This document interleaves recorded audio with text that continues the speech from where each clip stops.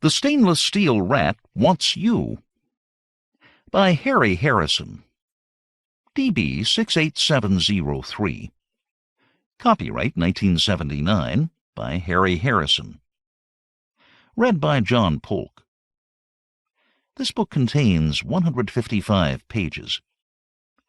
Approximate reading time, 6 hours, 10 minutes. This book contains markers allowing direct access to the chapters. Library of Congress annotation. Secret Agent Slippery Jim diGriz, formerly the con man, the Stainless Steel Rat, is recruited by the Special Corps to investigate the disappearance of a group of diplomats on a distant planet. Jim goes back in time and discovers that alien creatures are plotting to destroy mankind. Some Violence, 1979. From the book jacket. The Stainless Steel Rat is back in a new breathtaking caper. Creatures from an unknown star are closing in on mankind, and Slippery Jim diGriz, your favorite con man turned secret agent, must save the galaxy from a horrible doom. About the author. Harry Harrison is one of our most prolific and successful science fiction writers. His Stainless Steel Rat books are as well known as they are humorous. His other books include Death World, Death World 2, and Make Room, his anti-utopian novel on which the movie Soylent Green was based. Mr. Harrison worked as a commercial artist, art director, and editor before settling on a career as a freelance writer. He was born in Connecticut, has made his home in various European countries over the years, and now lives in Ireland. He is a past president of the World Science Fiction Writers Association and has received numerous awards and honors. 1. Blodgett is a peaceful planet. The sun shines orangely, gentle breezes cool the brow, while the silent air is disturbed only slightly by the distant rumble of rockets from the spaceport. Very relaxing, but too much so for one like myself, who must stay on guard, alert and aware at all times. And I admit that I was doing none of these things when the front door announcer bing-bonged. Hot water splattered my head, and I was drowsy as a comatose cat. "I'll get that," Angelina called out, loud enough to be heard over the splash of the shower. I gurgled an answer as I reluctantly turned the thing off and climbed out. The dryer blanketed me with warm air while the lotion mist tickled my nose. I hummed to myself with sybaritic joy, at peace with the world, naked as the day I was born, except, of course, for the few devices that I am never without. Voluntarily, that is. Life had its joys, and as I appreciated my stalwart body and rugged face in the mirror, the touch of gray at the temples did add a distinguished note. I could think of nothing to worry about, other than the sudden angst that gripped me, chilling me to the bone. Was this a psi premonition? No, it was the ticking away of seconds. Angelina had been far too long at the door. Something was wrong. I burst out into the hall and down it at a run. The house was empty. Then I was through the front door and bounding down the path like a pink gazelle, hopping desperately on one leg as I wrenched the pistol from my ankle holster, my eyes bulging in shock at the sight of my Angelina being bustled into a black ground car by two burly types. It pulled away, and I risked a single shot at its tires, but could not fire again because there was traffic beyond. Angelina! I ground my teeth with rage, fired more shots into the air so that the spectators who had been admiring my nude form now dived for cover. I managed to keep just enough peace of mind to memorize the numbers on the car. Back in the house, I thought briefly of calling the police, as any good citizen would. But since I have always been a very bad citizen, I instantly dismissed the idea. Mighty is Slippery Jim diGriz in his wrath. Revenge would be mine. I turned on the comp term, mashed my thumbprint onto the ID plate, punched in my priority code, then the number of the kidnap car, and asked for identification. Not a very complex task for a planetary computer, and the answer appeared on the screen as soon as I hit the print button. When it did, I dropped numbly into the chair. They had her. This was far worse than I had imagined. Now look, don't go thinking that I am a coward. Quite the opposite, I say humbly. You are looking at a survivor of a lifetime of crime, who has also survived another lifetime of crime fighting after being drafted into the Special Corps, the elite galaxy-wide organization that uses crooks to catch crooks. That I have stayed relatively sound in wind and body all these years certainly speaks well of my reflexes, if not my intelligence. It was now going to take all my years of experience to extract my dear wife from this nasty situation. Thought was needed, not action, and though it was still early in the day, I cracked out a bottle of 140 proof Old Thought Provoker and poured a generous amount to lubricate my synapses. With the first sip came the realization that the boys would have to be in on this one. Angelina and I, doting parents, had labored to shield them from the cruel facts of the world. But that time was over.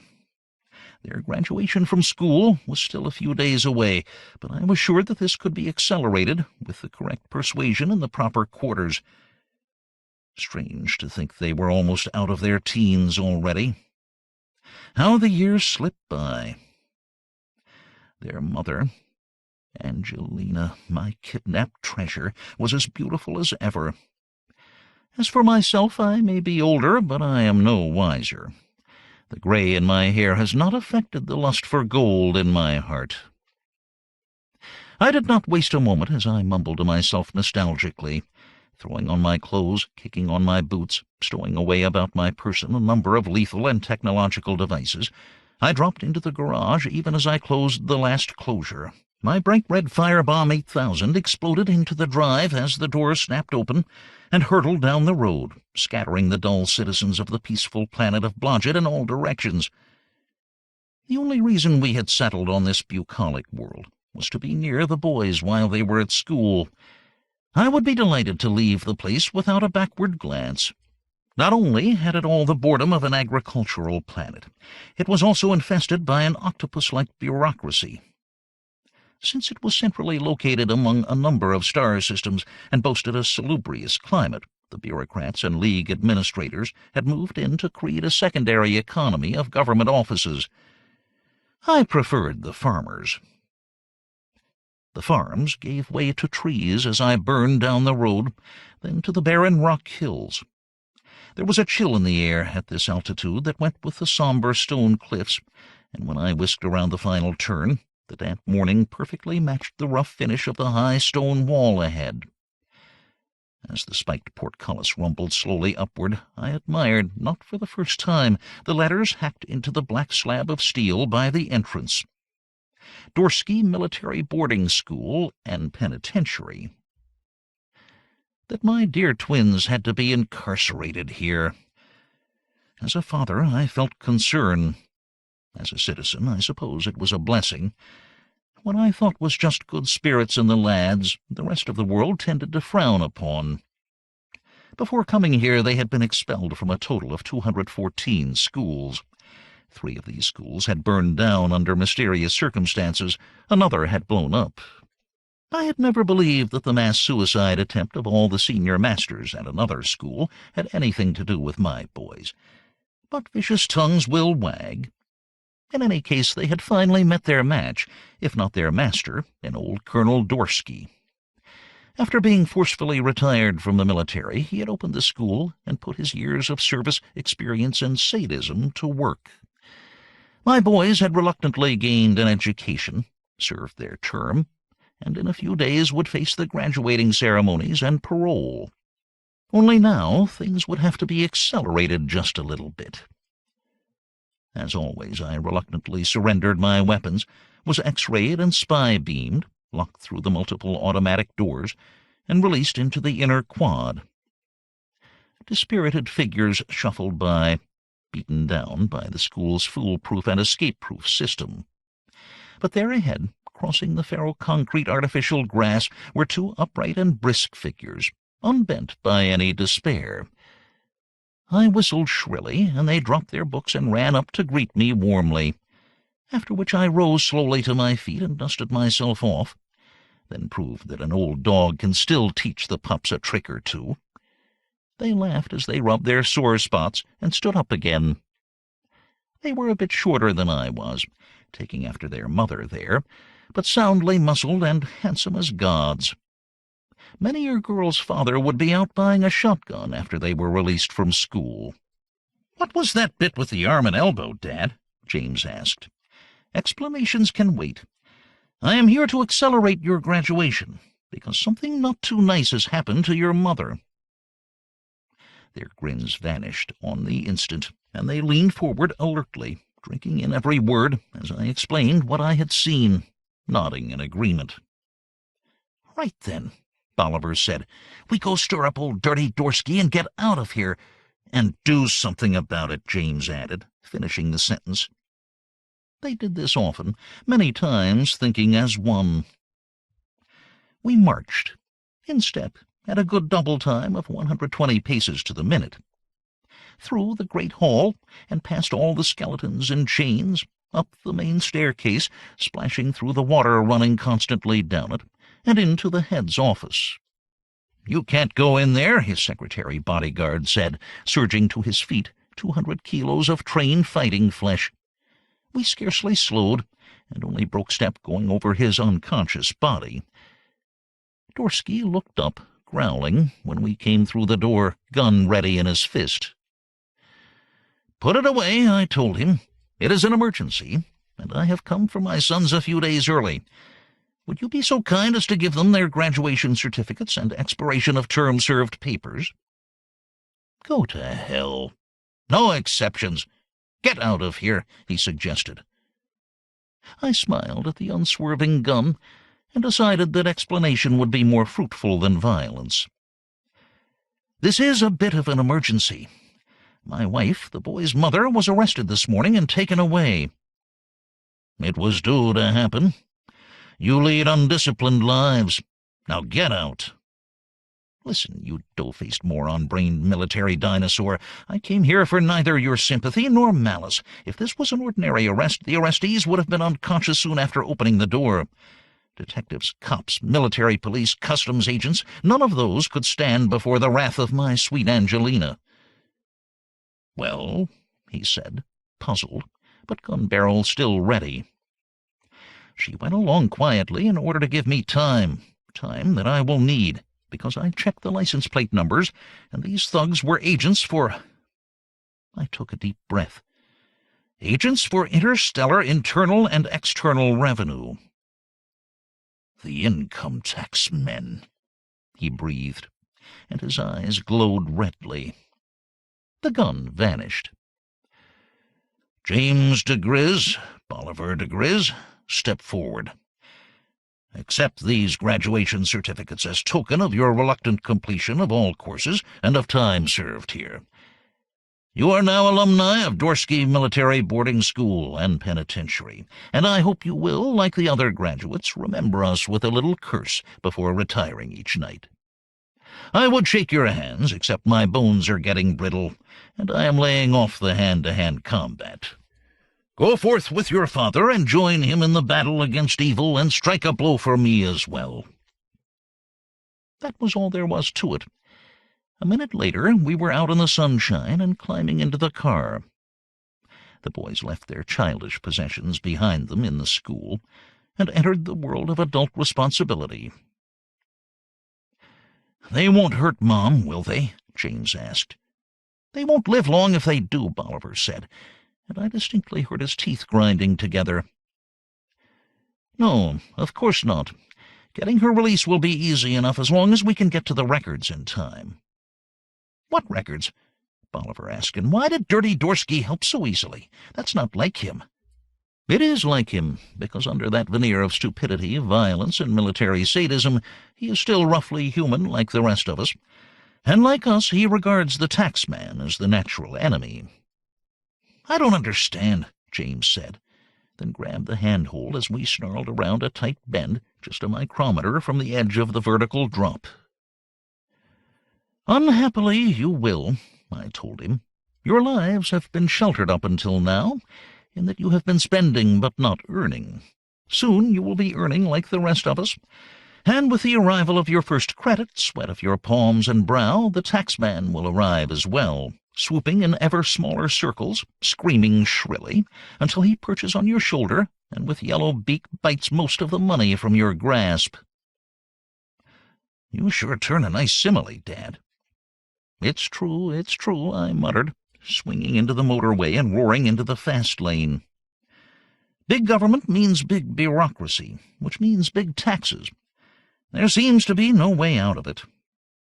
Once you're involved in the system, you are trapped, and you end by paying more and more taxes. Your mother and I have a little nest egg put aside for investing for your future, money earned before you lads were born. "Money stolen before we were born," Bolivar said. "Profits from illegal operations on a dozen worlds." "We didn't." "You did, Dad," James said. "We broke into enough files and records to find out just where all the money came from." "Those days are behind us." "We hope not," both boys said in unison. "What would the galaxy be like without a few stainless steel rats to stir them up? We have heard your bedtime lectures about how bank robbery helps the economy. It gives the board police something to do, the newspapers something to print, the population something to read about, the insurers something to pay off. It is a boost to the economy and keeps the money in circulation. It is the work of a philanthropist." "No. I did not raise my boys to be crooks." "You didn't?" "Well, maybe to be good crooks, to take only from those who can afford it, to injure no one, to be kind, courteous, friendly, and irreverent, to be crooked just long enough to be enlisted in the Special Corps, where you can serve mankind best by tracking down the real crooks." "And the real crooks we are tracking down now?" "The income tax people. As long as your mother and I were stealing money and spending it, there were no problems. But as soon as we took our hard-earned salaries in the Corps and invested them, we ran afoul of the tax people. We made a few minor bookkeeping errors, like not reporting any of your profits," James asked innocently. "Yes, that's the sort of thing. By hindsight, it was rather foolish. We should have gone back to robbing banks. So now we are enmeshed in their coils, playing their games, getting involved in court actions, audits, lawyers, fines, jail terms, the whole mess. There is only one answer, one final solution. That is why your mother went away calmly with those financial vampires, to leave me free to cut the Gordian knot and get us out of this mess." "What will we have to do?" they asked in eager unison. "Destroy all of our tax records in their files, that's what. And end up broke, but free and happy." 2. We sat in the darkened car, and I nibbled nervously at my fingernails. "It's no good," I said at last. "I am racked with guilt. I cannot steer two innocents into a life of crime." There were snorts indicating strong emotions of some kind from the back seat. Then the doors were hurled open and slammed shut again just as quickly, and I looked up in shocked surprise as they both stamped away down the night-filled street. Had I driven them away? Would they attempt to do the job on their own and bungle it? What disasters lay ahead? I was fumbling with the door handle, trying to make my mind up, when the footsteps grew louder again, returning. I stepped out to meet them when they came back, faces grim and empty of humor. "My name is James," James said, "and this is my brother, Bolivar. We are adults under law, having passed the age of 18. We can legally drink, smoke, curse, and chase girls. We can also, if we choose, decide to break any law or laws of any planet, knowing full well that if we are caught in crime, we will have to pay the penalty. We have heard a rumor from a relative that you, Crooked Slippery Jim, are about to break the law in a singularly good cause, and we want to sign up for the job. What do you say, Dad?" What could I say? Was that a lump in the old rat's throat? A tear forming in his rodent eye? I hoped not. Emotion and crime do not mix. Right, I snapped, in my best imitation of a drill sergeant with piles. You're enlisted. Follow instructions, ask questions only if the instructions are unclear. Otherwise, do what I do what I say. Agreed? Agreed, they chorused. Then put these items into your pockets. They are bits of equipment which are sure to come in handy. Are you wearing your fingerprint gloves? They raised their hands, which glistened slightly in the street lamp light. Good. You will be happy to hear that you will be leaving the prints of the mayor of this city, as well as those of the chief of police. That should add a note of interest to an otherwise confusing situation. Now, do you know where we are going? Of course not. It's a large building around the corner, which you cannot see from here. The area HQ of the IIER, Interstellar Internal and External Revenue. In there are records of all their larcenous endeavors. You mean yours, don't you, Dad? Larceny is in the eye of the beholder, my sons. They take a dim view of my activities, while I in turn look with loathing on their taking ways. Tonight we attempt to even the score. We do not approach the IIER building directly, because it has many defenses, since they know they are unloved. Instead, we enter the building around this corner, which, not by chance have I selected it, has a rear that adjoins our target building. We walked while I talked, and both boys recoiled a bit at the lights and crowds ahead. Sirens screamed as official black ground cars drew up, television cameras churned away, searchlights fanned across the sky. I smiled at their hesitation and patted their back as we walked. Now, isn't that a lovely diversion? Who would consider breaking and entering in a setting like this? The opening night, the premiere performance of the new opera Cojones in the Fire. But we'll need tickets, bought from a scalper this afternoon at outrageous prices. Here we go. We pushed through the crowd, surrendered our tickets, then made our way from here. Not that I had any intention of listening to the bucolic mooing and lowing in any case. There were other advantages to the top of the building. We went to the bar first, and I had a refreshing beer and was cheered to see that the lads ordered only non-alcoholic drinks. I was not so elated at other of their activities. Leaning close to Bolivar, I took his arm lightly, then clamped down a tight index finger on the nerve that paralyzed his hand. "Exceedingly naughty," I said, as the diamond bracelet fell to the carpet from his numb fingers. I tapped an exceedingly porcine woman on the shoulder and pointed it out when she turned. "I beg your pardon, madam, but did that bracelet slip from your wrist?" "It did."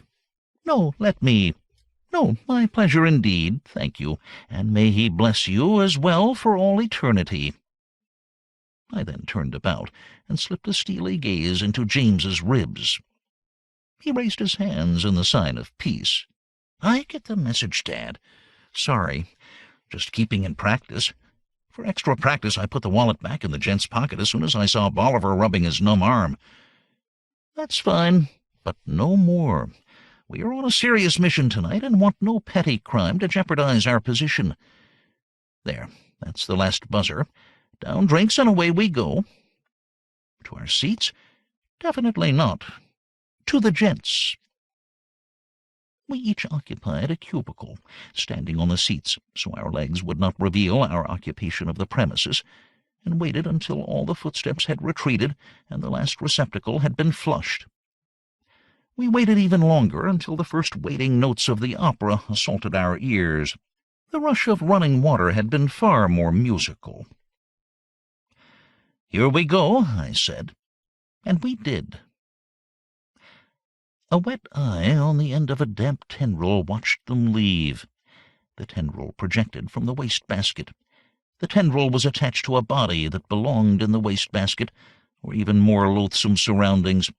It was bumpy, gnarled, ugly, clawed. Not nice. "You seem to know your way around here pretty well," Bolivar said, as we went through a locked door marked private and along a dank corridor.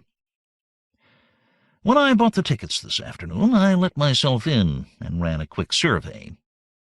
Here we are. I let the lads disconnect the burglar alarms themselves. Good practice, and was chuffed to see that they needed no instruction. They even put a few drops of friction freer in the tracks before slipping the window silently open. We gazed out into the night at the dark form of a building a good 5 meters away. "Is that it?" Bolivar asked. "If it is, how do we get there?" James said. "It is, and this is how." I slipped the gun-like object from my inside pocket and held it up by the looped and heavy handle. It has no name, since I designed and made it myself. When the trigger is pulled, this projectile, shaped like a tiny plumber's friend, is hurled forth with great velocity. It trails behind a thin strand of almost unbreakable monomolecular filament. What happens then, you might ask? And I will be happy to tell. The shock of firing switches on a massive charged battery in the projectile that expends all of its power in 15 seconds. But during that time, a magnetic field is created here on the projectile's tip that has enough Gauss to hold up a 1,000-kilo load. Simple, isn't it? "Are you sure you're not simple, Dad?" Bolivar asked, worried. "How can you be sure of hitting a piece of steel in the dark with that thing?" "For 2 reasons, O scoffing son. I discovered earlier today that each story of that building has a steel cornice over a steel beam. Secondly, with a magnetic field that strong, it is hard to keep this thing away from any steel or iron. It turns as it goes and seeks its own nesting place. James, you have the climbing line? Good. Fasten one end to that sturdy-looking pipe. Securely, mind you, since it is a long drop. That's it. Let me have the other end. You are both now wearing your gloves with the armored palms? Capital. It will do your muscles good to swing across this bottomless chasm. I'll secure the line and twitch it 3 times when it is ready for you to cross. Here we go." I raised the vital piece of gadgetry. "Good luck," they said as one. "Thank you. The sentiment is appreciated, but not the idea. Stainless steel rats in the concrete wainscoting of society must make their own luck." Cheered by my own philosophy, I pulled the trigger. The projectile zinged away and found a nesting place with an audible splat. I pressed the button that drew the monofilament tight, then dived headlong through the open window. 15 seconds is not a long time.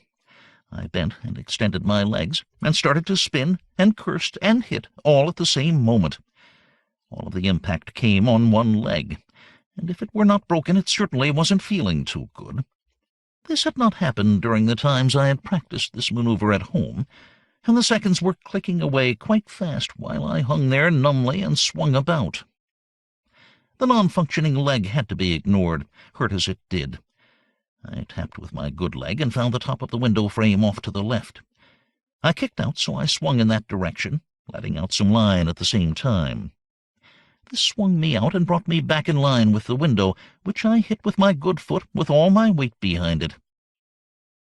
Nothing happened, of course, since window glass is pretty tough stuff these days, but my foot found the window-sill and struggled for a purchase as my scrabbling fingers sought a grip on the frame. At which precise instant the magnetic field released, and I was on my own. It was a sticky moment. I was holding myself in place by 3 fingertips and one insecurely planted toe tip. My other leg dangled limply like an old salami. Below me was a black drop to sure death. "Doing all right, Dad?" one of the boys whispered from behind me. I must say it took a certain amount of internal discipline to control the rush of answers that surged to my lips. Boys should not hear that sort of language from a parent. With an effort, I contained the words and strangled out something that sounded like fizzle sloop, while I fought for balance. I succeeded, though my fingers were growing tired already. With careful patience, I clipped the now-defunct gadget to my waist and wriggled my fingers into the pocket that held the glass cutter. This was no time for subtlety or sloth. Normally I would have applied the suction cup, cut out a small section of glass, lifted it free, opened the latch, etc. Not now. One quick whip of my arm delineated a rough circle, and in a continuation of the same motion I made a fist and punched the circle hard. It fell into the room. I hurled the glass cutter after it, and reached in and grabbed the frame. The glass hit the floor with a loud clang, just as my toes slipped off the sill. I hung, dangling from one hand, trying to ignore the sharp edge of glass cutting into my arm. Then, ever so slowly, I bent my arm in a one-armed pull-up. Oh, advantage of constant exercise, until I could reach in with my other hand for a more secure grip. After this it was a piece of cake, though the blood on my arm tended to interfere with arrangements. Getting my foot back on the window-sill, unlocking and opening the window, after disconnecting the burglar alarm, sliding through to drop quite limply onto the floor. "I think I'm getting a little old for this sort of thing," I muttered darkly to myself once my breath had returned. All was silent. The falling of the glass, loud though it had been to me, had apparently gone unheard in the empty building. To work. There was only silence now from the boys. That was professional, but I knew they would be worried. With my pinlight I found a secure anchor for the line, tied it, and drew it tight, then twanged it soundly 3 times. They were across in seconds. "You had us worried," one of them understated. "I had me worried. One of you take this light and a med pack and see if you can do something about this cut on my arm. Blood is evidence, as you well know." The slashes were superficial and soon bandaged. My numb leg hurt a good deal, but was coming to life.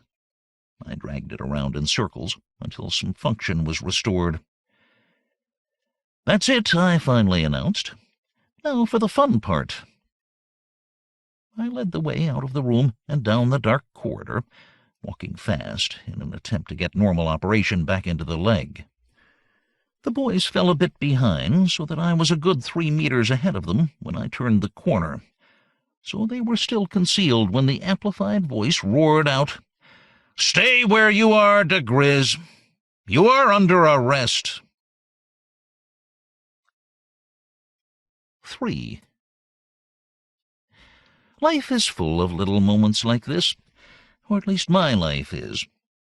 I can hardly speak for anyone else. They can be disconcerting, annoying, even deadly if one is not prepared for them. Happily, due to a certain amount of foresight and specialized knowledge, I was prepared for this one.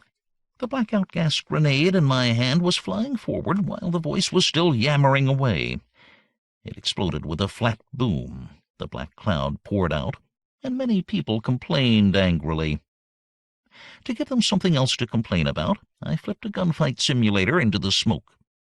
This handy device bangs and booms away like a small war, while at the same time ejecting pellets of laughing gas concentrate in all directions, sowing a certain amount of confusion, I must add. I turned quietly back to the boys, who were frozen in mid-stride, eyes as wide and staring as poached eggs. I put finger to lip, and waved them back down the corridor out of earshot of the simulated battle. "Here is where we part," I said. "And here are the computer programming codes." Oliver took them by reflex, then shook his head as though to clear fuzz from his brain. "Dad, would you tell us—" "Of course. When I had to punch the window out, I knew that the sound, as small as it was, would be picked up by the security alarms. Therefore I switched to Plan B, neglecting to tell you about it in case you might protest. Plan B involves my making a diversion while you two get down to the computer room and finish this job. Using my special core priorities, I managed to get all the details you will need to get access to the IIER memory files and to wipe them clean. A simple instruction to the brainless computer will destroy the files of all the individuals for light years around who are lucky enough to have their last names begin with the letter D. I see myself at times as a dad. I know, I'm sorry. I digress and ramble. After doing that, you will also wipe the UNP files in case they see some connection between my presence here and the destruction of the records. The selection of these other two letters is not by chance, since dupe is the most insulting word in Blodgett slang. Right you are, James. Your brain cells are really ticking over tonight. Your task complete, you will be able to exit from the ground floor by way of one of the windows and mingle with the crowd without being apprehended. Now, isn't that a simple plan? Except for the fact you get arrested, it's a grand one, Bolivar said. We can't let you do it, Dad. You can't stop me, but the sentiment is appreciated. Be sensible, lads. Blood is much easier to identify than fingerprints, and they have plenty of mind to play with back in that room. So if I escape now, I am a fugitive on the run as soon as they make the analysis, beside the fact that they have already seen me. In any case, your mother is in prison, and I do miss her and look forward to joining her there. With the tax records destroyed, all they can hold me on is breaking and entering, and I can post bail and jump it, and we will all leave this planet forever. They may not allow bail, James worried. In that case, your parents will easily crack out of the local crib. Not to worry. Go to your task, and I'll off to mine. Return home afterward and get some sleep, and I'll be in touch. Be gone. And being sensible boys, they went. I returned to battle, pulling on goggles and inserting nose plugs. I had plenty of grenades, smoke, blackout, lachrymose, regurgitant. The IIER had made me throw up often enough, and I wanted to return the favor, which I strewed about with great liberality. Someone began firing a gun, pretty stupid considering that he had a better chance of shooting his own people than of winging me.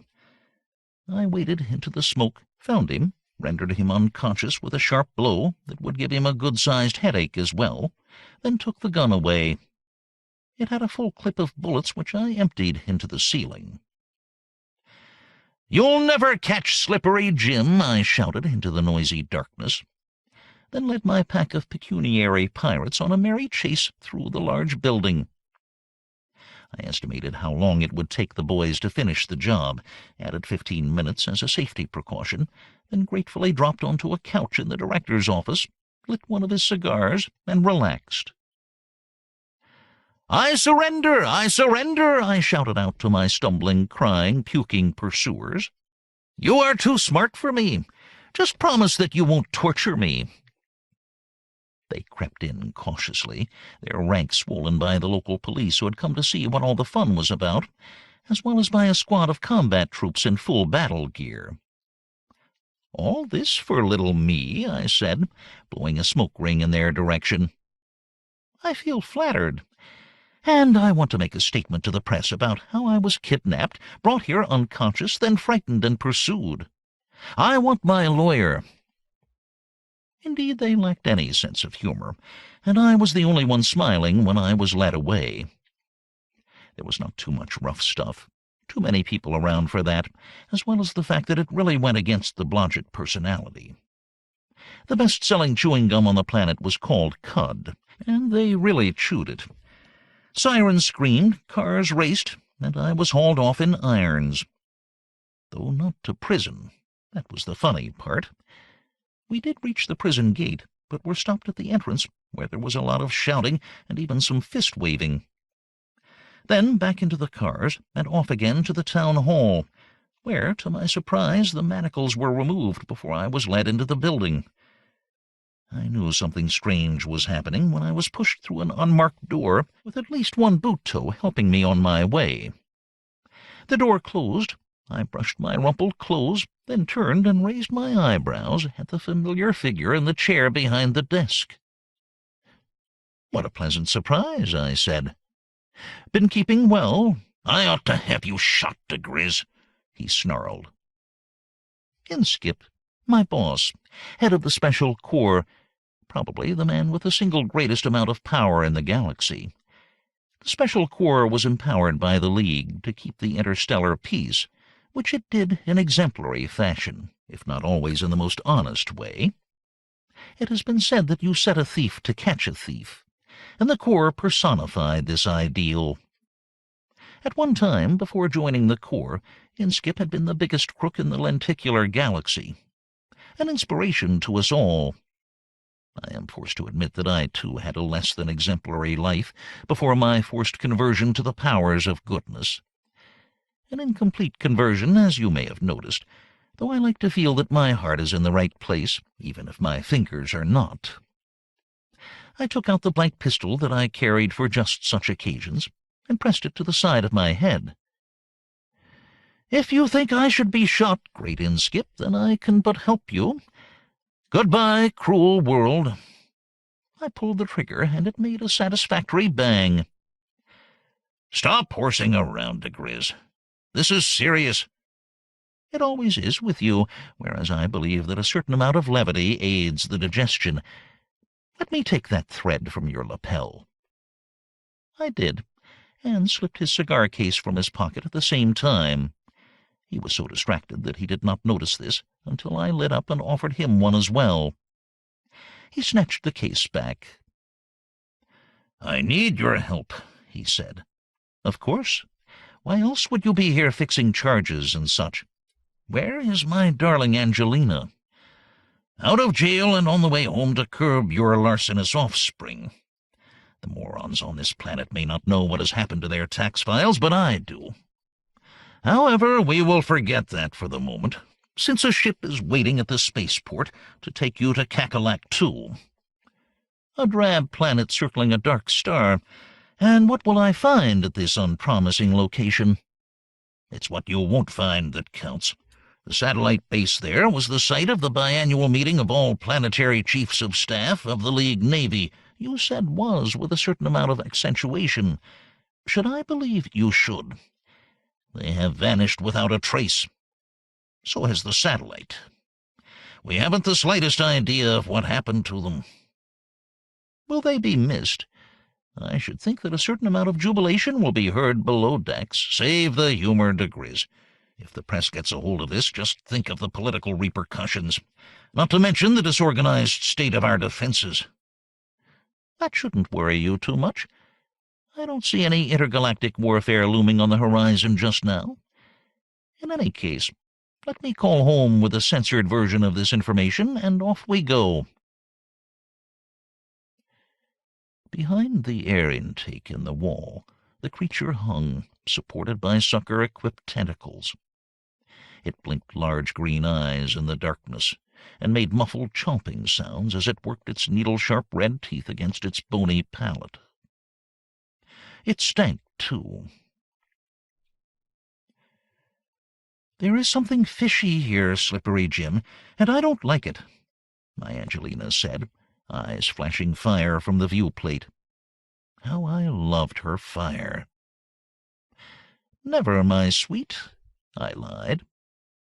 "A sudden assignment, that's all. A few days' work. I'll be back as soon as it is done. Now that the boys have graduated, you must get out the old travel brochures and find a nice spot for us all to go for a holiday." "I'm glad you mentioned the boys. They slunk in a few minutes ago, all bashed and dirty and tired, and would not say a word as to what had happened." "They will. Tell them Dad says all operations go, and they should tell you the entire story of our evening's interesting adventures. See you soon, my sweet." I blew her a kiss and switched off before she could protest again. By the time she had heard of the night's nonsense, I would be off-planet and finishing this intriguing new assignment. Not that I cared much what happened to a few hundred admirals, but the mechanics of their disappearance should prove interesting. It did. As soon as we were en route to Cackalack 2, I cracked open the file, poured a large glass of Syrian panther sweat, a guaranteed coronary in every bottle, and sat down for a good read. I did this slowly, then a second time a little faster, then a third just to hit the high points. When I dropped the folder, I saw that Inskip was seated across from me, glaring, chewing his lip, tapping his fingers on the table, and swinging his toe up and down. "Nervous?" I asked. "Try a glass of this." "Shut up. Just tell me what you think, what you found out." "I found out that we are going to the wrong place, for openers. Change course for Special Corps main station so I can have a chat with my old friend Professor Koipu." "But the investigation will accomplish nothing on the spot." I tapped the file. "It's all been done already. All of your military types assembled, usual radio traffic, then the warning shouts and the cryptic cry of the teeth, then nothing more. Your highly trained investigating team went there and found empty space and no remnant of the satellite nor any trace of what had happened. If I go there, I would find the same thing. So take me to Koipu. Why? Because Koipu is the master of the time helix. In order to find out what happened, I am going to slip back in time, just long enough to see what occurred on that fateful day. I never thought of that, Inskip mused. Of course not, because you fly a desk and I am the best field agent in the Corps. I will take one of your cigars as a reward for my sterling qualities, so often displayed. Prof. Koipu was not interested. He clattered his impressive yellow buck teeth against his lower lip, shook his head no so emphatically that the few remaining long strands of gray hair dropped over his eyes, while at the same time making pushing motions with his hands. "Are you trying to tell us you don't like the idea?" I suggested. "Madness. No, never. Since the last time we used the time helix, there has been nothing but temporal feedback along the static synergy curves. Please, Professor Koipu," I begged, "simplify, if you please. Treat me and your good master Inskip here as if we were scientific imbeciles." "Which you are. I was forced to use the time helix once to save us all from dissolution, then was prevailed upon to use it again to rescue you from the past. It shall not be used again. You have my word." Inskip proved he was made of sterner stuff than any rebellious physicist. He stepped forward briskly until he and Koipu were in eyeball-to-eyeball contact, or rather nose-to-nose contact, since they both had impressive honkers. Once in position, he let fire a salvo of drill sergeant oaths, followed by some very realistic threats. "And as your employer, if I say go, you go, without a trace. You won't be killed. We are not that cruel. But you will be back teaching first-year physics to moronic students on a backwater planet so far from the civilized haunts of man that they think time machine means a watch. Going to cooperate?" "You can't threaten me," Koipu blustered. "I already have. You have 1 minute left. Guards?" 2 anthropoid brutes in wrinkled uniforms appeared on each side of the little professor and seized him strenuously by the arms, so that his toes dangled just clear of the floor. 30 seconds, Inskip susurrated with all the warmth of a striking cobra. "I've always wanted to run more calibrating tests on the time helix," Koipu backwatered quickly. "Fine," Inskip relented. "Toes on deck, that's it. This will be an easy one. You will flip our friend here about 1 week back in time, along with the means to return when his mission is accomplished. We will give you the coordinates and time to which he is to be returned. You need know nothing else. Are you ready, diGriz?" "As ready as I will ever be." I looked at the spacesuit and the pile of equipment I had assembled. "Suit up and let's get going. I am as eager to see what happened as you are, and even more eager to return, since I have done this time-travel gig before, and it is hard on the system." The coiled spring of the time helix glowed greenly, with all the attraction of a serpent's eye. I sighed and prepared myself for the journey. I almost wished that I had submitted myself to the clammy, corpse-like embrace of the taxman. Almost. 4. The mere fact that this was not my first trip through time did nothing to alter the uncomfortable sensations of the journey. Once again I felt the wrenching in a new and undescribable direction. Yet again saw the stars whizzing by like rockets. It was very uncomfortable, and lasted far too long. Then the sensations ceased as quickly as they had begun. The grayness of time-space vanished, to be replaced by a healthy black universe speckled with stars. I floated in null G, turning slowly, admiring the spectacle of the satellite station as it swung into view. I took a quick bleep with the radar unit on my chest, and saw that I was 10 kilometers away, just the spot where I should have been. The satellite was a good-sized one, studded with aerial arrays and blinking beacons, its many windows glowing with lights. Filled, I was sure, with rotund admirals, swilling and swigging, and occasionally doing a bit of military business. But they had a surprise coming, which I was looking forward to.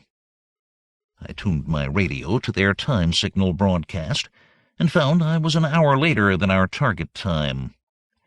Koipu would be interested in hearing that, but I still had almost 5 hours to kill before the moment of truth.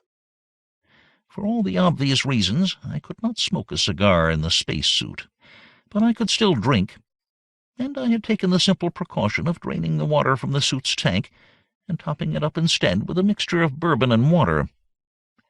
Some 32,000 years earlier, on a planet named Earth, I had developed a taste for this beverage. Though that planet had long since been destroyed, I had brought back the formula, and after a certain amount of lethal experimentation had learned to produce a potable imitation. I wrapped my lips around the helmet drinking tube and poted. Good indeed. I admired the brilliant stars, the nearby satellite, recited poetry to myself, and the hours flew by. Just 5 minutes before the important event was due to happen, I was aware of a sudden movement out of the corner of my eye. I turned to see another space-suited figure floating nearby, seated on a 2-meter-long rocket-shaped object. I whipped out my pistol. I had insisted on bringing it since I had no idea what I would be facing, and pointed it at the newcomer. "Keep your hands in sight, and turn so I can see you. This gun is loaded with explosive shells."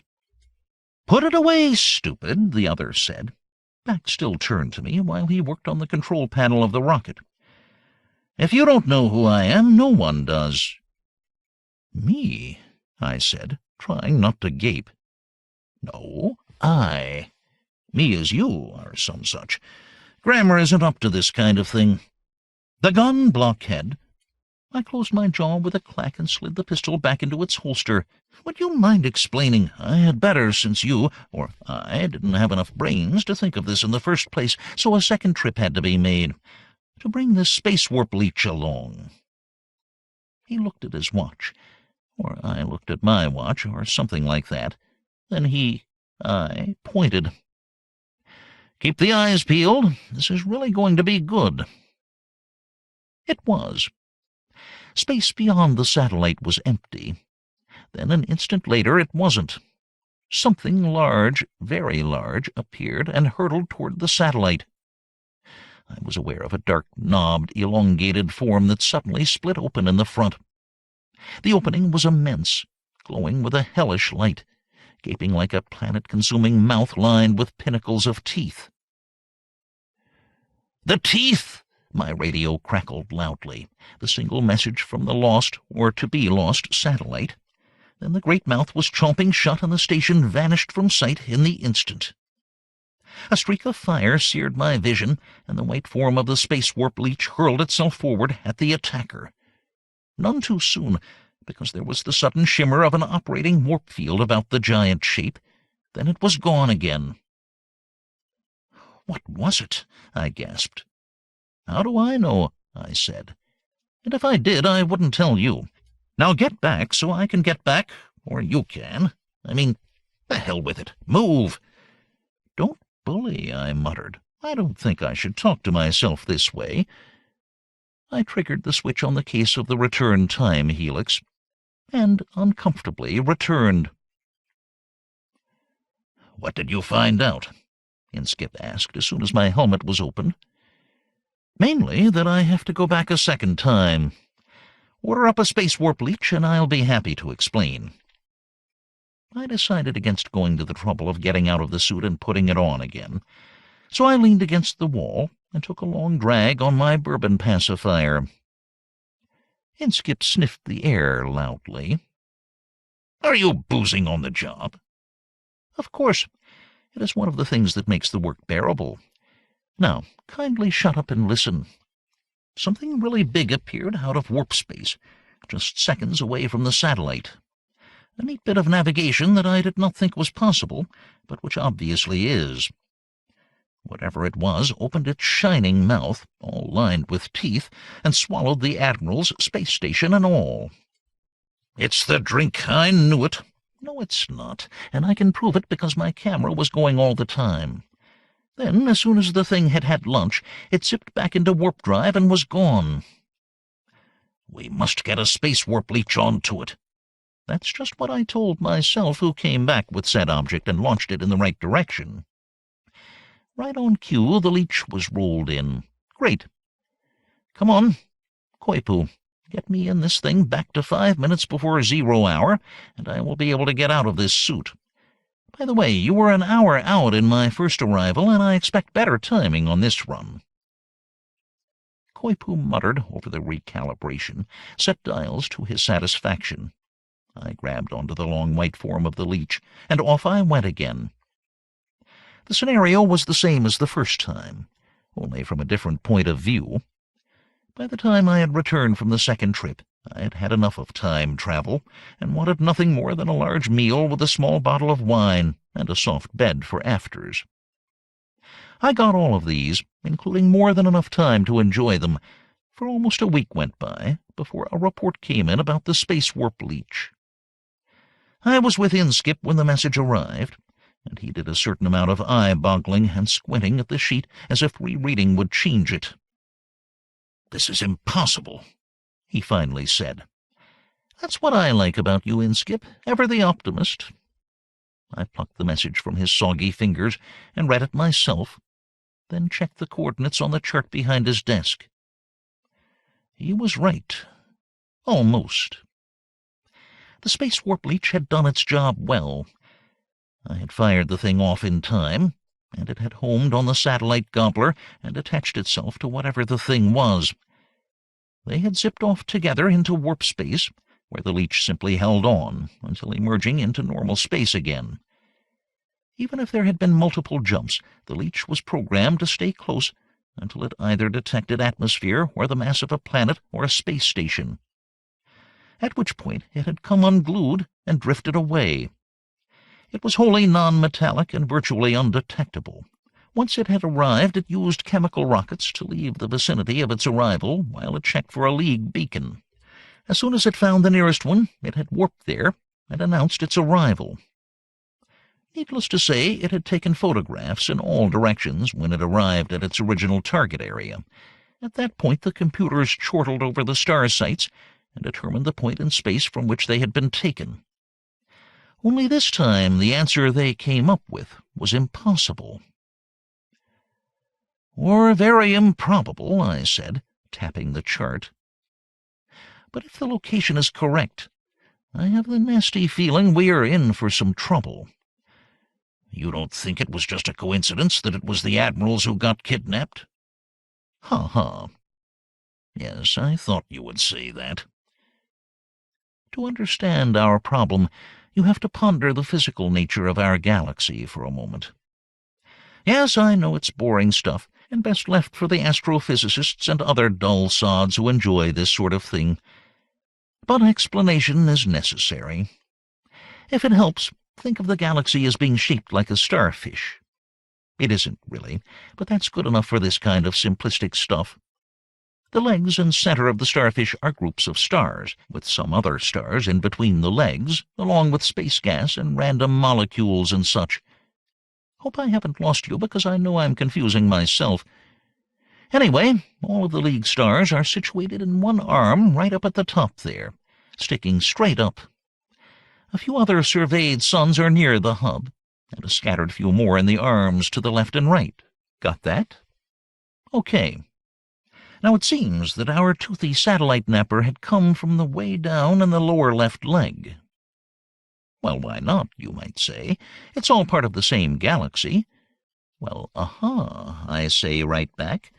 But it is a part of the galaxy we have never been to, have never contacted, have never explored.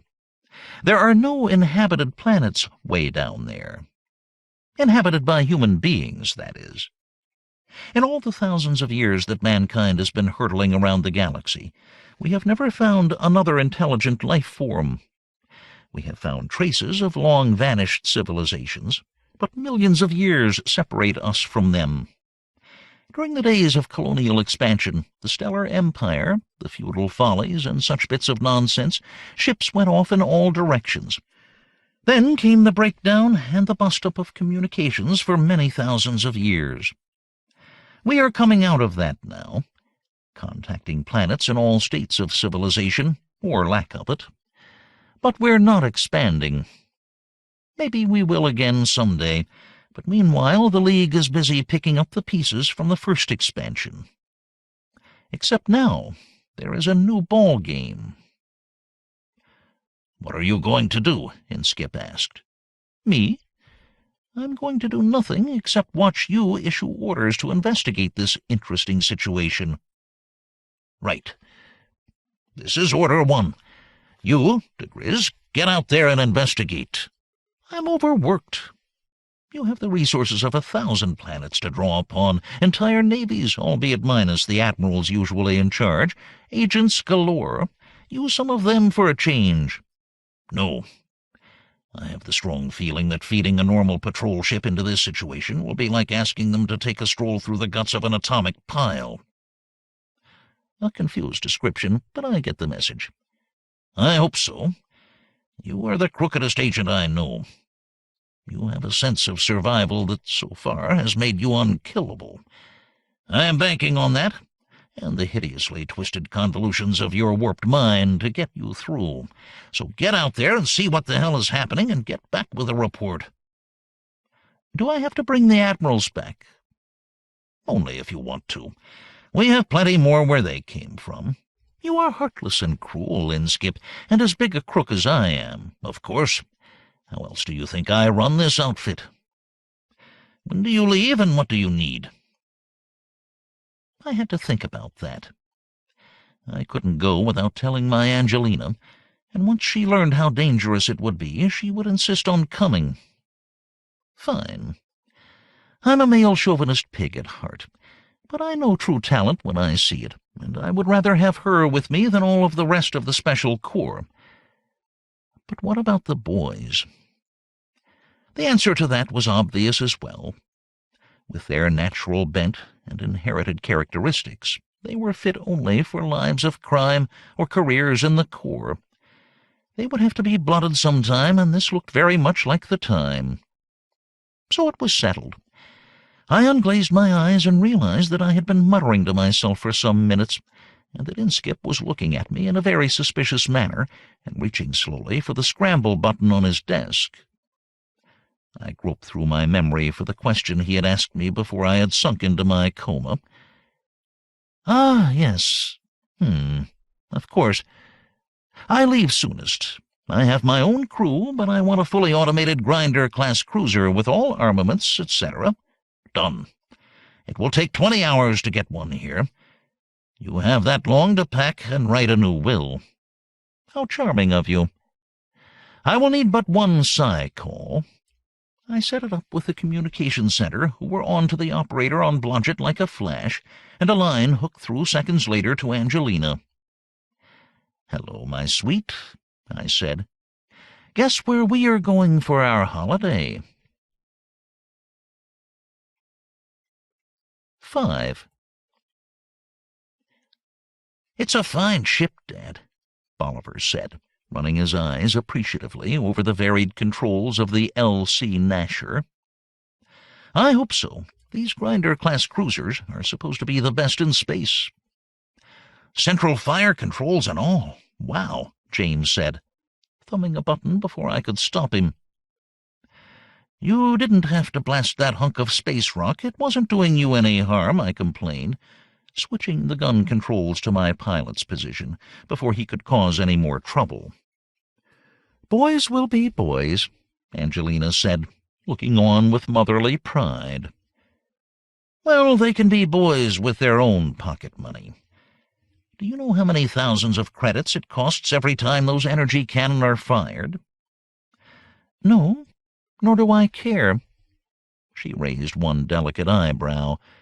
"And since when have you cared, Slippery Jim, plunderer of the public pocket?"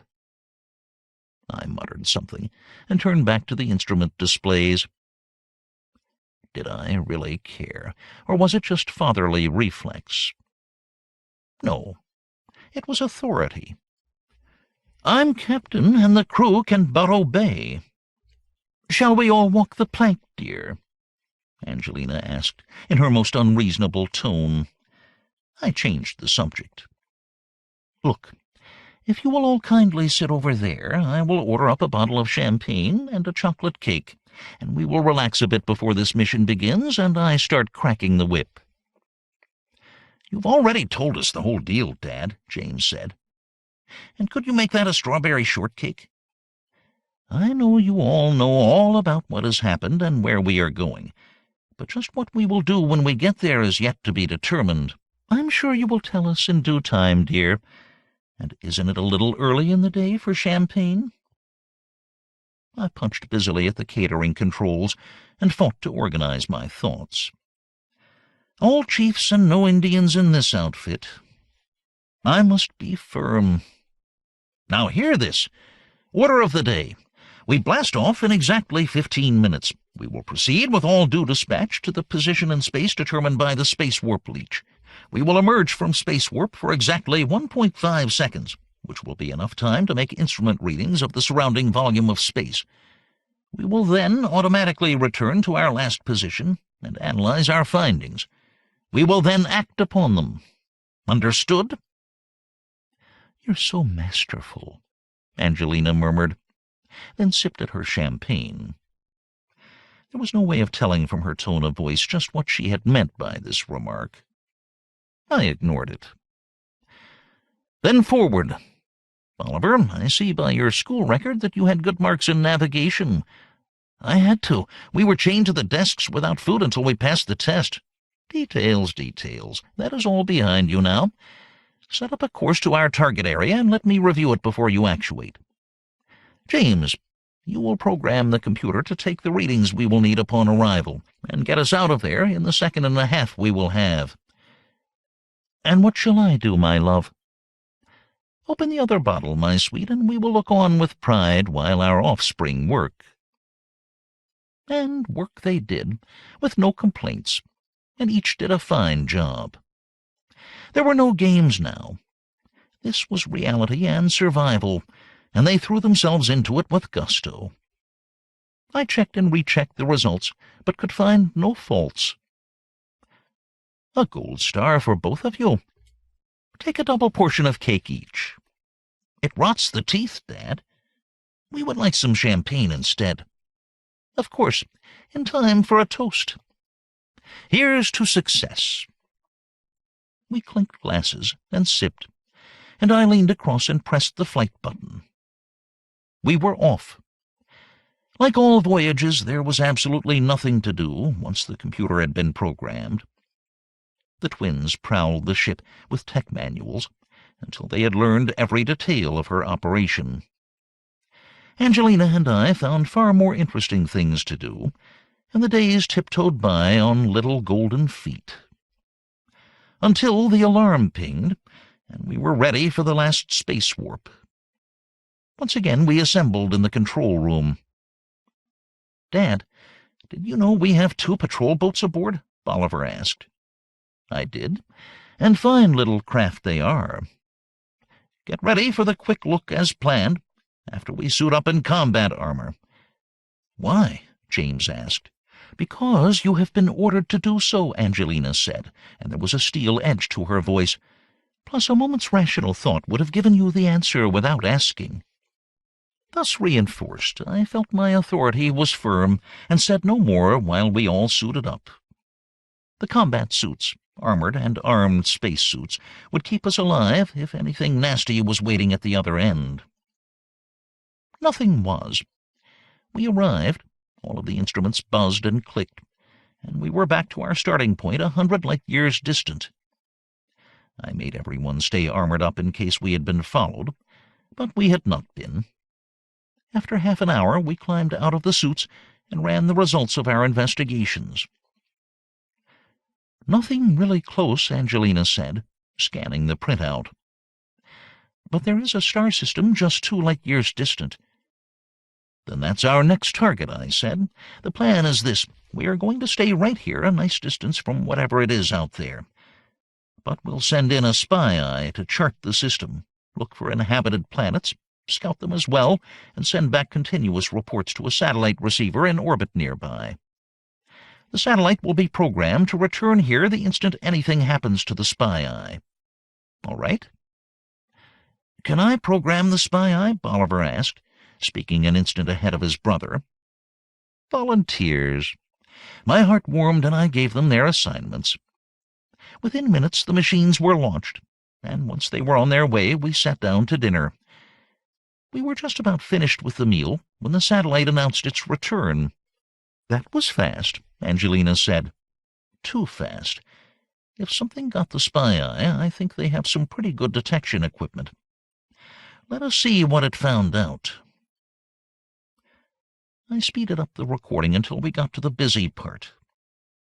The star in the center of the screen rushed at us and became a burning sun in an instant. The figures on the second screen revealed that the system had 4 planets, and that radiation consistent with communication and industrial activity was coming from 4 of them. The spy eye headed for the nearest world and skimmed low. My, oh my, Angelina whispered, and I could only nod agreement. The entire planet appeared to be a single fortress. Mouths of great guns gaped upward from thick-walled fortresses. Row after row of spaceships were lined up in apparently endless ranks. As the spy eye skimmed along, countless war machines rolled up over the horizon. No bit of the planet's natural surface seemed visible, just more and more machines of war. There, look, I said. That looks just like the space whale that swallowed up the admirals and their satellite. And another of the same. And another. I wonder if they're friendly, Angelina said, and was barely able to smile at her own joke. The boys were goggle-eyed and silent. The end came quickly. 4 sudden blips on the radar, closing at headlong speed, and the screen went blank. Not too friendly, I said, and poured myself a drink with a none too steady hand. Make a recording of what we discovered and get it started on a relay back to base. Route it by the nearest base with a psi-man so a condensed report can get back soonest. Then I would like someone to suggest a next step for us. Once we have made the report of what we have discovered, we are on our own again. And expendable? Bolivar asked. You're catching on, son. Great, James said. On our own with orders from no one. I don't know how much he meant it, but I was proud of my sons right then and there. Any suggestions? I asked. Because if not, I have the glimmerings of a plan. You're the captain, dear, Angelina said, and I think she meant it. Right. I don't know if you noticed it on the readout, but that star system is filled with spatial debris. I suggest we find the right-sized hunk of rock and hollow it out and slip one of the patrol boats inside. If we shield it correctly, there will be nothing to show that it is different from the rest of the boulders floating around that system. Then ease it into orbit, check out the other planets, see if there are any satellites we can slip up on, generally get more information so we can plot out a plan of attack. There must be some place we can get closer to that isn't armed to the teeth like that first planet. Agreed? After some discussion, since no one could come up with a better plan, it was. We moved out in space drive, radar blipping, and within an hour had found a cloud of rocks and stone, meteoric iron and interstellar mountains, apparently in elliptic orbit about the nearest star. I eased up slowly to the mass, matching velocities, and picking out the one we wanted. There, I announced. Right shape, right size, almost pure iron so it will shield the ship within. Angelina, take the helm and bring us in close. Bolivar, you and I will suit up and slip over there in the patrol boat. We can use its guns to drill the hole we need. James will do communications at this end. Keep in touch with us and send over any special equipment we might need. It should be an easy job." It was. At minimum output, the nose cannon on the patrol boat drilled neatly into the iron, sending out clouds of monatomic gas. When the hole looked deep enough, I sealed my suit and went out to examine it for myself, drifting down the length of the silvery drill hole. "Looks good," I said when I emerged. "Bolivar, do you think you can ease her in, nose first, without breaking off too many pieces of that ship?" "A piece of cake, Dad." He was as good as his word, and I stood to one side as the patrol boat slid silently by and vanished from sight. Now we could plant instrumentation on the surface, connect it through to the ship, cut another hunk of asteroid to plug the hole when we went in, arrange braces for the boat. I was facing the Nasher as I floated there, and she was clearly visible as she stood by 2 kilometers away at the edge of the spatial debris field. Her ports glowed cheerfully in the interstellar darkness, and I looked forward to getting back and getting my feet up after a good day's work. Then the black form appeared, blotting out the stars. It was big and fast, very fast, and the mouth-like glowing opening appeared even as it rushed forward, opening and engulfing the Nasher and closing again, then vanishing, all in an instant, while I could only stay mute in paralyzed silence. Then it was gone. The ship, Angelina, James, gone. 6.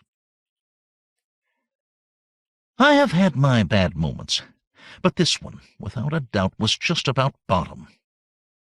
I was frozen there, fists clenched, staring in horror at the spot where the ship had been but an instant before. Up until this time, the sticky moments in my life had for the most part involved me and me alone. This solitary danger clears the mind wonderfully and promotes the gushing of the adrenals when instant action is needed for survival. But now I wasn't threatened or in danger or possibly dead, but Angelina and James were. And there was nothing I could do. I must have made some sound while thinking this, undoubtedly a nasty one, because Bolivar's voice rang in my ears. "Dad, what's going on? Is something wrong?" The tension broke, and I dived for the ship, explaining what had happened as I shot into the airlock. He was white-faced, but in control of himself when I appeared in the control compartment. "What do we do?" he asked in a much subdued voice. "I don't know yet. Go after them, of course. But where do we go? We need a plan." A high-pitched warble sounded from the communication equipment, and I bulged my eyes in that direction.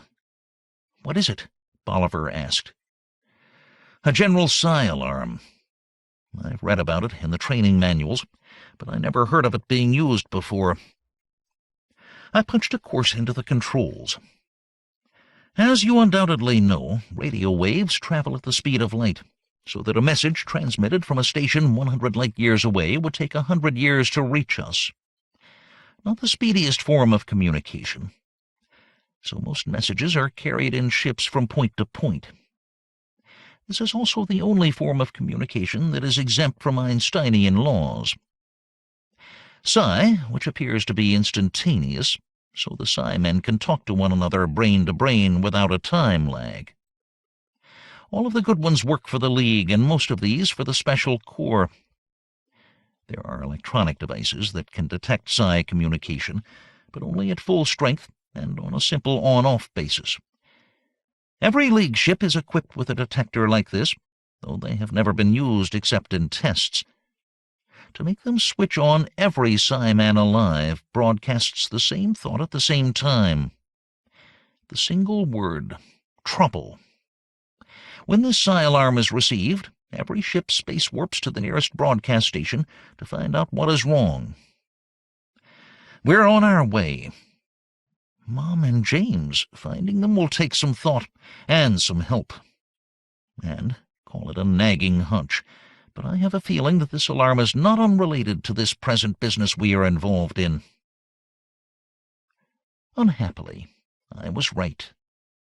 We broke out near a repeater beacon, and the recorded signal instantly blasted out of our radio. "Return to base. All ships report for orders. 17 League planets have been attacked by alien forces in the past hour. Space war has opened on a number of fronts. Report for orders. All ships return to base. All ships—" I had the course set even before the message had begun to repeat itself. To core main base. There was no place else to go. Resistance to the invaders would be organized by InSkip, and all of the available information would be there. I will not tell you how we felt as the days rolled by. Bolivar and I found the time bearable only by repeating that if outright destruction were planned, the firepower we had seen could have easily demolished the Admiral's satellite and our ship. They wanted the people in them alive.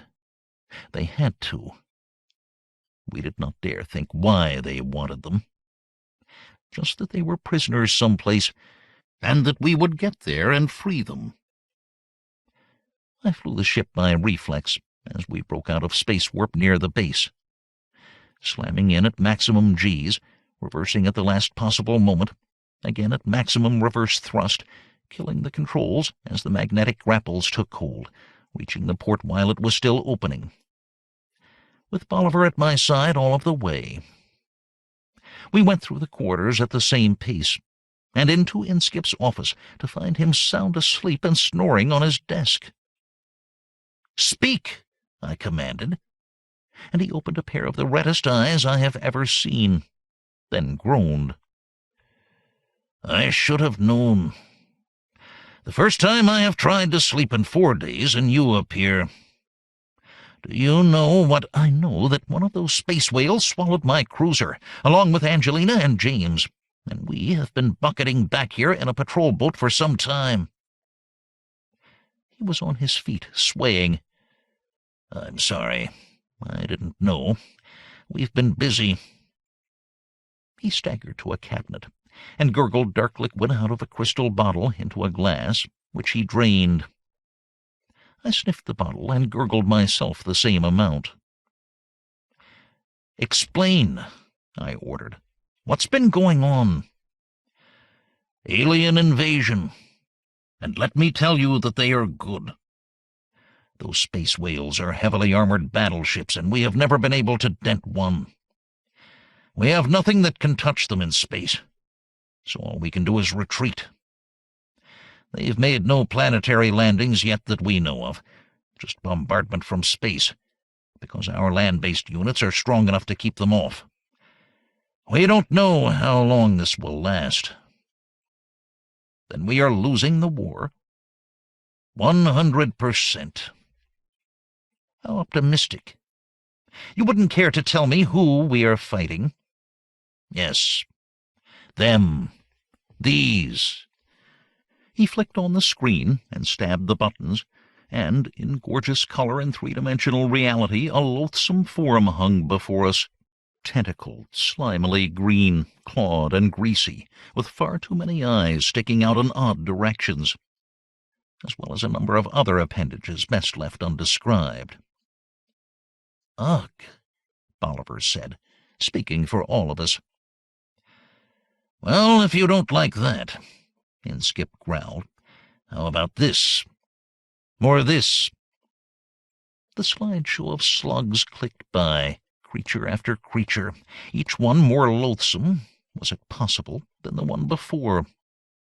Hideous, squitchy things, united only in their repugnancy. "Enough!" I finally shouted. "A reducing diet of nausea. I won't eat for a week after this. Which one of them is the enemy?" "All of them." "Let Prof. Koipu explain." The recording of the professor appeared on the screen, and was quite an improvement over the creepy crawlies, despite his gnashing teeth and lecture-room manner. "We have examined the captured specimens, dissecting the dead ones and brain vacuuming the live ones for information. What we have discovered is rather disconcerting. There are a number of life forms involved, from different planetary systems. From what they say, and we have no reason to doubt them, they are involved on a holy crusade. Their single aim is to destroy mankind, wipe all representatives of our species from the galaxy. Why? I asked aloud. You will ask why, the recorder Koipu continued. A natural question. The answer is that they cannot bear looking at us. They consider us too loathsome to exist. There is much talk about not enough limbs, and we are too dry. Our eyes don't stick out on stalks. We secrete no nice slime. Important goggy organs are missing. They consider us too disgusting to exist side by side with them. They should talk, Bolivar said. Beauty is in the eye of the beholder, I advised him, but I agree with you in any case. Now shut up and listen to the professor. This invasion was carefully prepared, Koipu said, shuffling his notes and rattling his fingernails against his protruding teeth. Since the invasion, we have found many alien life forms lurking in dust bins, air conditioner vents, manholes, flush toilets, everywhere. They have obviously been observing us for a long time and massing reports. The kidnapping of the admirals was the first blow of the invasion, an attempt to disrupt our forces by removing their commanders. This left us very short of admirals, but chief petty officers were put in command of units lacking senior officers, and the unit efficiency has doubled. However, we lack real intelligence of the enemy's structures and bases, since only small ships have been captured, manned by junior officers. It is suggested that more information be obtained. Oh, thanks very much, Inskip growled, cutting Koipu off in mid-suggestion. I never would have thought of that myself. I can do it, I told him, and enjoyed the way the whites, or really the reds of his eyes, appeared as he rolled them in my direction. You succeed where all of our forces have failed? Of course. I will abandon modesty and tell you that I am the secret weapon that will win the war. How? Let me talk to Koipu first. A few questions, then all shall be revealed. We're going after Mom and James? My son asked. You betcha, boy. Top priority on the list, and at the same time we shall save the civilized galaxy from destruction. Why do you bother me when I must work? Koipu screeched from the comm screen, sputtering saliva and as red-eyed as Inskip. Relax, I cajoled.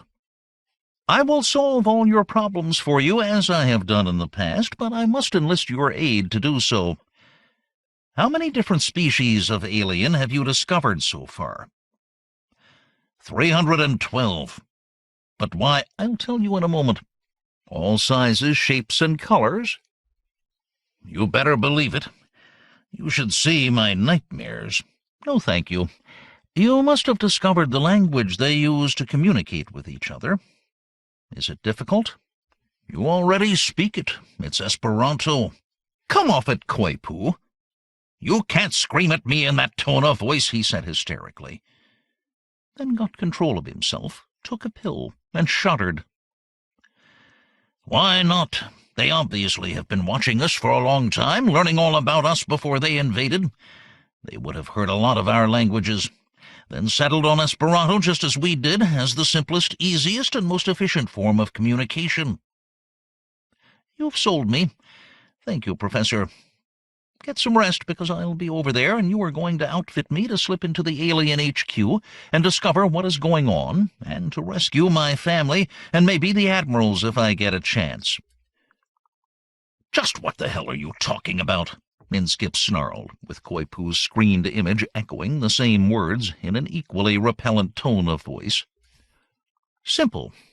At least for me, Prof. Koipu is going to manufacture an alien suit, complete with built-in slime dripper, and I am going to get inside of it. They will welcome me as one of their own. It will be a new kind of loathy who has just heard of their crusade and who is rushing up to enlist. They'll love me. I'm on the way, Professor. The technicians did a fast but excellent job. They stuffed the computer full of disgusting alien details, tentacles, claws, eye stalks, feelers, everything, then programmed it to draw pictures of variations. Wow, even Bolivar was impressed.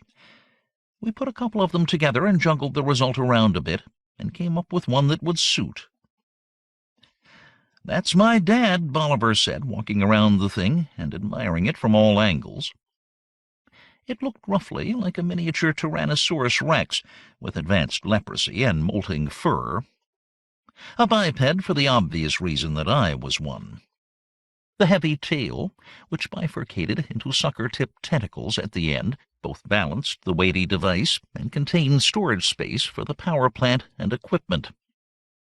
An oversized jaw, just a swarm with yellow and green teeth, adorned the front of the head. A little buck-toothed, too, like its maker. Ears like a bat, whiskers like a rat, eyes like a cat, gills like a sprat. It really was loathsome. The front split open, and I climbed carefully inside. "The forearms are only lightly powered and fit over your own arms," Koipu said. "But the heavy legs are servo-powered and follow the movements of your legs. Watch out for them. Those claws can tear a hole in a steel wall." "I intend to try that. What about the tail?" "Automatic counterbalance, and it wags as you walk. These controls will enable you to thrash it about when you are not walking, make it look realistic. This switch is the automatic twitcher that moves the tail about a bit when you are sitting or standing for a long time. Watch out for this switch. It controls the Recoil 75 mounted in the head just between the eyes. The sight is here on your nose." "Wonderful. What about grenades?" "The launcher is under the tail, of course. The grenades themselves are disguised as you-know-what." "A pretty touch. I see you have the warped kind of mind for this sort of business. Now let me close the zipper, and you step back while I try it out." It took a bit of practice to move the hulking thing about naturally, but after a few minutes I got the knack. I stalked about the lab, leaving a trail of slime wherever I went, gouging ruts in the steel deck with my claws, swishing my tail and knocking things about, and even poked my head into the firing range to let go a few shots with my head gun. Recoilless or not, I decided as I took pills for the headache to save this gun for real emergencies. As I went back to the lab, a small treaded robot came out of a doorway and ran over my tail. "Hey, get rid of that thing," I called out, as the pain and tail signal flashed on my readout board. I aimed a kick at the robot, which it easily dodged. Then it stopped in front of me, and the turret with the optic lenses popped open, and I found myself staring into Bolivar's smiling face. "Is one permitted to ask just what the hell you were doing in that thing?" one asked. "Sure, Dad. I'm going with you. Servant robot to carry your gear. Isn't that logical?" "No, it is not." I marshaled my arguments, and knew even as I began that this was one argument I was going to lose. I lost it, and was secretly glad. Although I feared for his safety, I could sure use someone to back me up. We would both go. "Where?" Inskip asked, looking with disgust at my alien suit when I climbed out. "To that armed planet where they took the admirals, and probably Angelina and James as well. If it's not their headquarters or main base or some such, it certainly will do until the real one comes along." "You wouldn't care to tell me how you plan to get there, would you?" "Delighted. In the same patrol boat that we arrived in. But before we go, I want the hull blown open fatally, then roughly patched. Knock it about inside a good deal. Crunch some of the non-essential equipment to make it look good. Get plenty of blood from the slaughterhouse and sprinkle it all over. And I don't like to suggest this, but realism is what counts. Do you have some spare human corpses?" "Far too many. he answered grimly. "And you want one or two of them, in uniform, aboard?" "They may save our lives. I am going to go blasting in with that ship, radio blaring and lights flashing, and volunteer myself and my planet of creepies to the noble cause of humanity destruction." "Which you just happened to find out about when your people captured this ship." "You catch on quick for someone your age. Get it done at once, Inskip, because I want to leave about 5 minutes ago." Since this mission seemed to be the single ray of hope in the unmitigated gloom of the losing war, we had the best of service. The battered patrol boat was loaded aboard a combat cruiser that blasted off the instant we were aboard. They ferried us to our destination, the nearest safe area to the enemy stars, then chucked us out. I navigated us around a massive cloud of dust, skirted a black hole or two to blur our trail, then scuttled into the arm of the galaxy that held the enemy. "Ready, son?" I asked, poking my head out through the slit in the alien's neck. "Ready when you are, Slippery Jim," the robot responded, as the turret clacked down and locked into place. I sealed up and reached out a clawed arm and shook his tentacle. Then got to work. Extra lights had been installed on the hull, of ugly alien construction, and I switched these on so that we looked like a space-going Christmas tree. I then started the tape of the recently written anthem of my imaginary home planet, and began broadcasting it at full volume on 137 wavelengths. Thus prepared, we headed leisurely for the armored planet, wafted there on the strains of delightful groaning music. Sliming and gurgling, gnashing with crunch, we're the most sordid of the alien bunch. 7. "Q vi estas," the gravelly voice said, the screen lighting up at the same instant to display a particularly repulsive alien physiognomy. "Q mi estas? Ciui konas min, se mi ne konas vin, belulo?" I had decided to be arrogant, secure in a warm welcome, and very flattering, though calling this worm-faced Ek handsome took some doing. But the flattery appeared to help. It preened a handful of tendrils with a damp tentacle, and continued in a more friendly tone of voice. "Come, come, cutie. They may know who you are at home, but you're a long way from home now, and there is a war on, so we have to obey security regulations. Of course, naturally. I am just filled with enthusiasm. Are you really fighting a war of extermination against the dry-stick pink-black aliens?" "We're doing our best, gorgeous." "Well, count us in. We caught this ship sneaking up on our planet. We have no spacers, but fire a mean combat rocket, and shot it down. We brain-sucked the survivors, learned their language, and discovered that all the attractive races in the galaxy had united against them. We want to join your forces. I am ambassador, so issue instructions, for we are yours." "Mighty nice sentiments," the thing slobbered. "We'll send a ship up to guide you in, and the welcoming committee will make you welcome." "But there is one question, sweetie." "Ask away, handsome. With eyes like yours, you are female, aren't you?" "Next year at this same time I will be. Right now I'm in neuter state, halfway from he to she." "It's a date, then." "See you in a year." "I'll write it in my diary now," I cooed, and hung up and reached for the nearby bottle. But Bolivar the robot was ahead of me, and had poured a large glass, which I sucked at through a straw. "Am I wrong, Dad?" he asked. "Or did that refugee from the sewage works have the hots for you?" "Unhappily, my boy, you are right. In our ignorance, my little disguise turns out to be the height of female pulchritude among the awful awfuls. We must make it more loathsome." "That will probably make it more sexy." "You're right, of course." I insufflated feelingly through the straw. "I'll just have to put up with their amorous attentions and try to turn it to some benefit." Our guide ship appeared moments later, and I locked the automatic pilot onto its tail. We floated downward, through unseen minefields and defensive screens, to land on a metal pad inside a large fortress. I hoped this was the VIP field, not the prison entrance.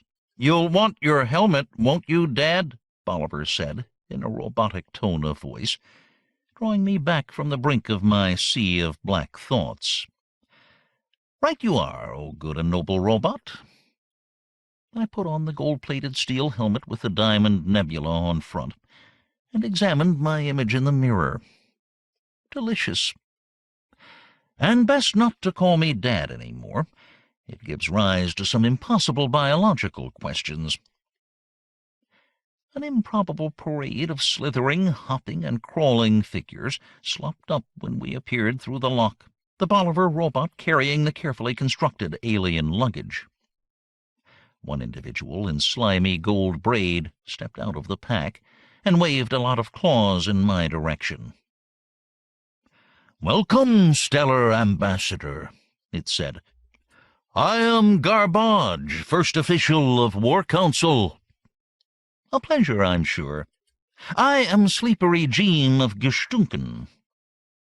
"Is Sleepery your first name or a title?" "It means, in the language of my race, he who walks on backs of peasants with sharp claws, and denotes a member of the nobility."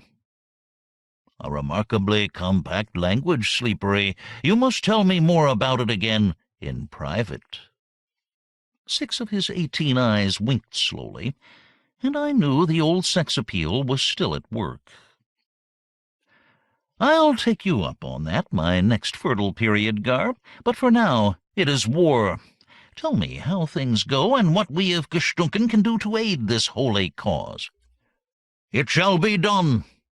Let me guide you to your personal quarters and explain as we go." He dismissed the onlookers with the wave of one tentacle, signaling me to follow him with another. I did, with my faithful robot rolling after me. "The war goes as planned," he said. "You would of course not know, but we have been many years in the planning stage. Our spies have penetrated all of the human worlds, and we know their strength down to the last ray gun charge. We cannot be stopped. We have absolute control of space and are now preparing for the second phase, which is planetary invasion. After knocking off their fleet, we'll pick off their planets one by one, like ripe Cerazoi." "That's for us," I shouted, and raked great gouges in the metal flooring with my claws. "We Gestunken are fighting fools, ready to lead the charge, willing to die in a cause that is just." "Just what I was hoping to hear from someone as well-built as you, claws, teeth, and such. In here, if you please. We have plenty of transport ships, but can always use experienced troops. We are death-defying warriors, even better. You will attend the next meeting of the War Council, and plans will be drawn up for mutual cooperation. But now you must be tired and want to rest." "Never!" I chomped my jaws and bit a chunk out of a nearby couch. "I want no rest until the last dry enemy has been destroyed." "A noble sentiment. But we must all rest sometime." "Not the Gestunken." "Don't you have a captive or two I could disembowel for a propaganda film?" "We have a whole load of admirals, but we need them for brain-suck to aid in the invasion." "Too bad. I pluck legs and arms from admirals like petals from flowers." "Don't you have any female prisoners or children? They scream nice." This was the 64,000 credit question hidden among all the other rubbish, and my tail twitched as I waited for the answer. The robot stopped buzzing. "It's funny you should ask. We did capture an enemy spy ship that was crewed by a female and a male youth." "Just the thing!" I shouted, and my excitement was real. "They must need torture, questioning, crunching. That's for me. Lead me to them." "Normally I would be happy to, but that is now impossible." "Dead?" I said, fighting to turn the despair in my voice into disappointment. "No, but I wish they were. We still haven't figured out what happened. 5 of our best fighting things alone in a room with these 2 pallid and undersized creatures. All 5 destroyed. We still don't know how. The enemy escaped." "Too bad," I said, simulating boredom now with the whole matter, swinging my tail around and scratching its scrofulous tip with a claw. "You have, of course, recaptured them." "No, and that's the strange part. It has been some days now. But you do not wish to be bothered by petty worries. Refresh yourself, and a messenger will be sent for you when the meeting is joined. Death to the Crunchies! Death to the Crunchies yourself! See you at the meeting." The door closed behind him, and the Bolivar robot spoke. "Where will you have the bags, mighty Sleepery?" "Anywhere, metallic moron," I lashed out with a kick that the robot scuttled back to avoid. "Do not bother me with such petty matters." I walked about the room, singing the Gestunken national anthem in a shrill voice, managing to cover all parts of the room as I did so. In the end, I plopped down and opened the zipper in my neck. "You can come out and stretch if you want to," I said. "These drips are really most trusting because I can detect no bugs, spies, or optic pickups anywhere in these quarters." Bolivar exited the robot quickly and did some deep knee bends to the accompaniment of cracking joints. "It gets tight in there after a while. What next? How do we find Mom and James?" A good question that brings no easy answer to mind. But at least we know that they are alive and well and causing the enemy trouble. Maybe they left messages for us, or a trail we could follow. We will look, but I don't think so. Anything we might follow, these uglies could as well. Crack out a bottle of old thought-provoker from your kit there and see if there is a glass in this dump. And I will think. I thought hard, but with little results. Perhaps the atmosphere was a bit off-putting. The wall hangings were of moldy green over flaking red paint. Half of the room was filled with a swimming pool-sized mud wallow that brimmed over with steaming gray sludge that burbled and plopped up big bubbles from time to time that stank atrociously.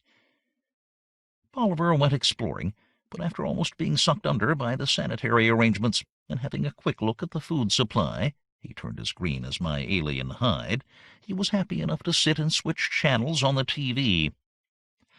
Most of the programs revealed were impossible to understand, though loathsome to a great degree, or, if understandable, were depressing, like the current battle reports. Neither of us realized that the TV was also the communicator until a bell pinged, and the scene of space bombardment of a helpless planet gave way to the always repellent features of garbage.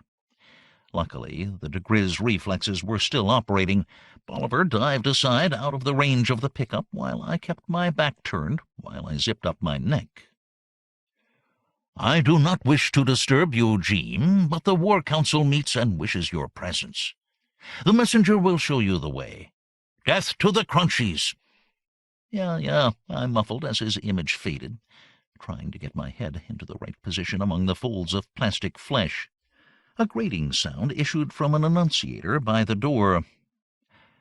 "Get that, robot," I said. "Say I'll be there in a moment, then break out my train."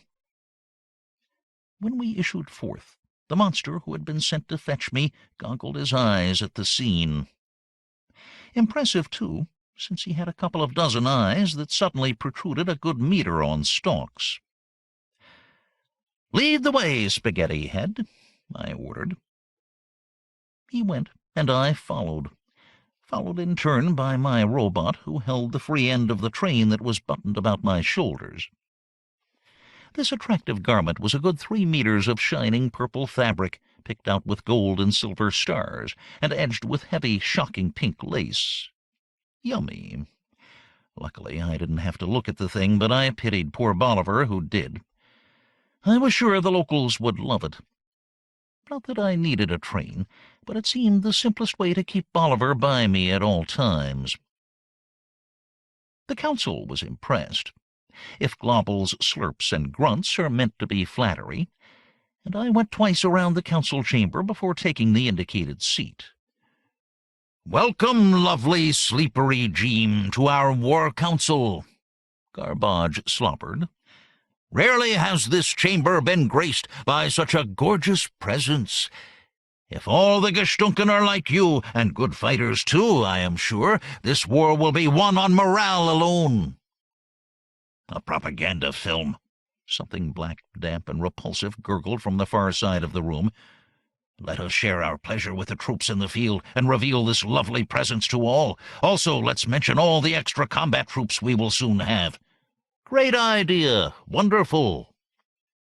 There were shouts of acclaim and joy from all sides, accompanied by a feverish waving of tentacles, suckers, eye stalks, antennae, claws, and other things too repulsive to mention.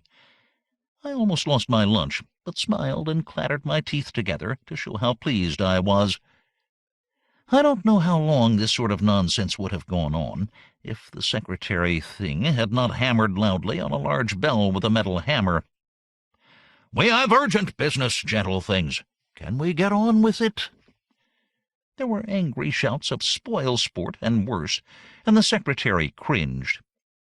It was a repulsive creature, like a squashed frog with a furry tail and a sort of leech-like sucker where the head should be. It flapped its forearms apologetically, but nevertheless went right back to work when the shouting had died down. "This 4013th meeting of the War Council will come to order. Minutes of the last meeting are available if any of you care. New business is battle order, logistic invasion plans, bombardment reserve management, and interspecies food supply availability." The secretary waited until the groans had died away before it continued. "However, before we begin, we are asking our new member for a brief speech to be broadcast with the evening news. We are recording Sleepery Jean. Will you oblige us with your address?" There was a lot of splattering, slopping sounds from many tentacles, which I realized passed for applause, and I bowed into the camera's eye, hitching my train up a bit as I did. "Dear wet, slimy, soggy friends of the galactic cluster," I began, then waited with eyes lowered coyly until the applause died away. "I cannot tell what pleasure beats in my four hearts to squat here among you today. From the moment we on Gestunken discovered that there were others like us, we oozed with eagerness to join forces. Chance made this possible, and I am here today to say that we are yours, united in this great crusade to wipe the pallid pipe stems from the face of our galaxy. We are known for our fighting abilities." I kicked a hole through the lectern with the words, and everything cheered. "And wish to bring our skills to this holy cause. In the words of our queen, the royal Hengala Ardenroot, you can't hold a good Gestunken down, nor would you want to try." I sat down to more excited shouts and crossed my claws, hoping my little ruse had succeeded. No one seemed to have noticed. It was a long shot that might just work. Wherever Angelina was on this planet, there was a chance that she might be able to get near a communicator. If so, she might watch the news, and if she did, she would certainly recognize the name under which I had first met her some years ago. A long shot, but better than nothing.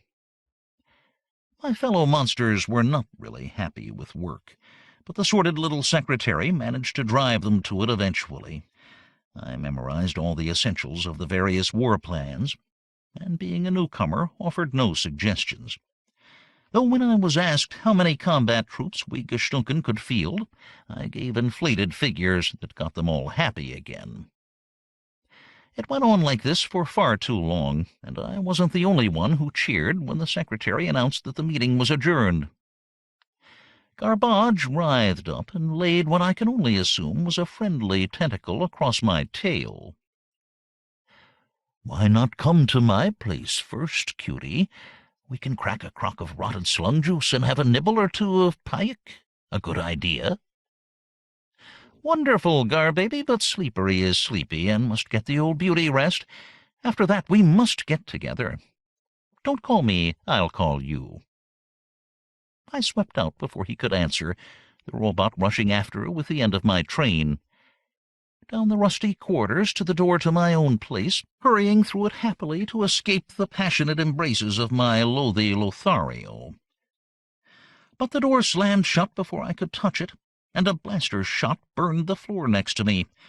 I froze as a gravelly voice ground in my ear. "Move, and the next one is right through your rotten head."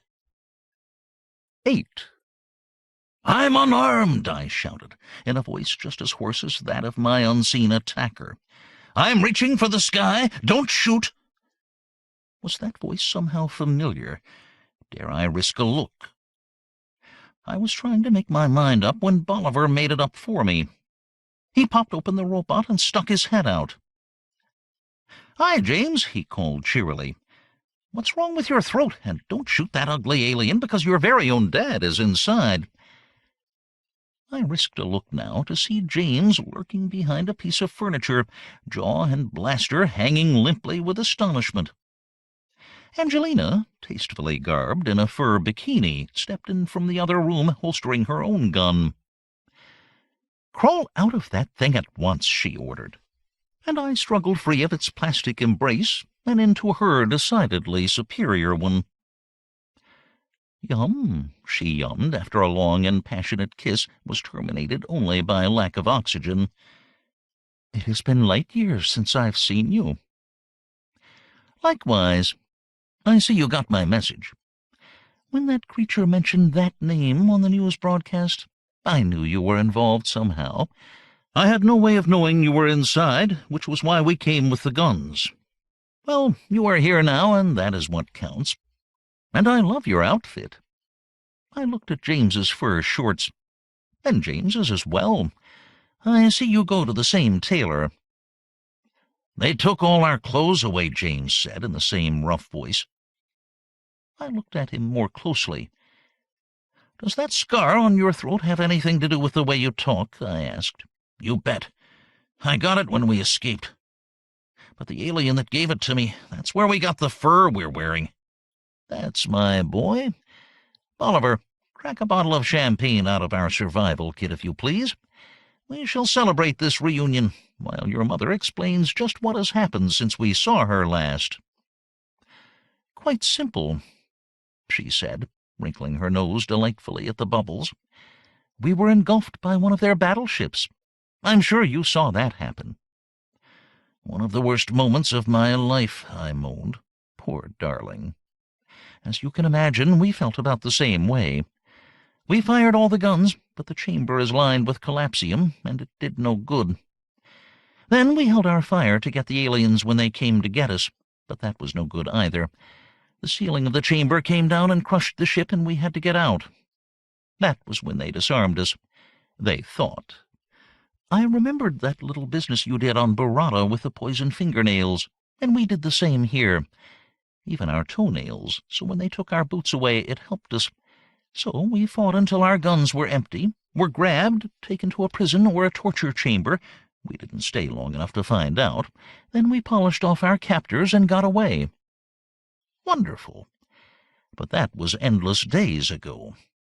How have you managed since?" "Very well, thank you. With the aid of Sil Airn here." She waved her hand as she said this, and 5 men jumped in from the other room and waved their weapons at me. It was disconcerting, yet I stood firm, seeing that Angelina was unmoved by their display. They had pallid skins and long black hair. Their clothing, if it could be called that, was made of bits and pieces of alien skin held together by scraps of wire. Their axes and swords looked crude, but serviceable and sharp. "Estas granda plezuro renconti vin," I said, but they were unmoved. "If they don't speak Esperanto, what do they talk?" I asked Angelina. "Their own language, of which I have learned a few words." "Do giober gon dirmad teska goxioid," she added. They nodded in agreement at this, clattered their weapons, and emitted shrill war cries. "You made quite a hit with them," I said. "I told them that you were my husband, the leader of our tribe, and you had come here to destroy the enemy and lead them to victory." True, true, I said, clasping my hands and shaking them over my head while they cheered again. Bolivar, break out the cheap booze for our allies while your mom tells me just what the hell is going on here. Angelina sipped at her champagne and frowned delicately. I'm not sure of all the details, she said, the language barrier and all that. But the Sil-Airn appear to be the original inhabitants of this planet, or rather settlers. They're human enough, undoubtedly a colony cut off during the breakdown. How or why they came this far from the other settled worlds we may never know. Anyway, they had a good thing going here, until the aliens arrived. It was hatred at first sight. The aliens invaded, and they fought back, and are apparently still fighting back. The aliens did everything they could to wipe them out, destroying the surface of this planet and covering it bit by bit with metal. It didn't work. The humans penetrated the alien buildings and have lived ever since hidden in the walls and foundations. "Stainless steel rats," I cried. "My sympathy goes out to them." I thought it might. So after James and I escaped and were running down a corridor, not really sure where we were going, this little door opened in the floor and they popped out and waved us inside. That's when the last alien guard jumped us, and James dispatched him. The Sil-Airn appreciated this and skinned him for us. Perhaps we couldn't talk their language, but mayhem speaks louder than words. And that's really about all that happened to us. We have been lurking around in wainscotings and putting together a plan to capture one of their spacers, and to free the admirals.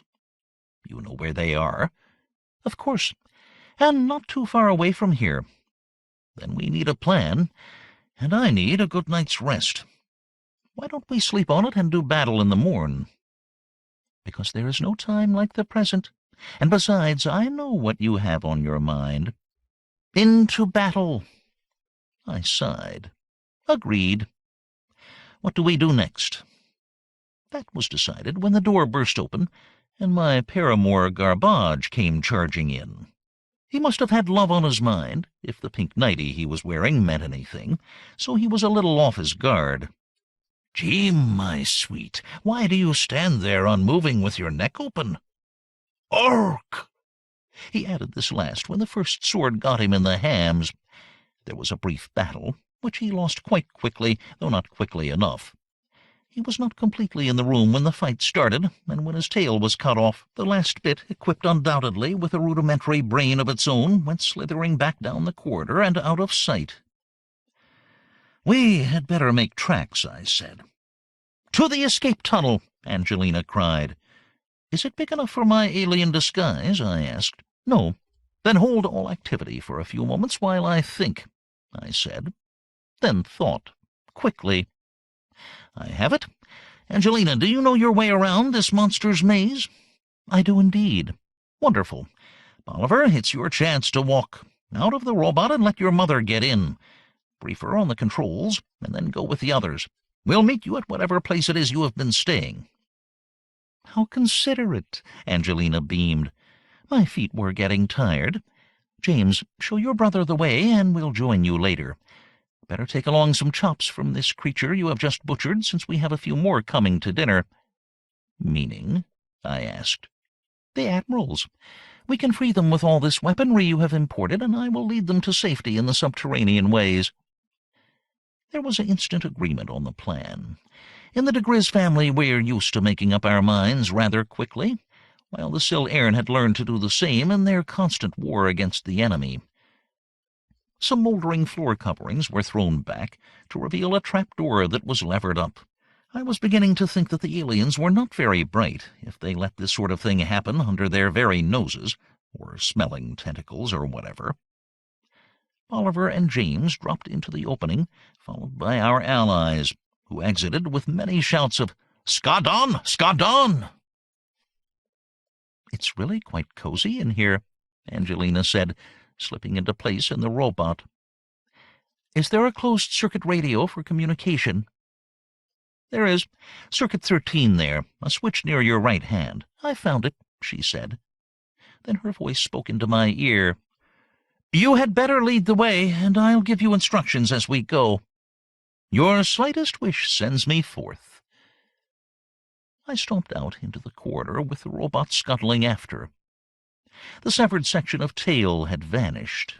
I kicked and buckled the metal door until it was jammed into its frame to confuse the pursuit as much as possible, then led the way down the metal corridor. It was a long and frankly boring trip through the metallic city. The aliens did not appear to be good planners, and the constructions themselves seemed to have just been added on with little reference to what had come before. One minute we would be walking down a rusty, riveted corridor with a sagging ceiling, and the next would be crossing a mesh-metal field under the open sky.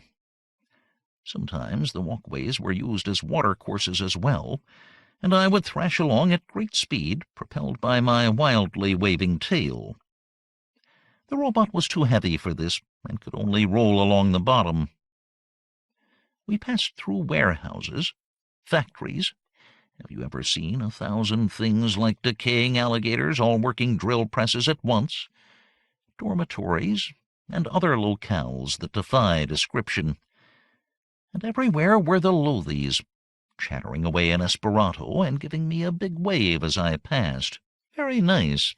I waved back and muttered curses inside the head.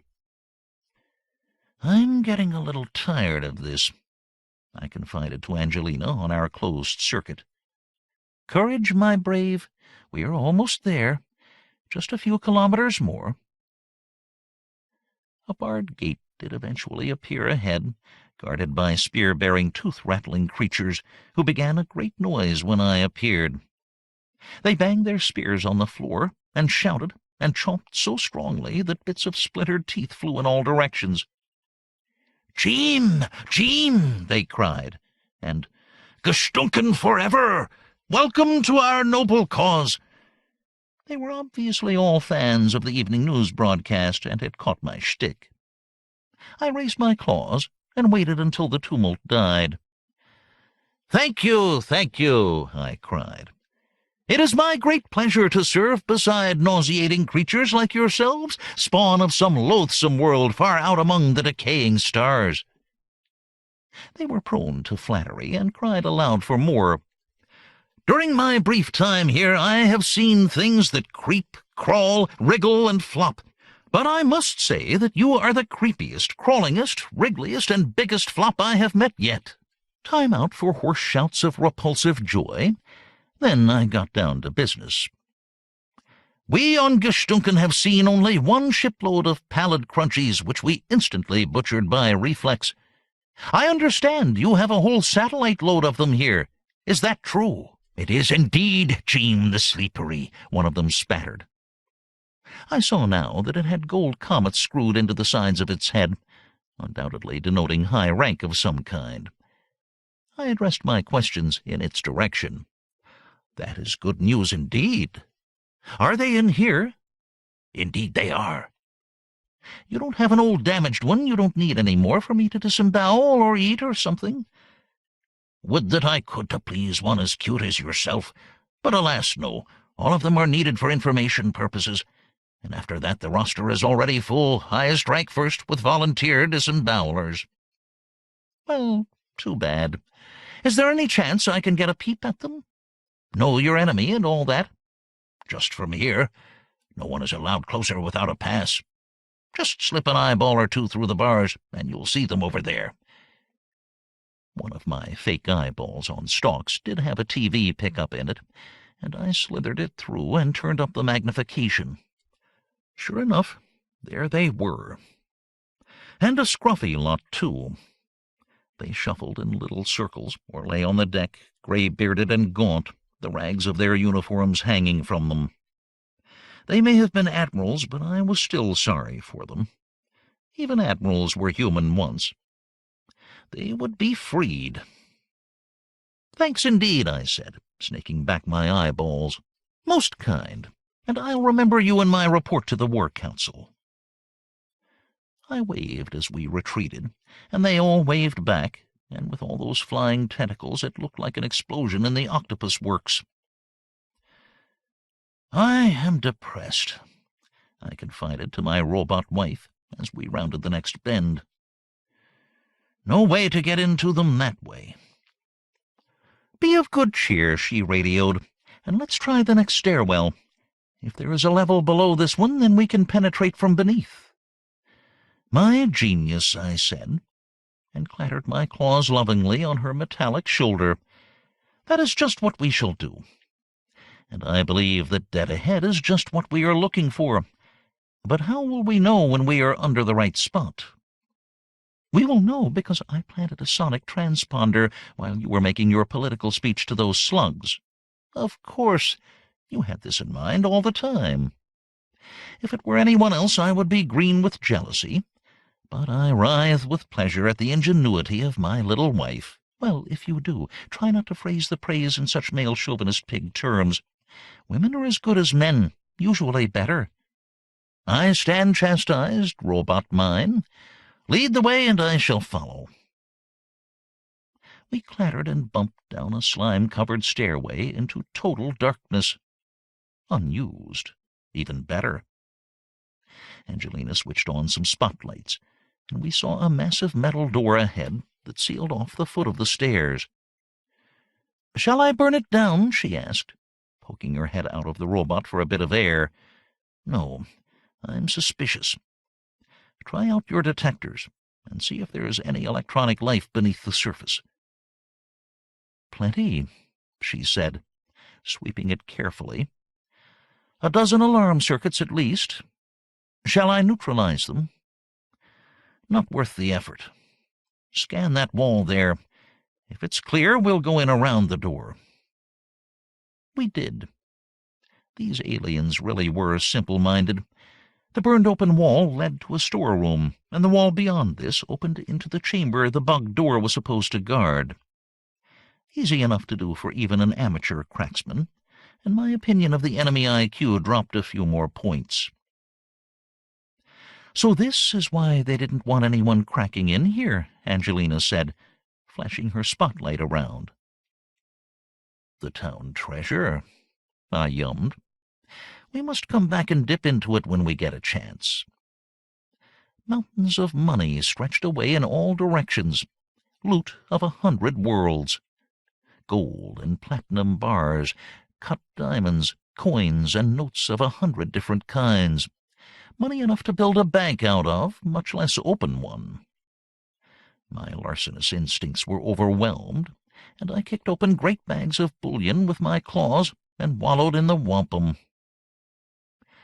"I know that relaxed you," Angelina said indulgently, "but should we not get on with our rescue operation?" "Of course. Lead on. I am indeed refreshed." She beeped her subsonic beeper and followed the pointing arrow. It led us through the treasure hoard, and after burning down a few more doors and walls, we reached the indicated spot. "We're right under a transponder," Angelina said. "Good." I took a careful sight. "Then the barred gate will be here, and the prisoners just about here." I paced off the distance carefully. "There were some chairs and debris right here, so if we approach from this spot, we should be concealed when we come up. Is your drill ready?" "Whirring and humming." "Then that's the spot. Go." The drill arm extended and began grinding into the rusty ceiling. When the drill note changed, Angelina switched off all the lights and drilled even slower in the darkness. This time, when she dropped the drill, a ray of light shone down through the hole.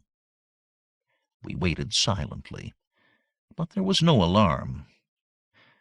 "Let me get one of my eyes through the hole," I said. By balancing on tip-tail and tip-toe, I got my body up high enough to extend an eye stalk up through the opening. I gave it a 360-degree scan, then withdrew it. Really great. Junk all around. None of the admirals looking in our direction, and the guards are out of sight. Give me the molecular unbinder and stand back. I climbed out of the alien outfit and up onto its shoulders, where I could easily reach the ceiling. The molecular unbinder is a neat little tool that reduces the binding energy between molecules so that they turn to monatomic powder and slough away. I ran it in a big circle, trying not to sneeze as the fine dust rained down, then grabbed the metal disc as I closed the circle. After handing this down to Angelina, I put a wary head up through the opening and looked around. All was well. An admiral with an iron jaw and a glass eye was sitting nearby, the picture of dejection. I decided on a little morale-raising. "Psst, Admiral," I hissed, and he turned my way. His good eye widened, and his jutting jaw sank in an impressive manner as he spotted my disembodied head. "Don't say a word out loud, but I am here to rescue you all. Understand? Just nod your head." So much for trusting admirals. Not only didn't he nod his head, but he jumped to his feet and shouted at the top of his voice, "Guards! Help! We're being rescued!" 9. I didn't really expect much gratitude, particularly from an officer, but this was ridiculous. To traverse thousands of light-years of space, through dangers too numerous to mention, to suffer the loving embraces of garbage, all of this to rescue some moth-eaten admirals, one of whom instantly tried to turn me into the guards. It was just too much. Not that I hoped for anything much better. You don't live to be a gray-whiskered stainless steel rat without being suspicious at all times. My needle gun was ready, since I was alert for trouble from the guards, but I was also certainly prepared to get some from the prisoners as well. I flicked the control switch from poison to sleep, which took an effort of will, let me tell you, and pinged a steel needle into the side of the Admiral's neck. He slumped nicely, dropping toward me with arms outstretched as though for one last grab at his savior. I froze, motionless, when I saw what was revealed on those skinny wrists. "What's happening?" Angelina whispered from below. "Nothing good," I hissed. "Absolute silence now." With a stealthy motion, I lowered my head until just my eyes were above the rim of the opening, still concealed by the broken chairs, empty ration boxes, and other debris. Had the guards heard the disturbance? Certainly the other prisoners had. 2 octogenarian officers tottered up and looked at the sprawled form of their comrade. "What's wrong? Fit of some kind?" one of them asked. "Did you hear what he shouted?" "Not really. I had my hearing aid turned off to save the battery. Something about Mardsfelp mir sin plescu." "Doesn't make sense. Perhaps it means something in his native language?" "Nope. Old Chimsa is from Deshnik, and that doesn't mean a thing in Deshnikian." "Roll him over and see if he's still breathing." They did, and I was watching closely and nodded approvingly when my needle dropped from old Chimsay's neck when they moved him. With this evidence removed, it would be a couple of hours at least before he came to and told them what had happened. That was all the time I needed.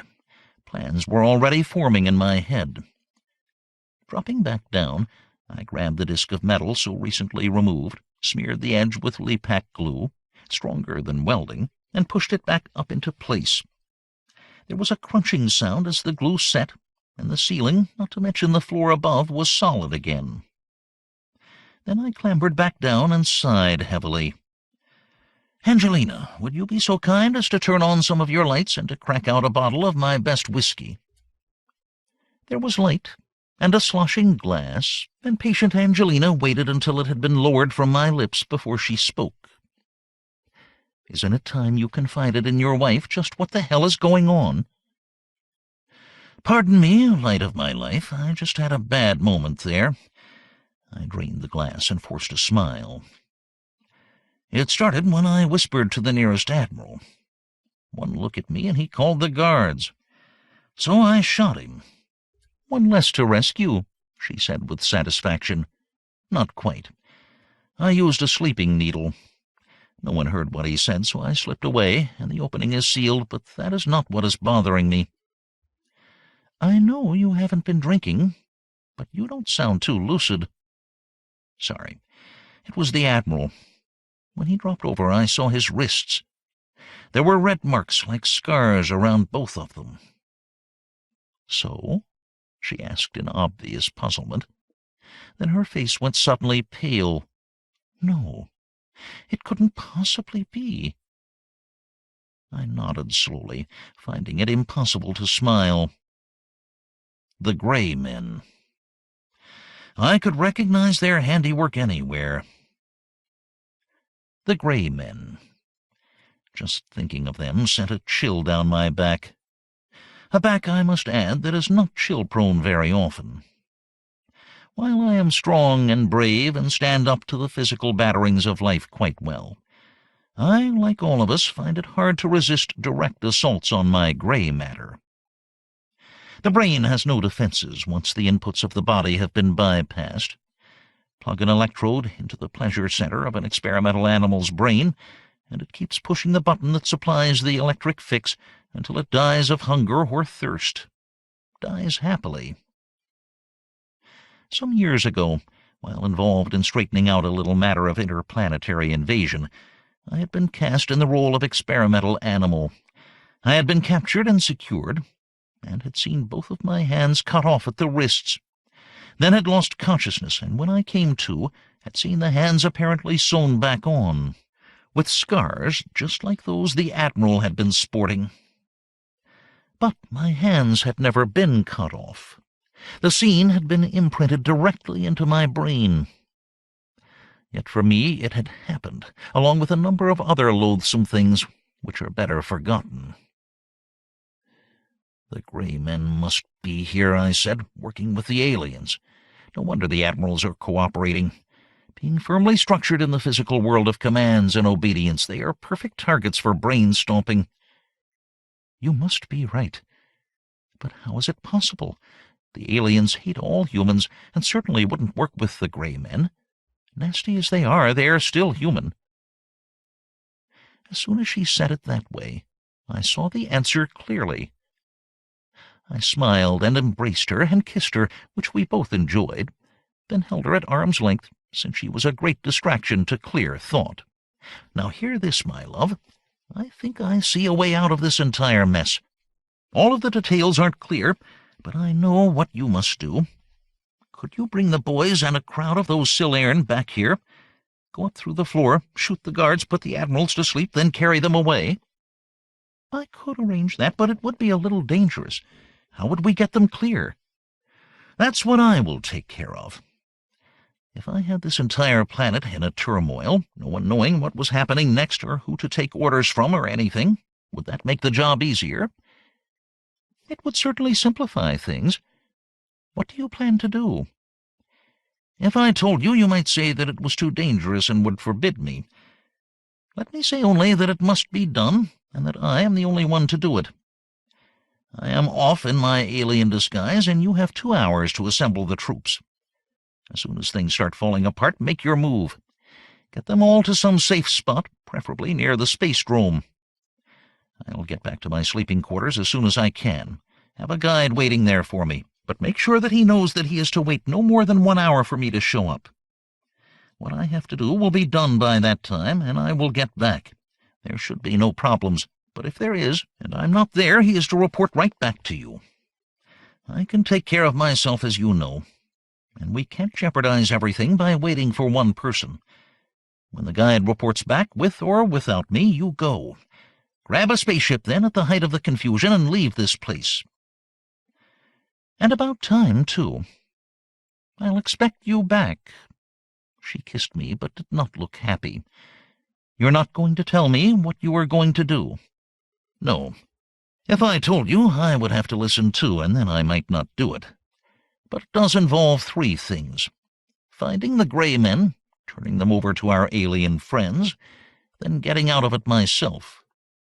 Well, you do that, but don't skip any of the steps, particularly the last one.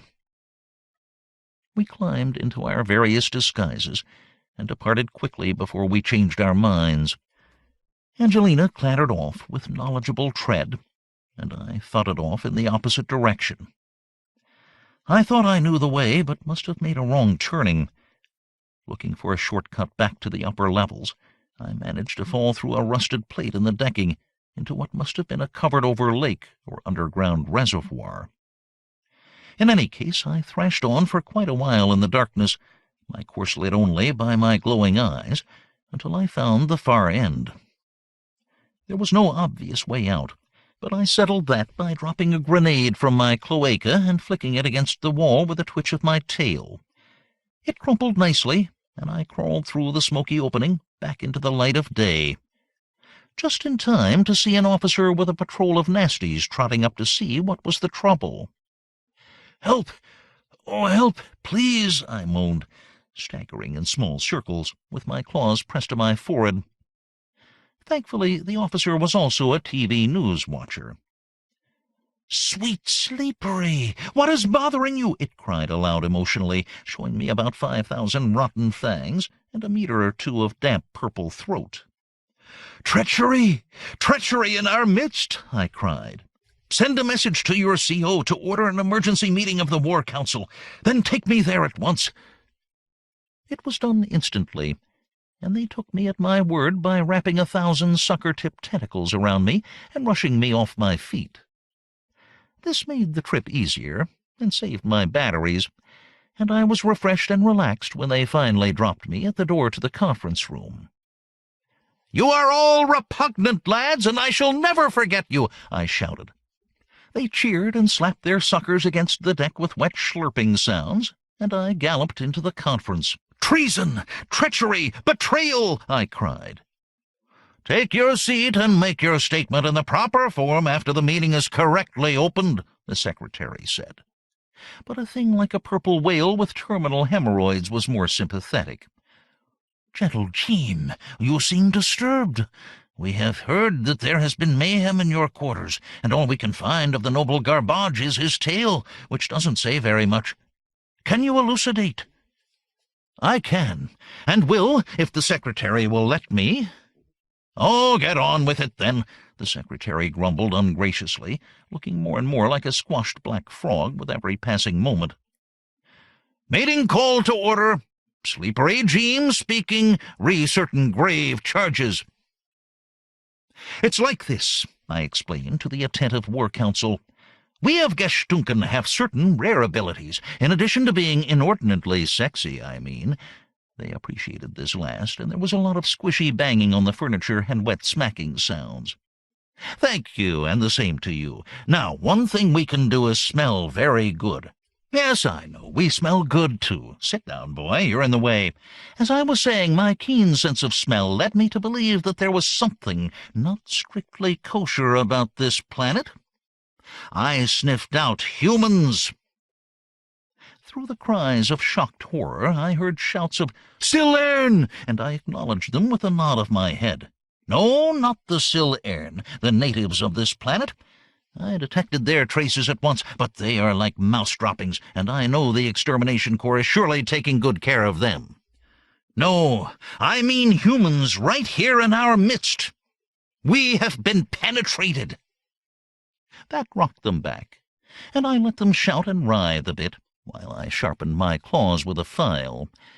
Then I raised my paws for silence, and there it was in an instant. Every eye, large, small, stalked, green, red, or soggy, was on me. I walked slowly forward. "Yes, they are among us. Humans, doing their best to sabotage our lovely war of extermination, and I am going to reveal one to you right now."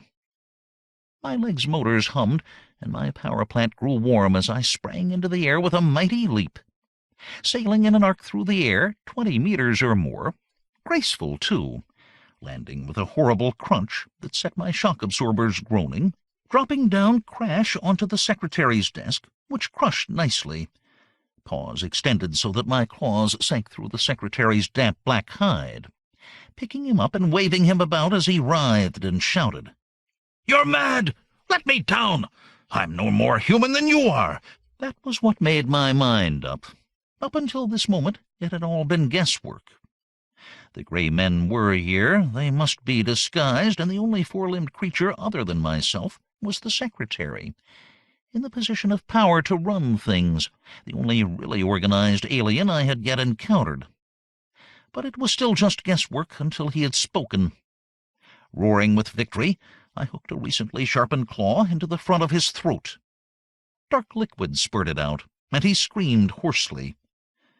I gulped and almost hesitated. Was I wrong? Was I going to dismember the Secretary of the War Council right in front of the Council itself? I had a feeling they would not take that too well. No, it was for only a microsecond that I hesitated. Then I tore on. I had to be right. I ripped out his throat, delicately sliced all around his neck, then tore his head off. There was a shocked silence as the head bounced and squashed on the floor, then a gasp from all sides. Inside the first head there was another head, a small, pallid, scowling human head. The Secretary was a gray man. While the Council was shocked into immobility, the gray man was not. He pulled a gun from a gill slit and leveled it at me, which of course I had been expecting, and I brushed it aside. I was not as quick when he grabbed out a microphone from his other gill and began shouting into it in a strange language. I wasn't as fast because this was just what I wanted him to do. I gave him more than enough time to get out the message before I grabbed away the microphone. Then he kicked out and got me in the stomach, and I folded, gasping and unmoving as he vanished through a trapdoor in the floor. Recovering quickly, I waved away all offers of aid. "Care not for me," I croaked, "for the blow was mortal. Avenge me! Send out the alarm to grab all the other black ploppies like the Secretary. Let none escape! Go, now!" They went, and I had to roll aside before I was trampled in the rush. Then I thrashed and expired, in case anyone was watching, and peeked through one half-closed eyelid until they were all gone. Only then did I blow open the locked trap-door and follow the gray man. How could I follow him, it might be asked, and I will be happy to answer. During the struggle, I had stuck a little neutrino generator into his artificial hide, that is how. A zippy neutrino can pass undeflected and unstopped through the entire mass of a planet. The metal of this city's construction would surely not interfere with them in the slightest. Need I add that I had a directional neutrino detector built into my snout? I never go on a mission without a few simple preparations. The illuminated needle pointed that way, and down. I went that way and down at the first stairwell, because I wanted to find out just what the gray men were doing on this planet. My fleeing secretary would lead me to their lair. He did one better than that. He led me to their ship. When I saw light ahead, I treaded more slowly, then peered from the darkness of the tunnel at a great domed chamber. In the center was a dark gray spacer, while from all sides the gray men were appearing, some running, undisguised, others still hopping and splotching in their alien garb. Rats leading a sinking ship. All my doing. The confusion across the planet would now be at its height, and the admirals would be rescued. All working according to plan. Though I hadn't thought to find their ship, from the look of it they were making a hasty withdrawal, and this was too good an opportunity to miss. How could they be traced? There were machines that could be attached to make following the ship easy, but just for a change, I didn't have one on me. An oversight. Particularly since the smallest weighed about 90 kilos. So what could I do? My mind was made up for me when the metal net dropped, and they swarmed all over me. I was fighting, and doing well, when someone started on my head with a metal bar. I couldn't move it away, and the alien head got crushed in. Mine, too, an instant later. 10. I woke up, gasping for air, muffled, trapped, blind, with the super headache of all time. Where I was, what had happened, I had no idea. I thrashed and writhed ineffectually until it made my head hurt more, and I had to stop. Little by little I dropped the mad panic approach and tried to figure out what the situation was. First off, I wasn't really choking to death. It was just the soft fabric over my head that had made me feel that way. If I lifted my face and turned it, I could breathe all right. So what had happened? Through the waves of skull pain, memory finally returned. The Gray Men. They had trapped me in a net, then beat on my head until I had stopped moving. After that, blackout. What after that? Where did they have me? It was only when I had tiptoed this far down memory lane that I realized where I was. I had been bashed and caught in my alien disguise. Apparently I was still bashed and caught in it. My arms were secured inside the mechanical arms, but by careful wriggling and ignoring the effect this had on my head, I managed to get my right arm free and back inside the suit. With this, I pulled the folds of plastic from in front of my face and realized that my head had slipped down inside the neck of the disguise. By wriggling and pushing even more, I got my head further up near the optic unit and looked out at a metal floor. Very revealing. I tried moving my other arm and my legs, but they twitched, nothing more. It was all very confusing, and I was thirsty and sore, and the aching head was still there. Some bit of keen foresight had caused me to install a small spare tank next to the main water one. I found the nozzle for the water, drank all I needed, then threw the switch with my tongue that changed the liquid supply over to life-sustaining 110-proof whiskey. This woke me up quickly enough, and if it did nothing for the hammers in my head, it at least enabled me to ignore them a bit more easily.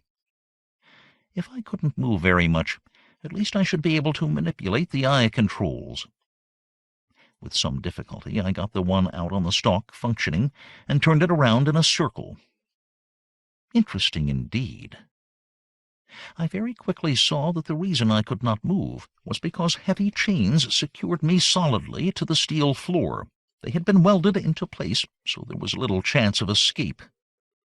The room I was in was small and featureless, except for the rust on the metal and the fact that the ceiling was curved, concave.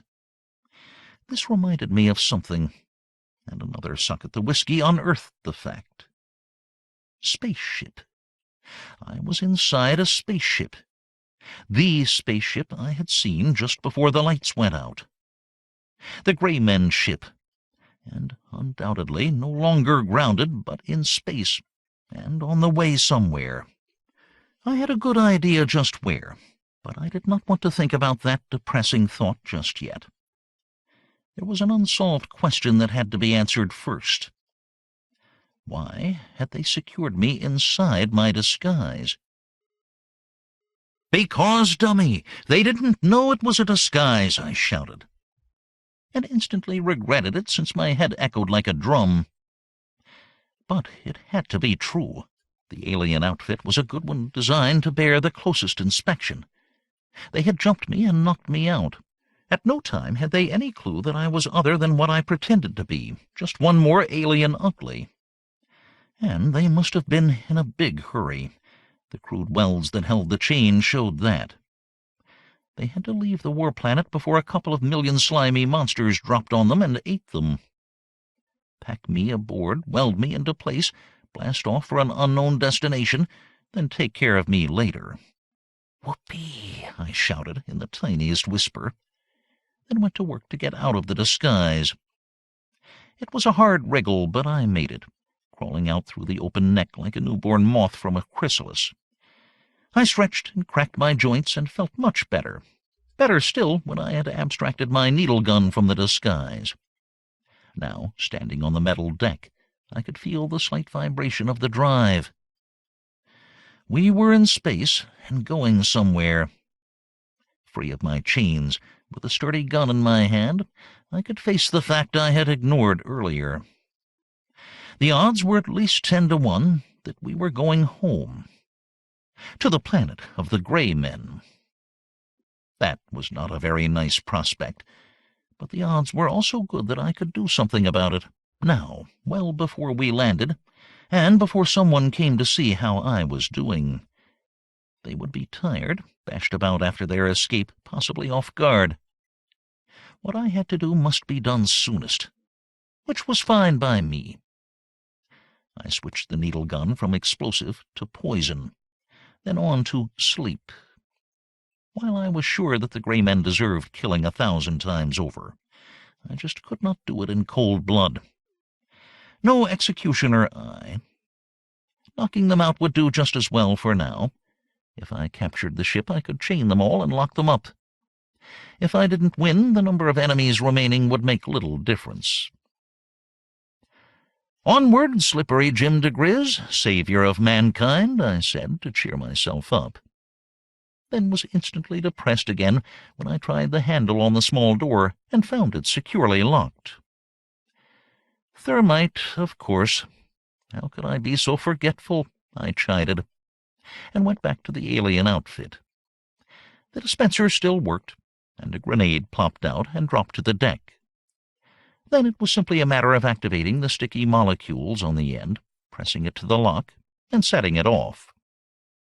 It burned nicely, filling the small room with a ruddy glow and plenty of dense smoke, which would have started me coughing if I had not grabbed my Adam's apple and squeezed. Gasping, gurgling, and turning purple, I kicked the still glowing door with my boot, and it swung open. I dived right after it, threw, and rolled and fell flat, and poked the gun about in all directions. Nothing. An empty corridor, dimly lit. I permitted myself a single strangled cough, which made me feel much better. Then I used the gun barrel to push the door shut again. Only a small warping of the lock on the outside revealed anything wrong, and a closed door might give me the extra moments I needed. Which way? There were numbers stenciled on the doors, and if this were like a normal spacer, they would get lower in the direction of the bow and the control compartment. I went that way, toward the safety door in the bulkhead, which opened as a man stepped through, a gray man. He looked up at me, eyes wide and mouth wider, as he started to call out. My needle got him in the throat, and he folded nicely. I crouched, ready, but the corridor beyond was empty. So far, so good. Pulling him through and closing the door again took but a moment. Now where should I stow the body? While puzzling over this one, I quietly opened the nearest door and peeked into an even more dimly lit sleeping cabin. And that's just what they were doing. A good dozen of the gray men, snoring away like troopers. They slept even more soundly after I had shot them. I dragged the original Sleeping Beauty in from the corridor and dumped him on a pile of discarded black alien disguises. "Rest nice," I told them as I shut the door. "You have had a long day, which is going to be even longer before I get you all back for trial." I could not have been unconscious very long. The discarded disguises and snoring men indicated that we had not been spaceborne for more than a few hours. There would be a crew manning the ship, and the rest would be pounding the pillow. Should I try and find them all and put them into a sounder sleep? No, too dangerous, since there was no way of knowing how many there were aboard. And I could be surprised at any time, and the alarm sounded. Far better to take the control room as soon as I could. Seal it off from the rest of the ship, then head for the nearest League station and call for help. If I could let them know where I was, I could always immobilize the ship and hold out until the cavalry arrived. Great idea. Put it to work. Gun ready, I tramped the quarters to the control end of the ship. There was a door labeled Communications, and I opened it and said good night to the man at the comm panel. He slumped and slept. Then the last door was before me. I took a deep breath. My flanks and rear were secured. The end of the job was in front of me. I let the breath out slowly, then opened the door. The last thing I wanted was a shootout, since the odds certainly were not in my favor. I stepped in and closed the door and locked it behind me before I counted the stations. 4 of them, and all 4 occupied. 2 necks were visible, and I needed them and their owners relaxed. I stepped forward silently. The man in the flight engineer's position looked around and caught a needle for his trouble. 1 remaining, the commander. I didn't want to needle him, since I wanted some conversation, Slipping the gun into my belt, I stepped forward on tiptoe and reached for his neck. He turned at the last moment, warned by something, but he was a little too late. I got the grip, and my thumbs dug deep.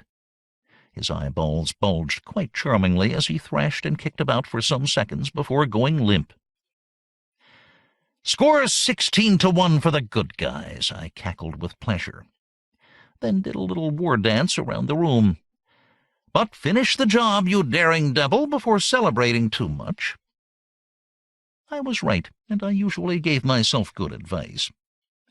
A drawer in the engineer's desk yielded up a strong roll of wire, which I used to secure the commander's wrists and ankles, then added some more turns to tie his wrists to a pipe far from any controls.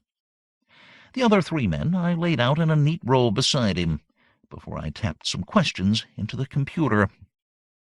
It was a nice computer that worked hard to be cooperative. First, it gave me our course and destination, which I memorized, and wrote down inside my wrist in case I forgot. If this destination was what I thought it was, then it had to be the home planet of these nasties. The Special Corps would be eager to know just where it was. They had a lot coming to them, and I looked forward to helping deliver it. Then I asked for League bases, found the nearest, punched for a course, set it in, and relaxed. 2 hours, Jim. 2 short hours. Then the warp drive cuts out, and we will be within radio distance of the base. 1 brief radio message, and that is the end of the Gray Men. Whoopee and chortle, chortle. Something itched my neck. Someone looking at me, and I turned and saw that the commander was awake and glowering in my direction. "Did you hear that?" I asked, "or should I repeat it?" "I heard you," he said, in a drab, dull voice, empty of emotion. "That's good. My name is Jim diGriz." He remained silent. Come, your name, or do I have to look at your dog tags?" "I am Colm. Your name is known to us. You have interfered with us before. We will kill you." "How nice to know that my reputation goes before me. But don't you think your threat has an empty ring?" "In what manner did you discover our presence?" Colm asked, ignoring my question. "If you really want to know, you gave yourselves away. You people may be nasty, but you have little imagination. The wrist-chopping-off routine works well, I should know, so you keep on using it. I saw the marks on one of the Admiral's wrists." "You did this alone?" Who was questioning whom? But I might as well be polite, considering our positions. "If you must know, I am all alone now. But in a few hours the League will be on to you. There were 4 of us back there with the Goppies, all of whom I am sure have escaped now, along with the admirals you treated so badly. They will report what has happened, so you will have a nice reception committee waiting when you arrive. You and your people have not been very nice." "You are telling the truth?" I lost my temper at this, and treated him to some words he had never heard before, I hope. "Colm, my friend, you are making me lose my temper. I have no reason to lie to you, since I hold all the cards. Now, if you will shut up and stop asking me questions, I will ask you some of my own, because there are things I would dearly like to know. Ready?" "I think not." I looked up startled, because he had raised his voice for the first time. Not in a shout, there was no anger or feelings in the words. He just spoke loudly, commandingly. "This farce is at an end. We have found out what we need to know. You may all come in now." It was very much like a nightmare come alive. The door opened, and Gray Men began to shuffle in slowly. I shut them, but they kept coming, and the 3 officers I had placed on the floor stood up and came toward me as well. I emptied the gun, threw it at them, and tried to run. They grabbed me. 11. Good as I am at dirty fighting, hand-to-hand combat and general close-up nastiness, there is a limit.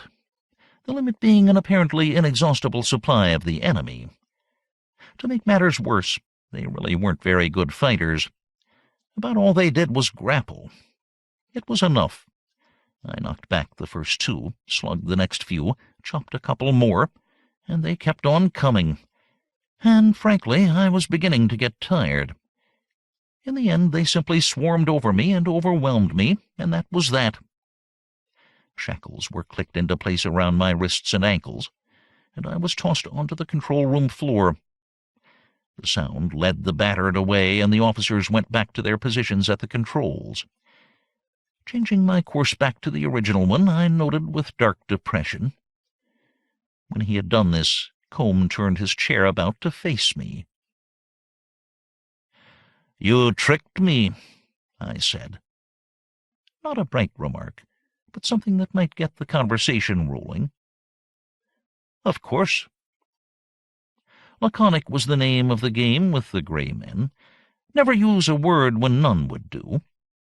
I pressed on, mainly out of a feeling of slight hysteria, since I knew I was trapped, and trapped well. "You wouldn't mind telling me why? If you can spare the time, that is." "I thought it would be obvious. We could, of course, use our normal mind control techniques on you, and this is what we originally planned to do. But we needed answers to some important questions at once. We have worked among the aliens for years, and they have suspected nothing. We needed to know how you had discovered our presence. We, of course, have psych control techniques for all races. It was when we were preparing brain attachments that we discovered your real identity. Metal skulls do not exist in nature. Your disguise was revealed. Your face resembled very much that of someone we have been searching for many years. That was when I determined to use this ruse. If you were the man we were looking for, we knew that your ego would not permit you to think that you had been tricked. Your mother never met your father," I sneered. A feeble response, but the best I could do at the moment, because I knew that he was right. I had been fooled right down the line. "I knew that if you thought you had the upper hand, you would answer questions that might take days to get out of you by other means. And we needed some instant answers. So we arranged the scene you played so well. Your hand weapon was charged with sterile needles. Everyone acted his role well, you best of all." "I bet you think you're smart," was all I could come up with, since at that moment I was feeling very defeated. "I know I am. I have been organizing our field operations for many years, and they have only failed twice. You were to blame each time. Now that you have been captured, your interference is at an end." He signaled to two of his men, who picked me up. "Lock him away until we land. I do not wish to speak with him any longer." Low? Up until that moment I had never known what low was. Depressed, dispirited, outthought, outfought. It was enough to bring out the suicidal in anyone, except me, of course. Where there is life, there is hope. Eureka! I was even more depressed after this minor surge of rebellion, because I knew this time there was just no hope at all. These people were too efficient. They hung my wrist cuffs over a hook high on the wall and cut away my clothes, boots, everything, in a calmly depressing way. Then they cleaned me out, efficiently, operating like a vacuum cleaner clyster.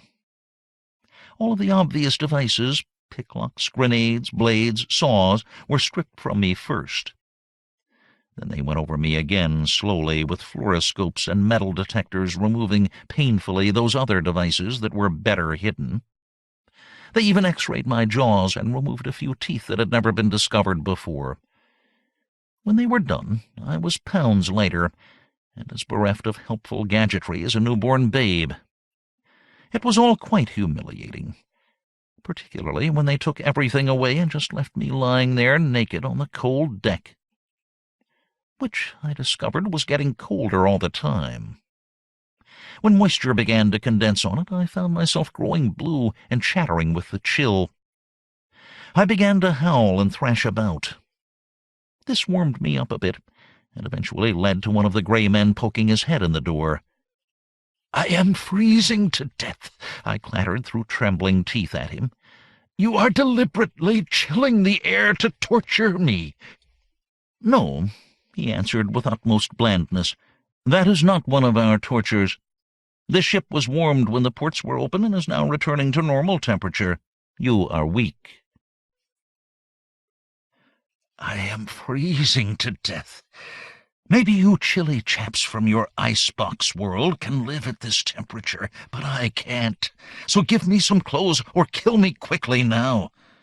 I think I half meant it. There really did seem to be a little left to live for at this point.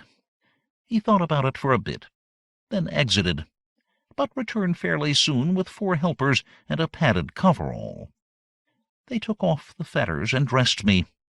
I made no protests while this was happening, because one of them held a fully charged pistol, the muzzle of which he put directly into my mouth. His finger was bent, the trigger half pulled. I knew he meant it. I did not move or twitch while I was being dressed, and the heavy boots slipped over my feet. The gun stayed there until the locks on the cuffs clicked shut once more. It took days to reach our destination. My captors were the worst conversationalists in the galaxy, and refused to respond to even my wittiest and most insulting sallies. The food was completely unpalatable, but I am sure nourishing. The only drink was water. A porta-potty took care of my sanitary needs, and I was getting bored out of my skull. My thoughts were constantly on escape, and many and fearful were the plans I devised. All of them useless, of course. Single-handed, without a weapon, I would never be able to take control of the ship, even if I could break out of this room, which I could not. I was sinking into a coma of boredom by the time we finally landed. "Where are we?" I asked the guards who came to get me. "Come on, you chatterboxes, speak up. Would you be shot if you at least told me the name of the planet? Do you think I will tell anyone else?" They thought about this for quite a while, until one of them finally made up his mind. "Kakonshiki," he said. "You're excused, but don't wipe your nose with the back of your hand." Ha ha. I had to laugh at my own sallies. No one else would. But it was ironic. Here I was, bearer of the information that would put an end to the Gray Men menace forever, the name of their world and its location. And I couldn't pass it on. If I had any trace of psi ability, I could have the troops rushing there in a minute. I did not. I had tried and been psi-tested often enough in the past. There was absolutely nothing that I could do. At least the unaccustomed action gave me something new to think about, to take my mind off of the depression that had depressed me for days. At last it was time to think about escape again. Nor was I mad to consider it at this time. We had landed and would be leaving the ship soon. They were taking me someplace where it was guaranteed not very good things would happen to me. I did not yet know what they were, and as far as I was concerned, life would be far more peaceful if I never found out. We would leave this ship, and even for a very brief spell we would be in transit. That would be the time to act. The mere fact that I did not have the slightest idea of what would be waiting outside was completely and totally beside the point. I had to do something. Not that they made it very easy for me. I tried to act indifferent when they stripped off my chains and produced a metal collar and snapped it around my neck. Although my blood ran chill on the instant, I had worn that collar before. A thin cable ran from the collar to a small box that one of them held in his hand. "No need to demonstrate," I said, in what was meant to be a light and bantering tone, and certainly was not. "I've worn one of these before, and your friend Kraj, you must remember Kraj, demonstrated its working to me over quite a period of time." "I can do this," my captor said, poising a finger over one of the many buttons on the box. "It's been done," I shouted, pulling back. "Those very same words, I know. You never change your routines. You press the button and—" Fire washed over me. I was blind, burning to death, my skin aflame, my eyes seared out. Every one of my pain nerves switched on to full by the neural currents generated by the box. I knew this, but it did not help. The pain was real, and it went on and on and on. When it ended, I found myself lying on the floor, curled up, drained of energy and almost helpless. Two of them lifted me to my feet and dragged me, legs flopping, down the corridor. My master with the box walked behind, giving me a little tug on the neck from time to time to remind me who was in charge. I did not argue with him. I could stumble along by myself after a bit, but they still kept their hands locked tight on my arms. I liked that. I fought hard not to smile. They were so sure I could not escape. "Getting cold out?" I asked when we reached the airlock. No one bothered to answer me, but they were pulling on gloves and fur hats, which certainly meant something. "How about some gloves for me?" I was still ignored. When the locked door swung open, I knew why the preparations. A swirl of snow was blown in on a wave of Arctic air that chilled, then numbed. It certainly wasn't summer outside. I was dragged forth into the blizzard. Maybe not a blizzard, but some very heavy flurries. There was a blinding wave of flakes about us that was gone in a few moments. A thin sun shone down on the blindingly white landscape. Snow. Nothing but snow in all directions. Wait. Something dark ahead. A stone wall or building of some kind, obscured an instant later. We plodded on and tried to ignore the numbness in my hands and face. Yet our destination was still a good 200 meters away. My body and feet were warm enough, but my exposed skin was something else again. We were roughly halfway from the ship to our waiting warm haven when another mini-blizzard swept down upon us, a roaring snow squall. Just before it hit, I slipped and fell, pulling one of my captors down with me as he slid on the icy surface. He made no complaints, though the sadist holding the torture box did give me a quick blast of pain as a warning to watch my step. All done in silence. Silence on my part, too, because I had managed to get a loop of cable from the box over my shoulder when I went down, and then caught it in my mouth, and bit it in two. This is not as hard to do as it sounds, since under the caps of my front teeth were set serrated edges of silicon carbide.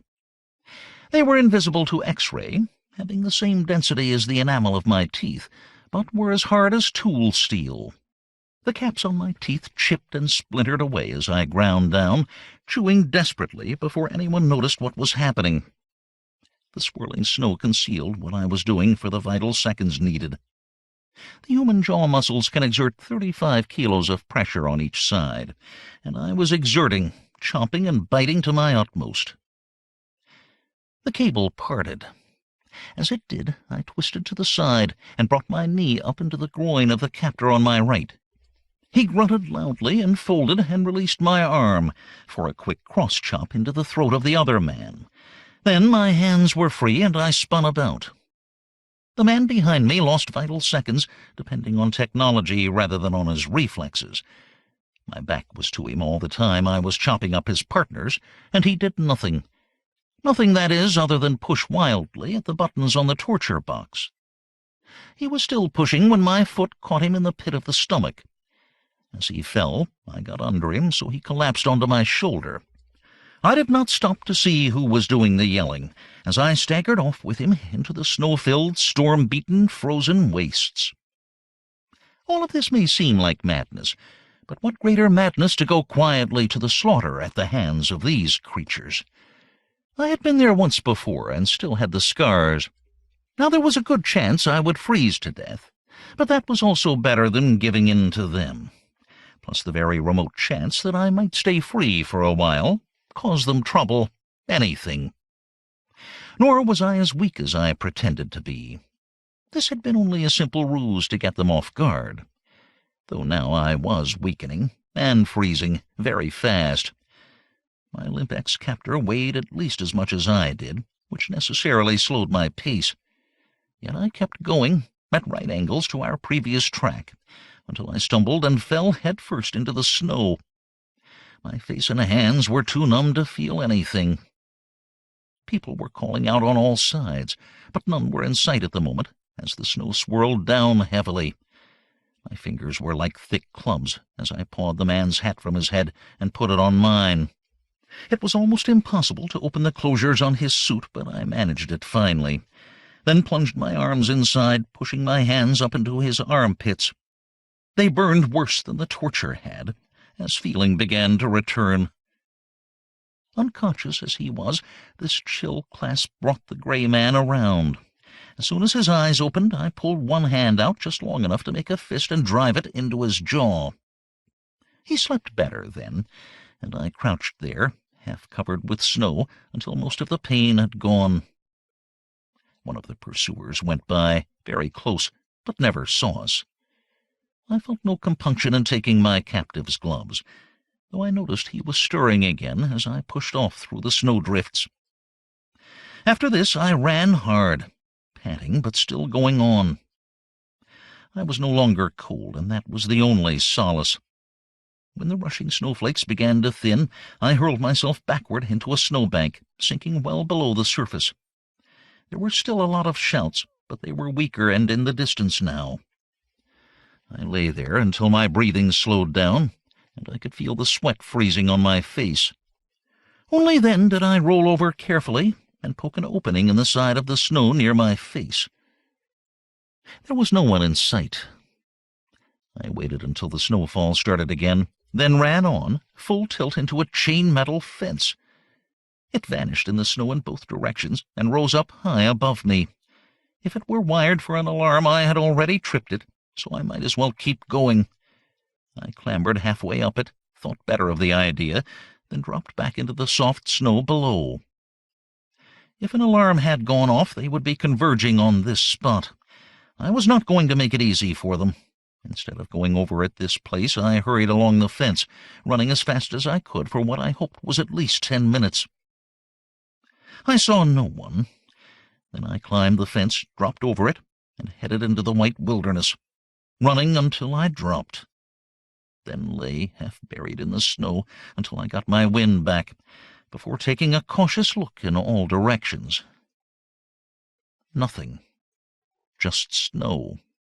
No footsteps or marks of any kind. No bushes, trees, rocks, or signs of life. A sterile white waste that went on and on for as far as I could see, delimited only by the snow flurries on the horizon. One of them opened for a bit, and I had a glimpse of the dark construction I had done all this to avoid. I turned my back on it and shambled off into the driving blizzard. 12. "You're a free man, Jim. Free. Free as the birds." I talked to myself in an effort at morale boosting, and it helped a little bit. But there were no birds here to be free as. Nothing in the frozen waste except myself, slogging along one snow-impeded step after another. What had Kraj said about this planet so many years ago? Doing a little memory-racking helped take my thoughts away from the present predicament for a few moments. All the memory training courses I had taken should be of some use now. I made the correct sequence of associations, and up the memory popped. Very good. Always cold, he had said. True enough, as well as nothing green, nothing ever growing. This could be a midsummer day for all I knew. If so, they could keep the winter.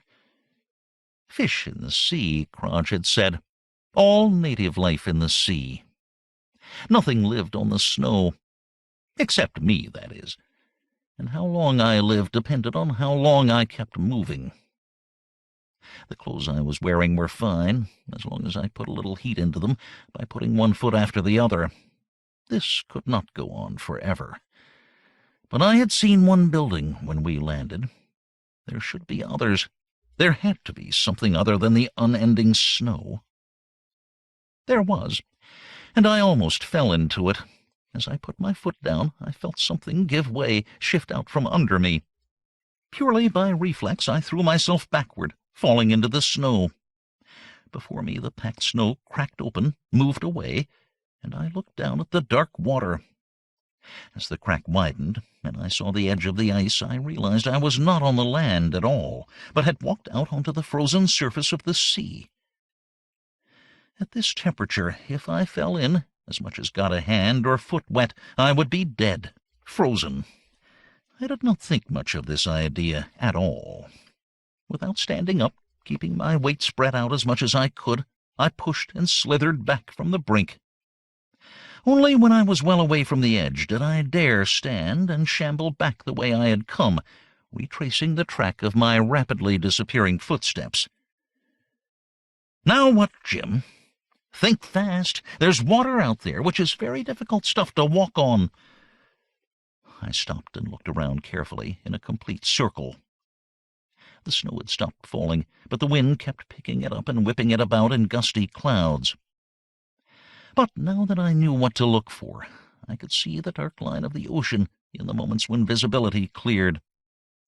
It stretched as far as I could see to right and left, directly across the route I had been taking. "Then you won't go that way." I turned about.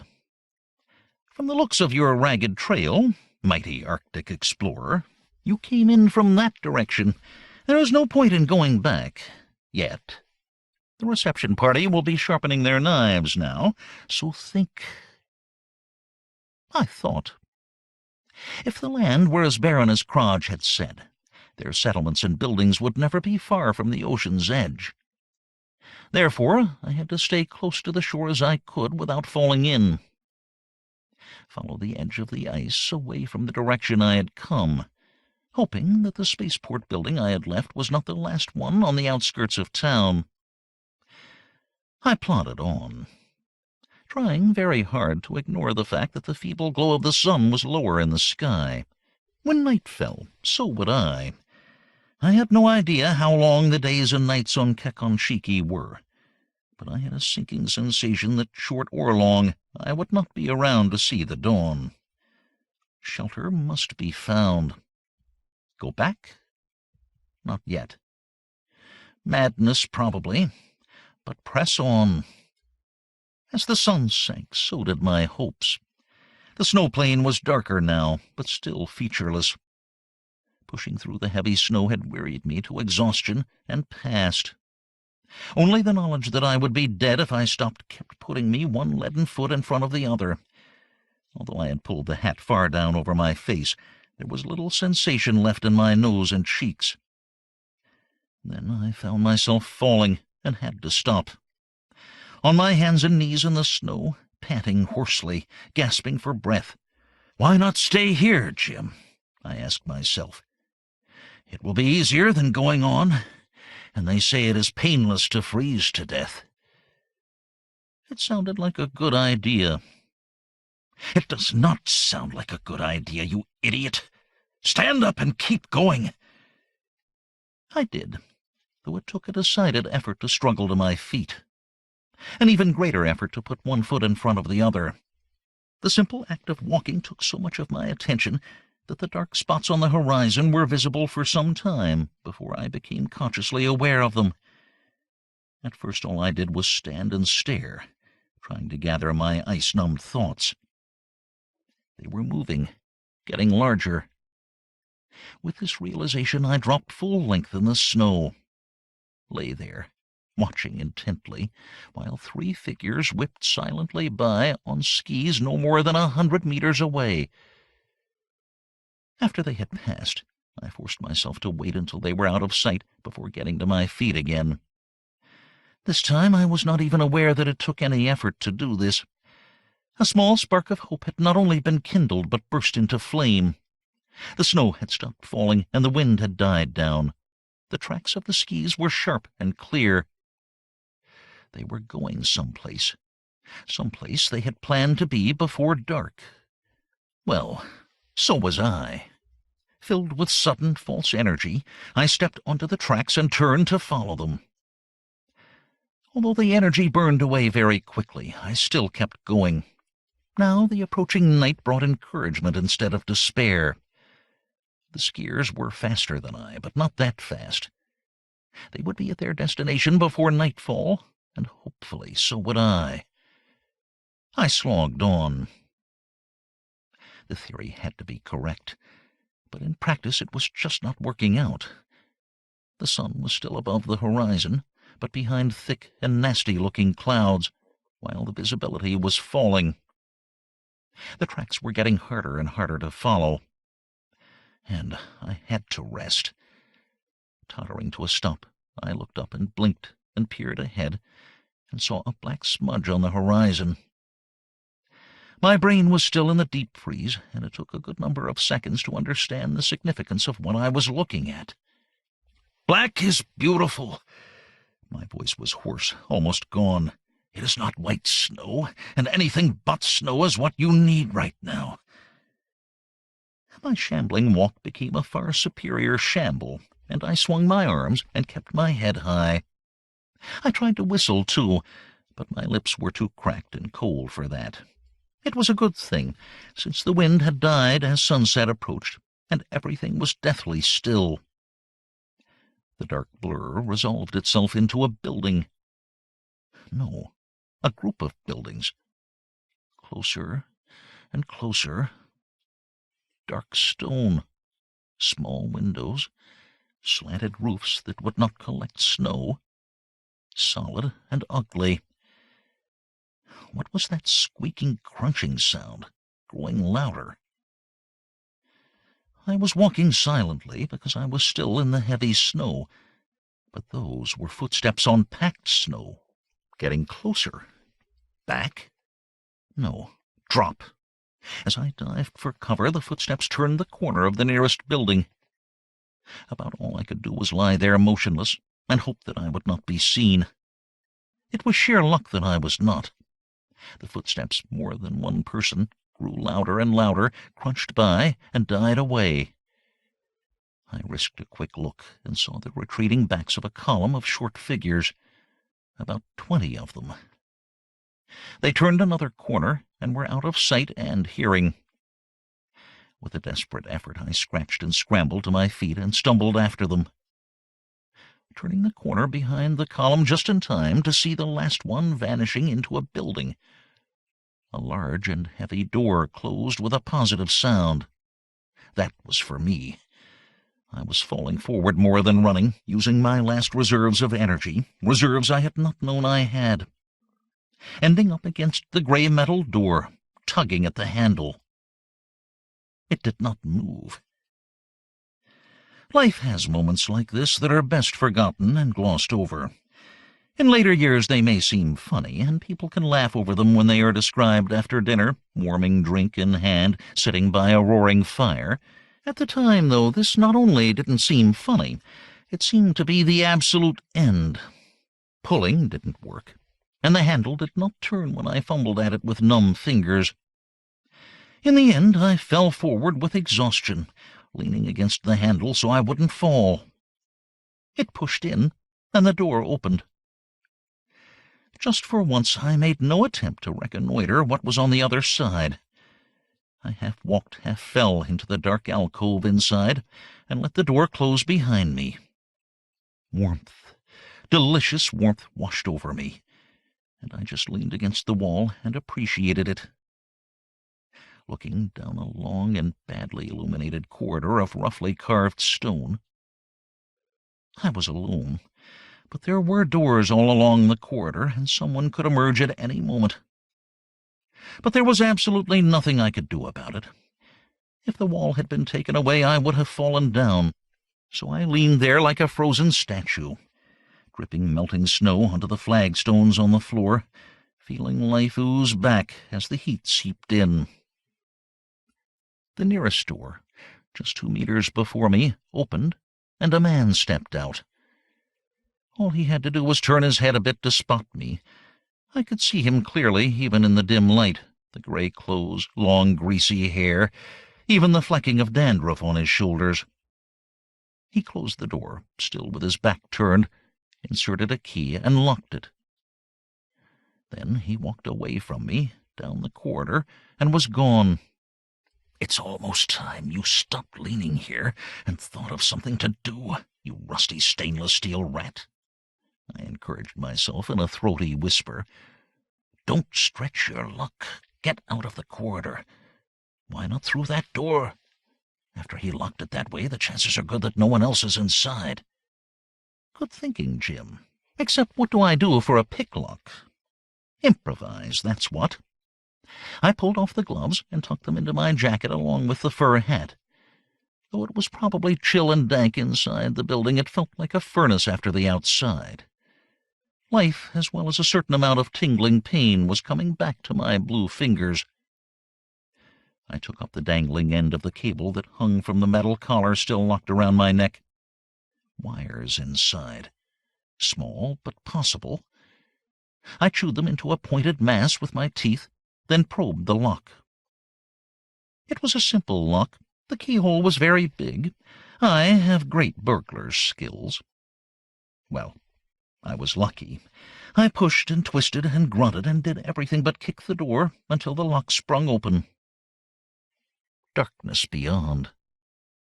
I eased through, closed and locked it behind me, and breathed a very deep sigh of relief. For the first time since I had made my break, I felt that I had a chance. With a happy sigh, I slumped to the floor and fell asleep. Well, almost. Tired and exhausted as I was, even as my eyes were closing, I realized that this was definitely not the right thing to do. To have come this far, and to be recaptured because I fell asleep, that was ludicrous. To work, I told myself, then bit my tongue. It worked fine. I lurched to my feet, muttering uncouthly at the pain, and felt my way through the blackness with outstretched hands. I was in a narrow room or corridor, little wider than my shoulders. There was nothing to be accomplished standing there, so I shuffled forward to a bend where there was a dim glow of light. Still wary, I poked my head around it carefully to see a window set into the wall beyond. A small boy was standing on the other side of the window, looking directly at me. It was too late to pull back. I tried smiling at him, then frowning, but he did not respond. Then he raised his fingers and ran them through his hair, patting the hair into place afterward. A bell rang dimly in the distance, and he turned his head to look, then walked away. Of course. One-way glass. A mirror from his side, a foggy window from mine. Set there with a purpose. To observe without being observed. To observe what? I walked around and looked at what was obviously a classroom. The boy, along with a number of counterparts, now sat at a desk watching the teacher intently. This individual, a gray man with equally gray hair, stood before the class lecturing unemotionally. His face was expressionless as he talked. And so were, I realized suddenly, the faces of the boys. No smiling, laughter, gum-chewing, nothing but stolid attention. Very unschoolroom-like, at least in my experience. The framed poster behind the teacher's back carried the message. In large black letters it read, "Do not smile." A second sign to one side of it continued the message, "Do not frown." Both admonitions were being grimly obeyed. What kind of a schoolroom was this? As my eyes grew accustomed to the darkness, I saw a switch and a loudspeaker next to the glass. The function seemed obvious. I flicked the switch, and the teacher's voice rolled over me in drab tones. "Moral philosophy. This course is a required course, and every one of you will take it and stay with the course until you have a perfect grade. There are no failures. Moral philosophy is what makes us great. Moral philosophy is what enables us to rule. You have read your history books. You know the days of Kekonshiki. You know how we were abandoned, how we died, how only the 1,000 were left alive. When they were weak, they died. When they were afraid, they died. When they allowed emotion to rule reason, they died. All of you are here today because they lived. Moral philosophy enabled them to live. It will enable you to live as well, to live and grow and to leave this world and bring our rule to the weaker and softer races. We are superior. We have that right. Now tell me, if you are weak, we die, the boyish voices chanted in expressionless harmony. If you are afraid, we die. If you allow emotion... I switched off the program, having the feeling that I had heard more than enough for the moment. It gave pause for thought. For all of the years that I had been pursuing and battling with the gray men, I had never bothered to stop and think why they were what they were. I had just taken their nastiness for granted. The few words I had overheard told me that their brutality and intransigence was no accident. Abandoned, that's what the teacher had said. For reasons lost in the depths of time, a colony must have been established on this planet. For ore or minerals of some kind, possibly. It was so inhospitable, so far from the nearest settled worlds, that there had to have been a good reason to come here, to work to establish a settlement. Then the people here had been abandoned, either for local reasons or during the bad years of the breakdown. Undoubtedly, the colony had never been meant to be self-sustaining, but once on its own, it had to be. The majority must have died. A handful lived. Lived, if it can be called that, by abandoning all human graces and emotions, lived by devoting their lives simply to the battle for existence.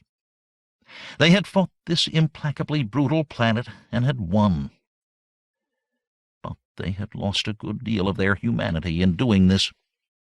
They had become machines for survival and had brutalized themselves emotionally, crippled themselves, and passed on this disability as a strength to the future generations. Moral philosophy. But moral only when it related to surviving on this savage planet. Most unmoral when it came to subjugating other people. Yet there was a horrible kind of correctness to it, at least from their point of view. The rest of mankind was weak and filled with unneeded emotions, smiling and frowning, wasting energy on frivolities. These people not only thought they were better, their training forced them to believe that they were better. That, and the inculcated generations of hatred of the others who had abandoned them here, made them into the perfect galaxy conquerors. On their terms, they were helping all the planets they conquered. The weak should die. That was right. The survivors would be led down the path of righteousness to a better life. Being few in number, they could not conquer directly, but must work through others. They had engineered and managed the interplanetary invasions of the Cleand, invasions that had been succeeding until the Special Corps had busted things up. A busting up that I had organized. No wonder they had been eager to get their cold little hands on me. And this was the training ground, the school that made sure that every little Kekonshiki kid was turned into an emotionless copy of his elders. No fun here. This school for survival that perverted every natural tendency of youth fascinated me. I was warm now, and safe enough for the moment, and the more I learned about this place, the better chances I would have to make some plan to do something, other than lurk in dark corridors. I went on to the next classroom. A workshop, applied science or engineering. Bigger boys here, working on apparatus of some kind. Some kind. That kind. I clutched the metal ring about my neck while I looked on, as hypnotized and paralyzed as a bird by a snake. They were working on the little metal boxes with push buttons, boxes with cables that ran to collars like the one I was wearing. Scientific torture machines. I moved my hand slowly and switched on the speaker. The difference is in application, not in theory. You assemble and test these synaptic generators in order to familiarize yourself with the circuitry. Then, when you go on to axion feeds, you will have a working knowledge of the steps involved. Now, turn to the diagram on page 30.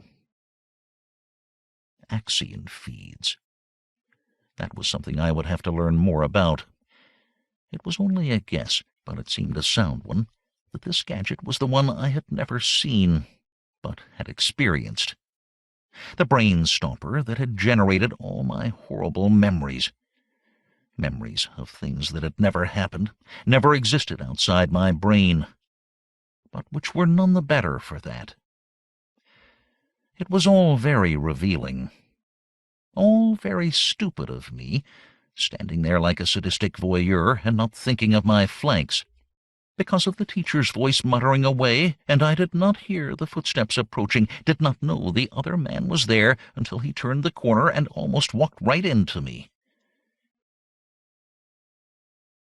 13.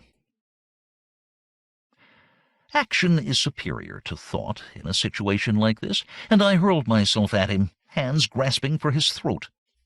Silence first, then quickly unconscious. He did not move, but he did speak. Welcome to Eurocerata School, James diGriz. I was hoping you would find your way here. His words shut off as my thumbs closed down on his windpipe. He made no move to resist, nor did his expression change in the slightest as he looked me calmly in the eyes. His skin was loose and wrinkled, and I realized suddenly that he was very, very old. Although I am well equipped by training and circumstance to fight and even kill in self-defense, I am not really very good at throttling old grandfathers to death while they are quietly watching me. My fingers loosened of their own accord. I matched the man stare for stare, and snarled in my most nasty manner, "Shout for help, and you are dead in an instant." That is the last thing I wish to do. My name is Hanasu, and I have been looking forward to meeting you ever since you escaped. I have done my best to lead you here. Would you mind explaining that? I let my hands fall, though I was still alert for trouble. Of course. As soon as I heard the radio report, I tried to put myself in your place. If you went south or east, you would end up among the buildings of the city, where you would be quickly found. If you did not do this, your course would take you west, in the direction of this school. Of course, if you headed north, you would come to the sea very quickly, and would then still have to go west. Operating on this theory, I changed today's schedules and decided that all of the boys needed more exercise. They are all hating me now because they missed hours of classroom study that will have to be made up tonight. But they all did a number of kilometers on skis. Their course, not by chance, took them first south, then west, to return here in a large loop along the shore. This was designed so that if you did see any of them, you would follow them here. Is that what you did? There was no point in lying. Yes. Now what do you plan to do? Do? Why, talk to you, of course. You were not seen entering the building? No. Better than I expected. I was sure I would have to axion feed some people. You are very ingenious. I should have remembered that. Now, the other end of this observation gallery leads to my office. Shall we go there? Why? You're going to turn me in? No, I want to talk to you. I don't believe you. Naturally, you have no reason to, but you have little choice. Since you did not kill me at once, I doubt if you will do it now. Follow me." At that, Hanasu turned and walked away. There was little else I could do except trot after him and stay close.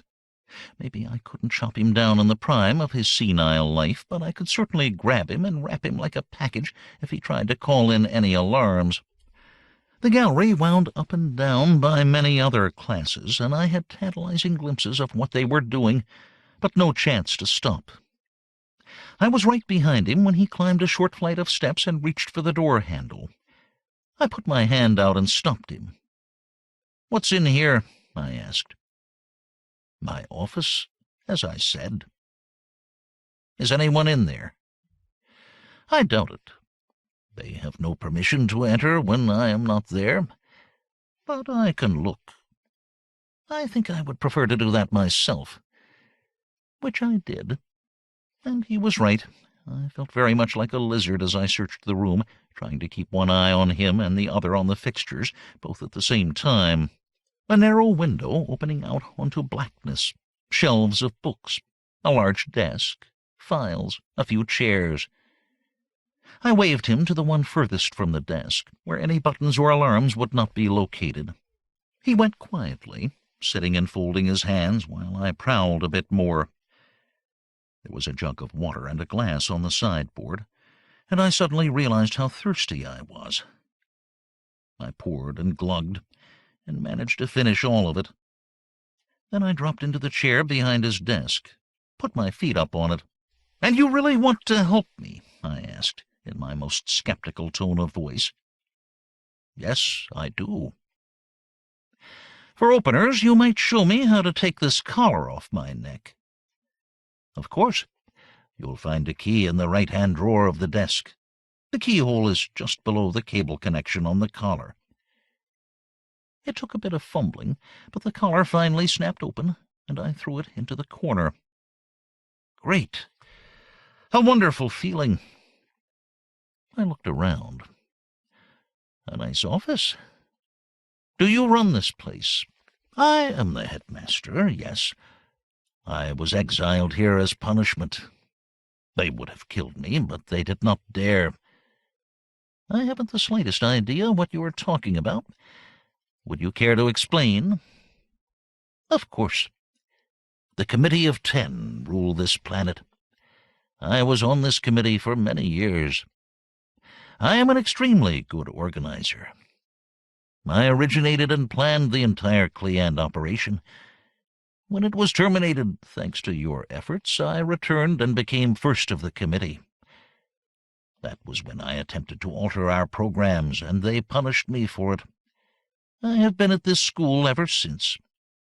I cannot leave here, nor can I change one word of the program, which is fixed and immutable. It is a very safe prison." This was getting more and more interesting.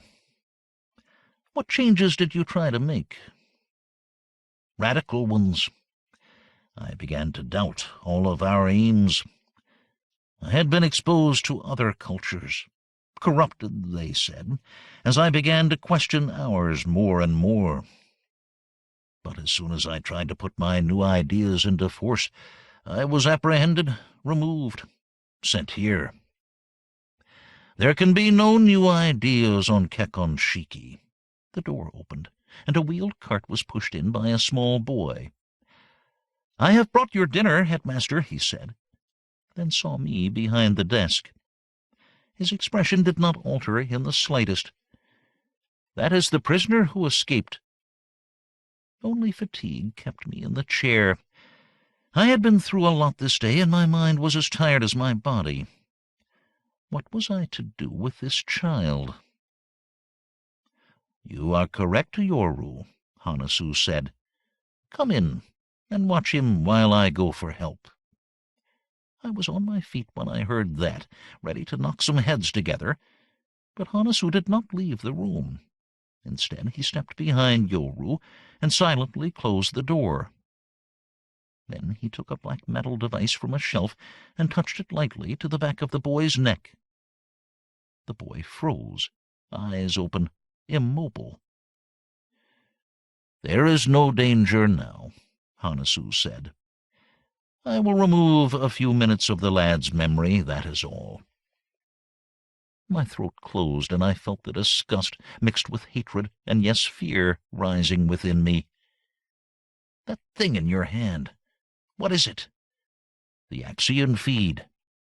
You will have seen it many times, though of course you have no memory of that.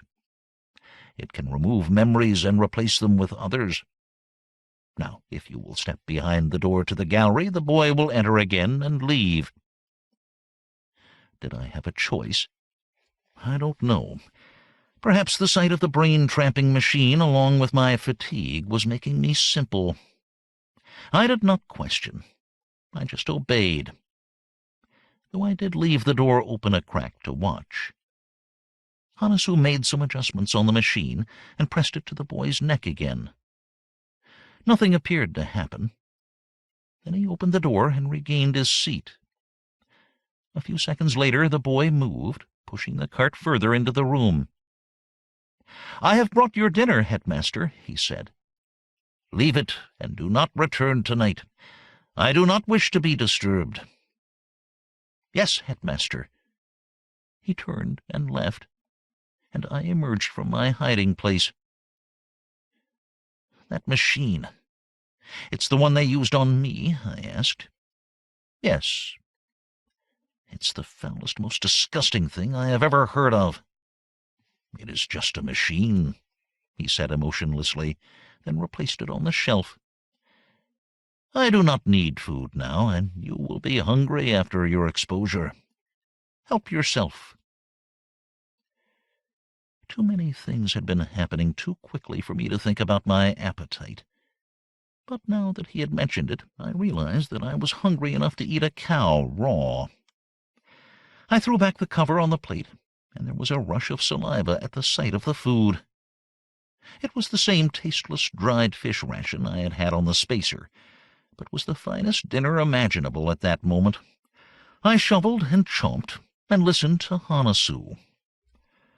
"I am trying to understand your reasons for saying that the machine is disgusting. You mean the uses it is put to, don't you?" I nodded, my mouth too full to talk. "I can understand your reasoning. That is my trouble. I'm very intelligent, or I would not have been first in my classes and then first on the committee.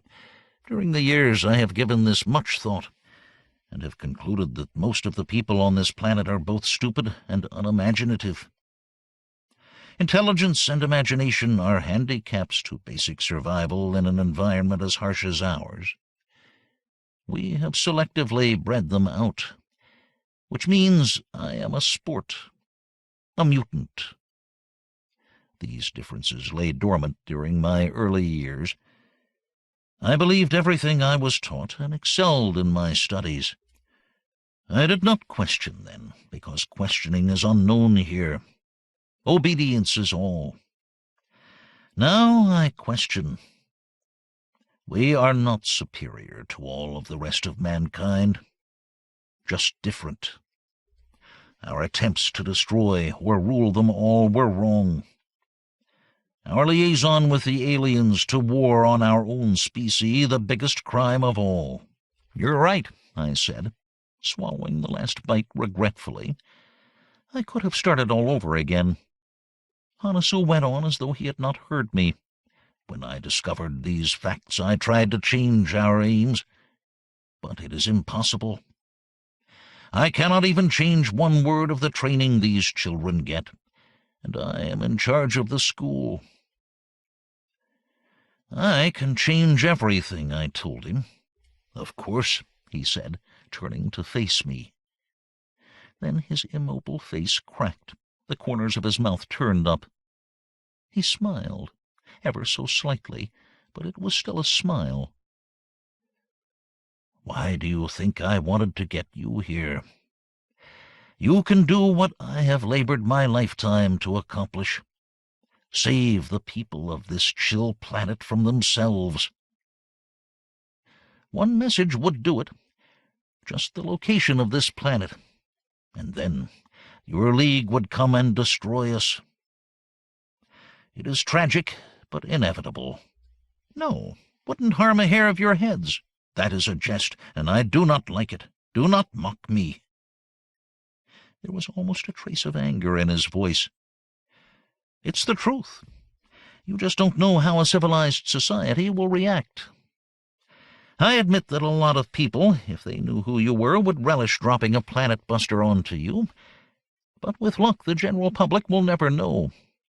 The League will just keep an eye on your people to see that they don't cause any more trouble, and offer you the usual aid and assistance."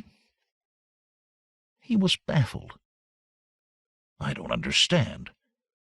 "They must kill us. Stop with the killing already. That's your trouble. Live or die, kill or be killed. That philosophy belongs to a darker stage of mankind's development that we have hopefully left behind.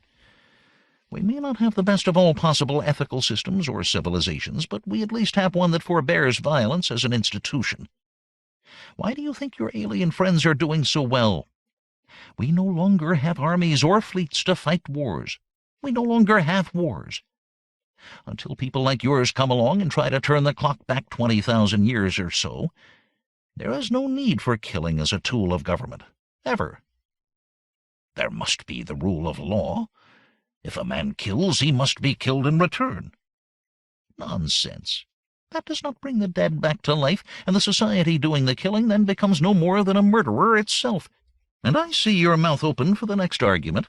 Capital punishment is no deterrent to others. That has been proven. Violence breeds violence. Killing breeds killing. Hanasu paced back and forth the length of the room, trying to understand these, to him, alien concepts. I scraped the plate again and licked off the spoon.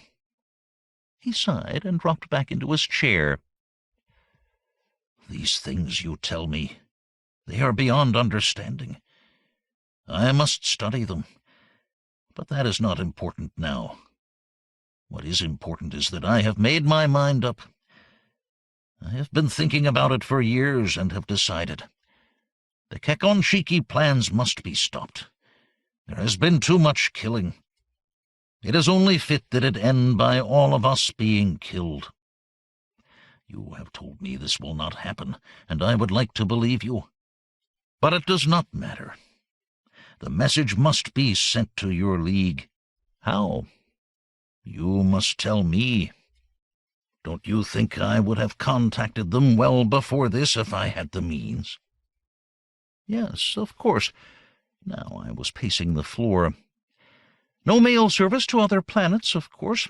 No Psi-men here. Or are there? Not that it's important. They wouldn't send this message. Radio? The nearest League base is 430 light-years away. Yes, well, we don't want to wait that long. I'll just have to find a way to get aboard one of the ships when they leave." "I think that will be next to impossible." "I'm sure of it. So what do you suggest?" "I know, you just asked me that same question, but there has to be a way. Maybe I had better sleep on it. Is there any place safe?" I was interrupted by a high warbling sound. My eyebrows shot up. "It is the communicator. An outside call.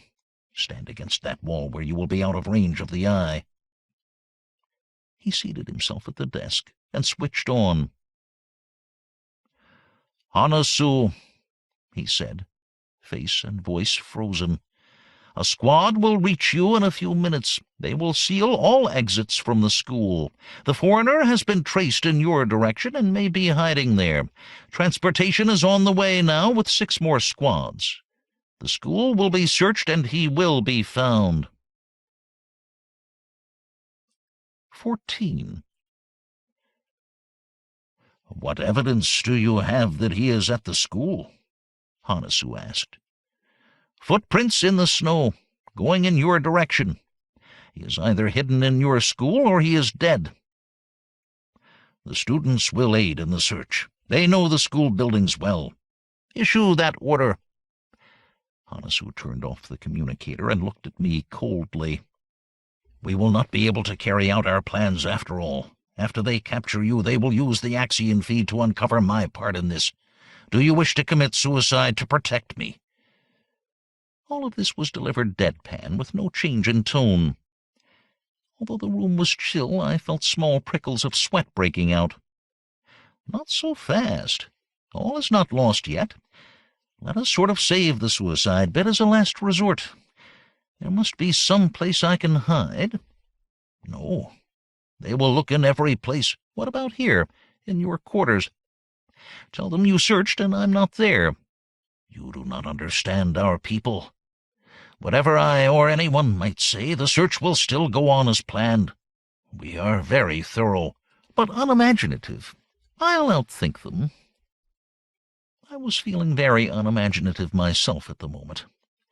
Only the spurt of adrenaline generated by the suicide offer kept my engines chugging away at all.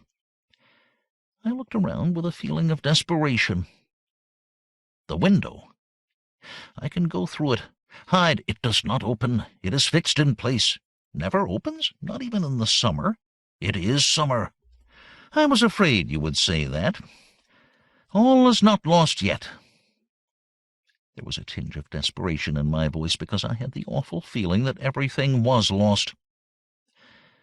I know. If not inside, I'll hide outside. There must be a way to get up onto the roof, make repairs, nail down loose shingles. There are no shingles. I resisted the urge to tear out a handful of hair. Look, I don't mean it literally, but is there a way to get on the roof from inside the building? There might be. I fought hard with myself not to shake him by the neck until he gave me the right answers. Are there plans, blueprints of the school? Yes, they're in the file. Then get them, quickly if you please. How long would it be before the search squads arrived? I cracked my knuckles and chewed my thumb and grabbed the sheets when he produced them, flipping through them rapidly, trying to ignore Hanasu's cheery observations. This is a waste of time. There is no escape. I do not wish to be interrogated with the Axion feed. Therefore, if you will not commit suicide, I will— Stop with the gloom already, I snarled. It was depressing. My finger stabbed down. There. What is that? That symbol. Hanasu held the sheet at arm's length, adjusted the light, squinted at it. My pulse rate doubled. Yes, I see it, he finally said. It is a door. I clapped him on the back. We're home free. If you do just as I say. First, order everyone in the school to get together. Not just the students, but the teachers, cooks, gardeners, torture specialists, everyone. We don't have any gardeners. I don't care. My voice was beginning to crack, and I had to fight a measure of control back into it. Just get them all together, now, to help in the search. Talk first, and I'll explain later. He obeyed without question. Good old Kekonshiki discipline. By the time he had made the announcement, I knew what came next. I can't risk being seen, so you will have to get what I need from the labs. I want a power tool. Make sure it's fully charged. At least 10 long nails or screws, 50 meters of 500-kilo test line, a battery light, and a lubricator. Where's the safest place for me to wait while you get them? Here, there will be people in the corridors. By the time I return, they will all be in the assembly hall. That was sort of my idea, too. I do not know what you are planning, but I will help you. There will be time for me to commit suicide after you are captured. That's it, Hanasu boy. Always look on the bright side. Now go. He went, and I prowled the carpet and looked for an unchewed fingernail to chew. I jumped when the communicator buzzed, but I stayed far away from it. Hanasu was gone all of 4 minutes. It felt like 4 days.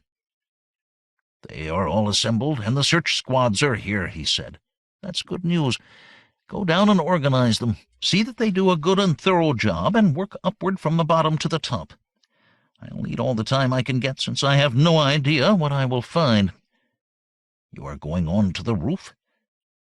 What you don't know, you can't tell. Get moving. You are, of course, correct. He started for the door, and as he opened it, turned back for an instant. Good luck. Isn't that what is said in a circumstance like this? It is. Thanks. Good luck yourself, and I'll see if we can't avoid the mutual suicide pact." I was out right behind him, running up the stairs as he tottered down, the construction diagram clutched in my hand. The climb was nice and warming, but I was panting loudly by the time I had reached the top floor. It had been a long day, down to the end of the corridor to what appeared to be a storeroom, the door of which was locked. "Jim diGriz laughs at locks." I laughed as I used one of the large nails to pick the even larger lock. The door swung open with a loud squeaking, and I was through and slammed it behind me. There was no light switch that I could find, and the air was frigid and musty. I turned on the light I had brought and looked around, treading between the heaped boxes and ancient files. The door I was looking for was at the far end of the room, a good 4 meters above the floor. There was no ladder. Better and better, I chortled and began to collect boxes that I could climb up on. This took some time, since I could not drag any of them and leave marks that might be noticed. I had to carry each one and stack it on the ones below to build a pile. Before I was done, I was no longer feeling chill. In fact, I sweated a bit when I thought of the searchers and wondered how close they were getting. I stacked faster. The door was more of a trapdoor. A meter-square lid let into the angle of the roof just below the peak. When I pushed at it, it squeaked, and a fine rain of rust particles showered down on me, which is about what I expected. I carefully applied the lubricant so it didn't drip, then wiped up all the rust. It would have been obvious it had been opened recently if I left it in its original condition. Now it was just another smooth-working trapdoor, and I only hoped that whoever was in charge of trapdoors like this wasn't around when the search was made. This was a chance I had to take. Now, when I pushed up on the trapdoor, it lifted easily, and a blast of freezing air rushed in. I opened it all the way and poked my head out into the freezing night. Stars sparkled in the darkness above, giving just enough light for me to see that there was absolutely no place of concealment on the roof. "Solve that one when you come to it, Jim," I told myself with false good humor. "One step at a time, you crafty devil. You've licked them so far. You'll win in the end." While I babbled this fatuous morale-boosting, I was driving a heavy nail into the coping outside. When it was well home, I tied the end of the line to it.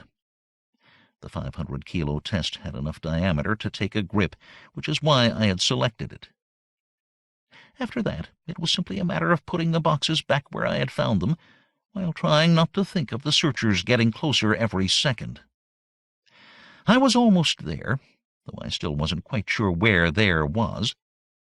All I wanted to do was to rush up to the roof and to close the trap door.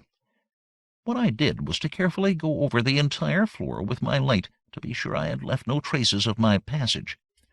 I found a lovely big footprint in the dust of one of the boxes. I turned the box on its side. Only when I was sure that nothing obvious indicated my visit did I go to the line leading up to the opening. After making sure that all my equipment was secure, I turned off the light, stowed it in my pocket, and seized the line. Behind me in the darkness, I heard a key rattle in the lock. Now, I don't know if there is any athletic event called the 4-meter rope climb, but if there is, I am sure that I set a new record at that moment. Without pausing for breath, I was up it, hand over hand, grappling with insane desperation. One instant I was on the floor, the next I had the edge of the opening in my hand, was up and through it, stretched full length on the peak of the roof, with one leg on each side, pulling up the rest of the rope. It seemed endless, and I had finally pulled it all clear and was closing the trapdoor when a light appeared in the room below. "You take that side, Bukai, and I'll do this one," a gruff and toneless voice said. "Look behind all the boxes. Open one's big enough for a man." With desperate caution, I closed the door, holding fast with my fingertips until it was in place. What next? Would the searchers come up here? To ask the question was to have the answer. Of course they would. They would look everywhere a man could possibly be. Then I must find an impossible place. The featureless welded metal surface on the roof filled me with no enthusiasm. It slanted away on both sides at a steep angle. Ahead of me, not 5 meters away, was the end of the roof. Featureless. Nothing in that direction, so perhaps in the other. I grunted as I pulled one leg up to turn around. It was then that I discovered that the metal was covered with a thin sheet of ice. My feet shot out from under me, and I started to slide. Down the slippery surface, my fingers scrabbling for holds that did not exist, faster and faster toward the edge and the drop to the frozen surface far below. Until I remembered that the line was still attached. I grabbed at it with both hands. It slithered through my gloves. Then I gripped harder and held on. The shock on my arms when I stopped was something else again. All I could do was hold on, waiting for the pain to go away, aware that my feet were hanging over the abyss. As soon as I could, I dragged myself up, hand over hand, to the peak of the roof again, where I remembered the searchers below and the fact that the trapdoor was going to be open very soon. Of course, the roof in the other direction was as featureless. Maybe they would not see me in the starlight. I had to get as far away from the trapdoor as I could. Unfastening the rope with numb fingers, I straddled the peak and began to crawl along it, arms and legs wide spread. Dragging myself really, sliding on the ice, knowing that if I slipped to one side or the other, that would be the end. The end. That's what the roof did. Stopped. When I looked over my shoulder, I saw that the trapdoor was clearly visible, as I would be to anyone putting his head out. The line had held me before. It was going to have to do it again. Carefully and slowly, so I wouldn't lose my balance, I worked the power tool out and fitted one of the nails into the jaws. I would have to take the risk that the thick roof would muffle the sound. One touch on the trigger drove the nail in through the metal at the peak of the roof at the very end. My fingers were cold and clumsy in the gloves as I worked desperately to tie a knot on the line, to slip it over the nail, to tie a loop further down, to fit my foot into it, and to let myself slide carefully over the edge, to hang down the end of the building, to ignore the creaking as the nail took up the strain. There was a loud bang further back on the roof as the trapdoor was thrown open. I hung quietly, listening, smiling at my success as I heard the searchers talking clearly. "See anything, Bukai?" "No." "Anyone on the roof?" "No. Shall I come back inside?" "Well done, diGriz. The enemy outwitted again, you clever devil." "No. Walk along the roof and look." They were machines, not men. Any intelligent man would not have ventured out on that icy roof. He would have known better. Any intelligent man would not have found me. These machine-minded morons just followed instructions until they succeeded. The slitherings and gruntings grew closer and closer, and my rope twitched as someone pulled at it. I looked up into the expressionless features of the searcher as he leaned over the end of the roof. 15. This was it. My eyes were adjusted to the starlight so that I saw his head jerk when he spotted me, saw him sit up and turn his head about and open his mouth to shout. "A hero!" Then he slipped, and for the first time I saw expression on the face of a gray man. Horror. He grabbed for the nail holding the rope and missed. His fingers slapped hard on the roof. Then he slid away, faster and faster. I could hear the sound of his sliding, but he made no other sound. Nothing. Then he was gone, and I covered my ears because I did not want to listen to what happened below. What next? The chill seeped into my bones as I hung there in the night and waited. There were muffled voices inside the building. I couldn't make out the words. Then someone else joined the other man in the open trap door. "Did Bukai say anything?" "He spoke my name. As he slipped and fell?" "Yes." That is not good. It is not. He is better dead, a man who shows emotion like that. Then the trapdoor closed. What nice people. Bukai sure had friends. I suppose I felt sorrier for him than they did. Moral philosophy.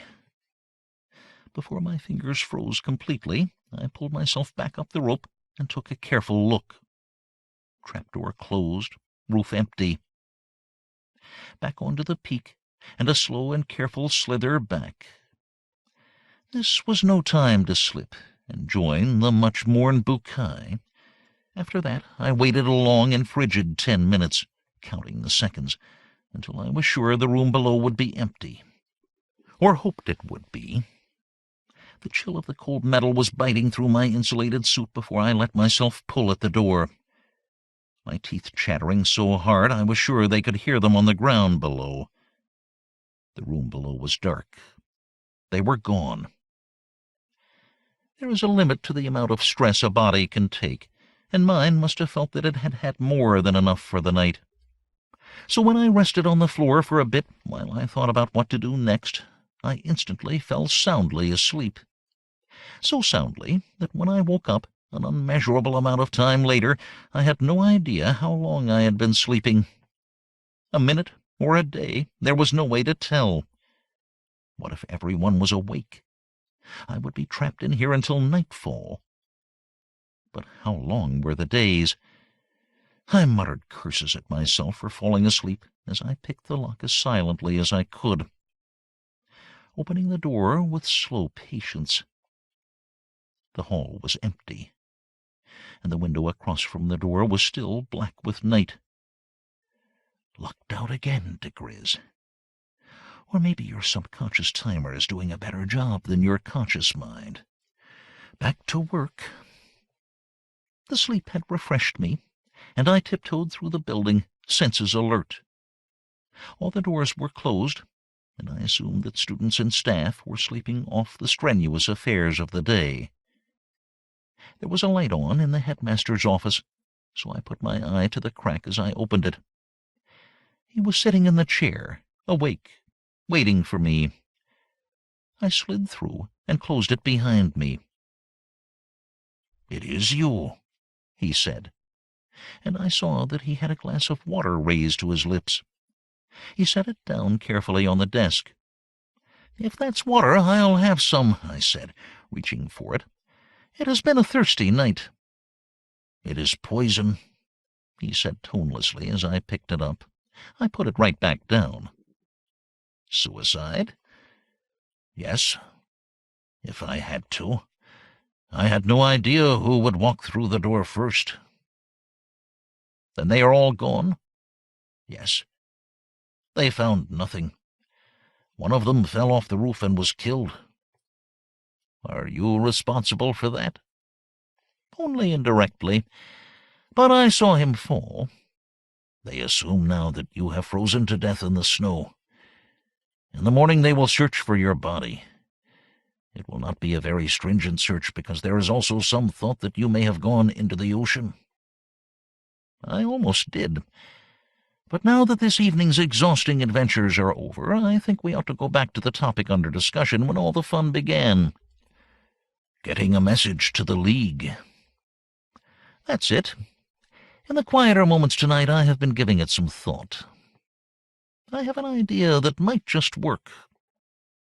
Are you tired?" "Not particularly." "Good.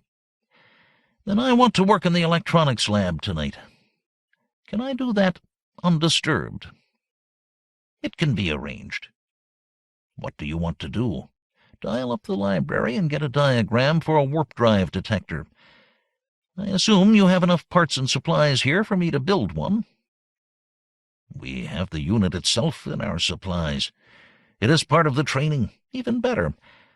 Let's get to the lab and get started, and I will show you what I want to do." With Hanasu doing the fetching and me doing the assembly, my device soon took shape. When it was completed, I stood it on the bench and stepped back to admire it.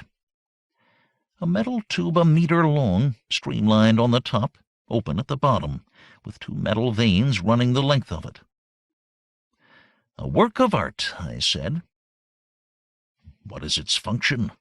Hanasu asked, a realist to the end. "It gets attached to one of your spacers, and that will be our next problem.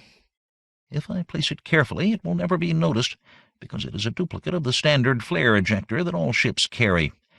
Only this one doesn't have flares. It has these."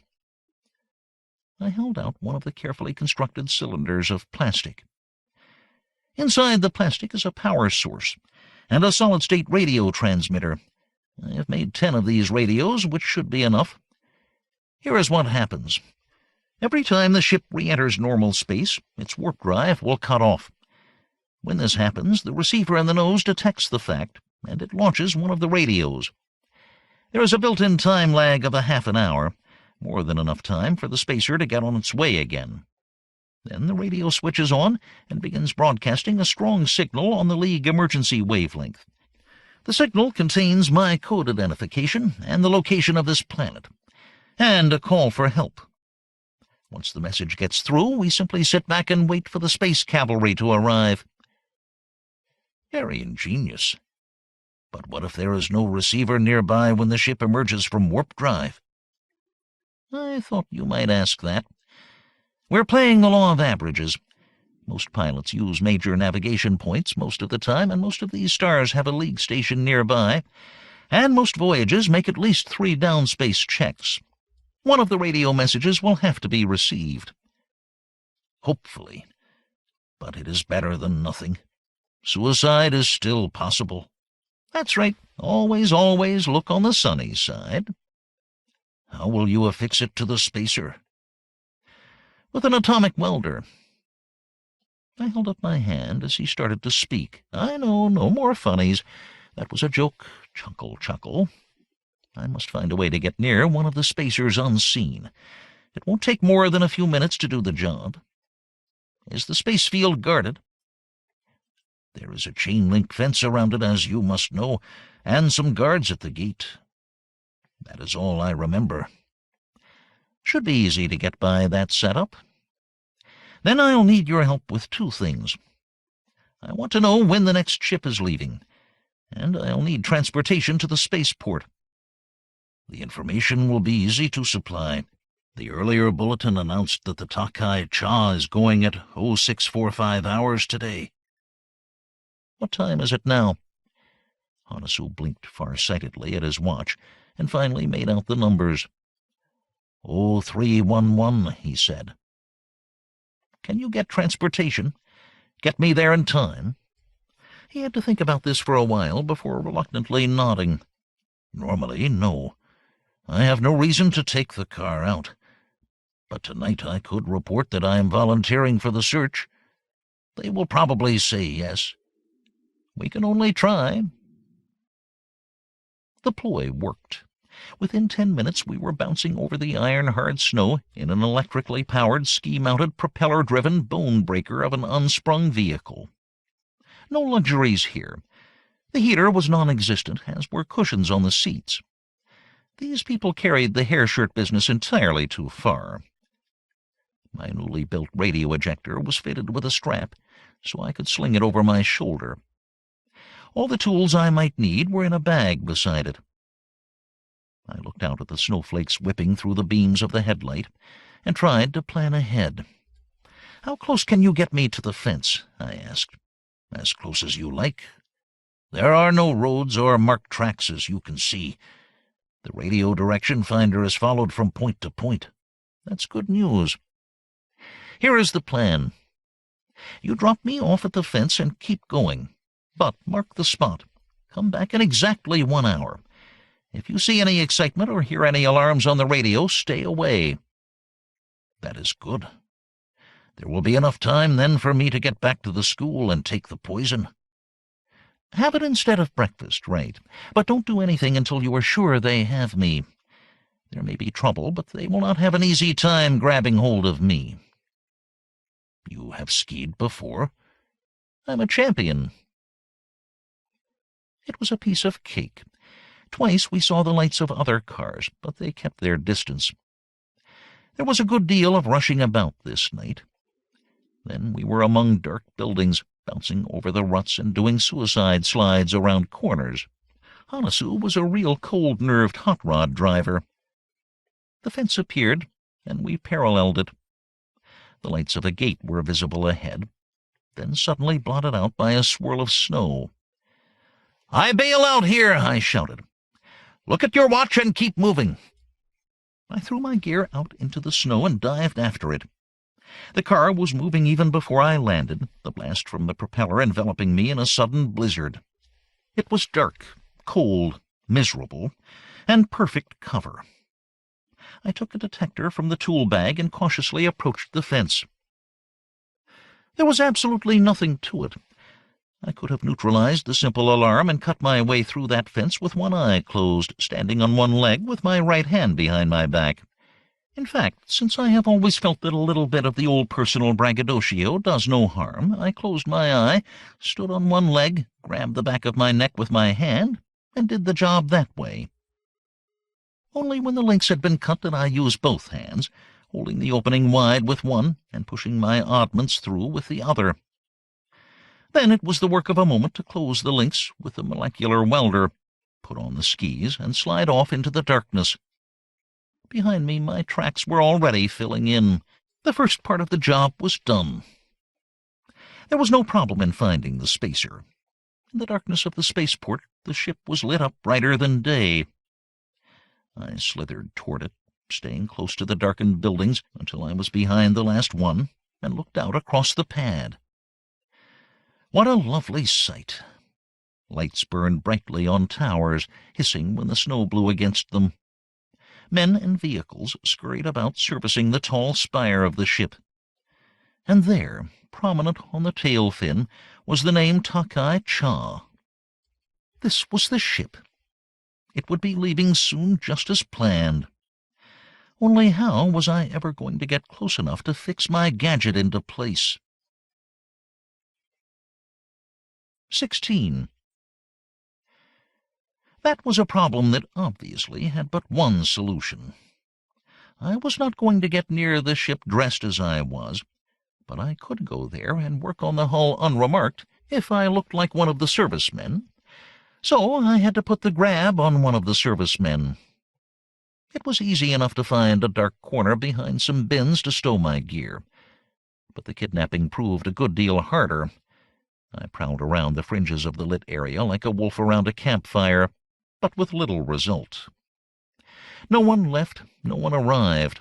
The laborers labored on with Kekonchiki and plod, slowly and carefully with no display of emotion. I was displaying enough for all of them. Hanasu's watch tripped through the seconds and minutes, and then the hour. I had missed my appointment. What was worse, I had not done the job I had come for. In less than an hour more the spacer would be taking off, and there was still no way of getting near it. My patience was gone. I was frothing slightly, and thinking up and rejecting one suicidal plan after another, when one of the servicemen decided to leave. He climbed down from the service gantry and walked slowly through the accumulated snow toward one of the buildings. I had to zip around the back, slither on my belly past some lit windows, then dash to the front again. It worked because I was just in time to see him enter a door marked Benjo in large letters. I whisked in right behind him and saw what a benjo was. Being a respecter of certain rites, I restrained myself and let him finish his communion with the gods of the water closet before I decked him. This also made sure that his fingers were busy with zips and buttons. He never knew what hit him. I knew. It was the edge of my hand. After that it was off with his coveralls, zip-zip with the wire on ankles and wrists, another bit around his head to hold the gag into place, then back into the john. I wired him to the plumbing and locked him into the cubicle. I could have left him out in the snow to freeze to death, but this went very much against my own moral philosophy that I had been preaching to Hanasu. I also happened to believe in it. All would go well as long as he wasn't discovered until after the spacer took off, which would not be long now. His coveralls were a tight fit, but I doubted if anyone would notice the difference. His safety helmet covered my head, and with the collar turned up, very little of me was visible. Now for the final step. I felt very conspicuous marching out under the lights with the tube under one arm, the tool bag slung casually in the other, and I had to walk slow, slog along when I wanted to run. This was hard to do, but my only safety lay in looking normal, slow and steady. No one looked up. No one seemed to care about anything except his own work. I still sighed deeply when I reached the cab of the mobile gantry and threw in my things. The controls were simple enough. Slowly and carefully I drove around the base of the ship, out of sight of any of the servicemen for the moment. But there might be men watching whom I could not see in the darkness, so I still moved at the sluggish pace of the others. On to the gantry with my equipment, then slowly up beside the fin to the top, the standard location of the flare ejector. Of course there wasn't one there. This made little difference, since I was now taking the place of one of the only people who might spot my addition. It had to go on, and on it went. The molecular welder hummed happily, and the metal of the hold-down fins was joined irrevocably to the metal of the hull. It would not be visible from the ground in the still driving snow. "Do the job, baby," I said, patting it affectionately. Then back down, and a quick vanishing act. This time I didn't risk the walk, but drove the gantry away instead, parking it in the shadow of the nearest building. 10 minutes to go. A car rolled out with the crew, who stamped stolidly aboard, and other cranes and platforms were pulling away as well, and it was getting very close to take-off time. "Why is that gantry here?" a voice behind me asked. "Remstma," I said in a muffled voice, not turning my head. Footsteps approached. "I can't hear you. Repeat." "Can you hear this?" I said as he got close, whipping about and getting both hands around his neck.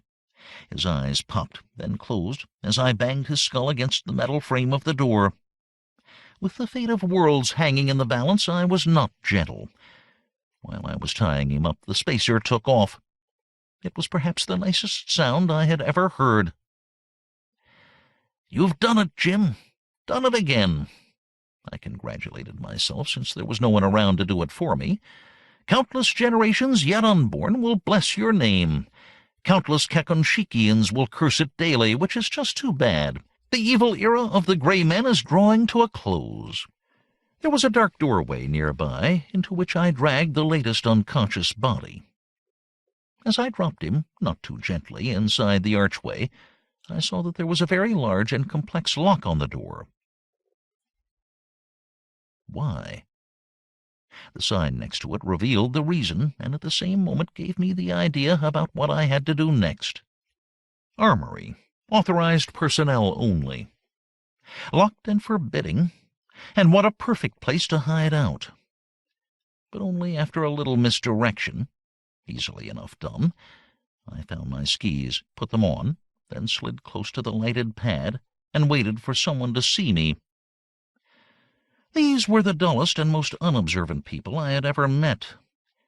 I slithered back and forth for 5 minutes without being spotted. It was really getting very boring, and I was tired as well. In the end, I swooped within 10 meters of 2 of them, and actually had run into some metal drums before they noticed me. When they looked up, I put my arm over my face, hunched over, shivered, stumbled, then shot away into the darkness. All that was missing was a white arrow pointing at my back. They didn't react, of course, but I at least hoped they would remember me and the direction I had gone, which was straight back to the fence. This time I made a big enough hole to drive a tank through, and left it open as well. Picking up speed, I slid off into the darkness, heading for the wide-open spaces, leaving a clear trail. Using my light at the same time to see if I could find a way to confuse it. The opportunity came soon enough. A car was grinding along, almost paralleling my own course, so I slanted over to join it. The thing was much faster than I was, and was well past when I slid into its tracks. But I didn't go too far this way, just far enough to show our tracks merging and cutting back and forth across each other's.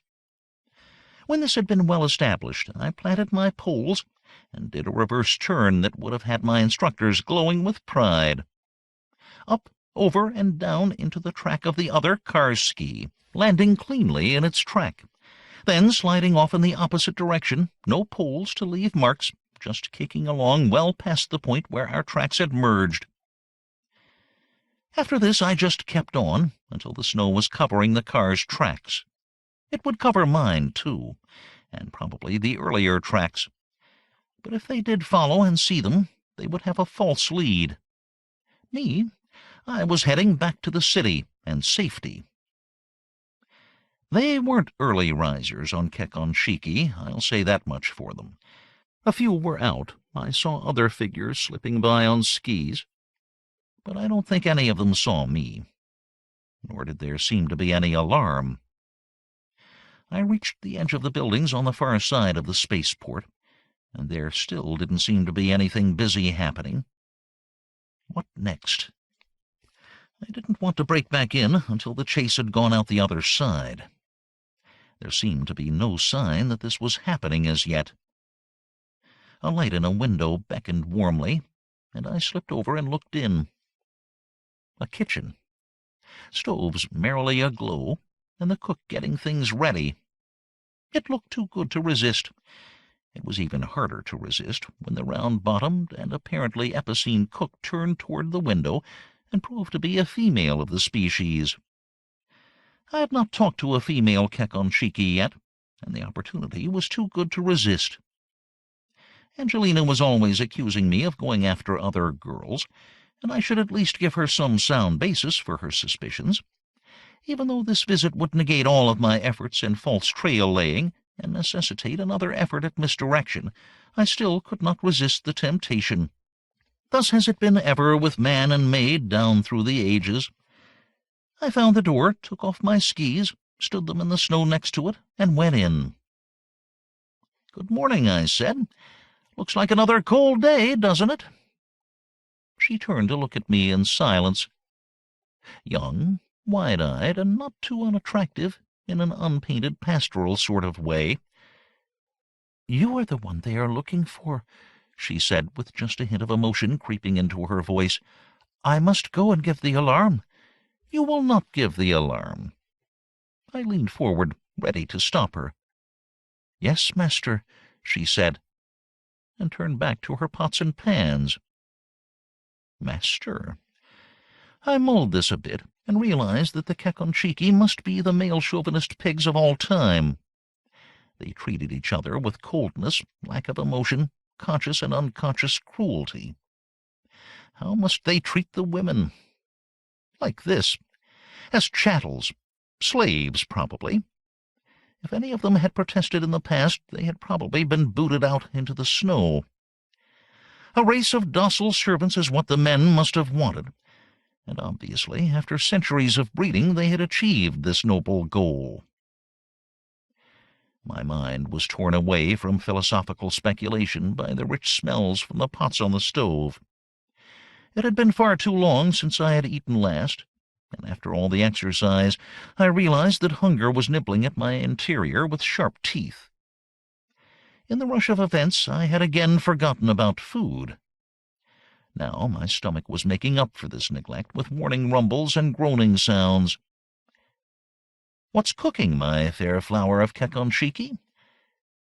She kept her eyes lowered, and pointed out cooking utensils one by one, slowly and carefully. "In here is boiling water. In here is fish stew. In here are fish dumplings. In here is seaweed sauce. In here— That's fine, I've heard enough. I'll have a portion of each, except for the boiling water, that is." She ladled some metal bowls full, and I tucked in with a curved bone spoon. It was pretty tasteless stuff, but I was not complaining. I even managed to eat the entire amount a second time before slowing down. As I slurped and shoveled, I watched her closely, but she made no attempt to escape or give a warning. "My name is Jim," I said, burping with appreciation. "What's yours?" "Cairo." "Fine meal, Cairo. A little bit light on the seasoning, but that's not your fault. It's the cuisine of the land." "Are you happy in this job?" "I do not know that word, happy." "I'll bet you don't." "What kind of hours do you work here?" "I do not understand what you mean." "I get up, I work, I go to bed. All days are like this." "No weekends or holidays either, I am sure. This world dearly needs some changes, and they are on the way." Cairo turned back to her work. "This culture won't have to be busted. It will just fall apart. The historians will keep a record of it, and then it will vanish, and a touch of civilization will enter your lives. Look forward to a happy tomorrow, Cairo. Tomorrow I will work like today. Not for too long, I hope." With a delicate pinky nail, I probed for a bit of seaweed stuck in the interstices of my teeth. "What time do you serve breakfast?" She looked up at the clock. "In a few minutes, when the bell rings." "Who eats it?" "The men here. The soldiers." I was off the chair before the last syllable dropped from her lips, pulling on my gloves. "The food has been great, but I'm afraid I have to be pushing on. Heading south, you know. Got to make some time before the sun comes up. I suppose you wouldn't complain too much if I tied you up." "Do with me what you will, master." Her eyes were lowered when she said it. For the first time in my life, I was ashamed of being a male chauvinist pig. "It will be better some day soon, Cairo. I promise you that. And if I ever get out of this with a whole skin, I'll send you a relief parcel. Some dresses, lipstick, and a textbook on fem lib. Now, is there a storeroom here?" She pointed it out, and I kissed her on the forehead.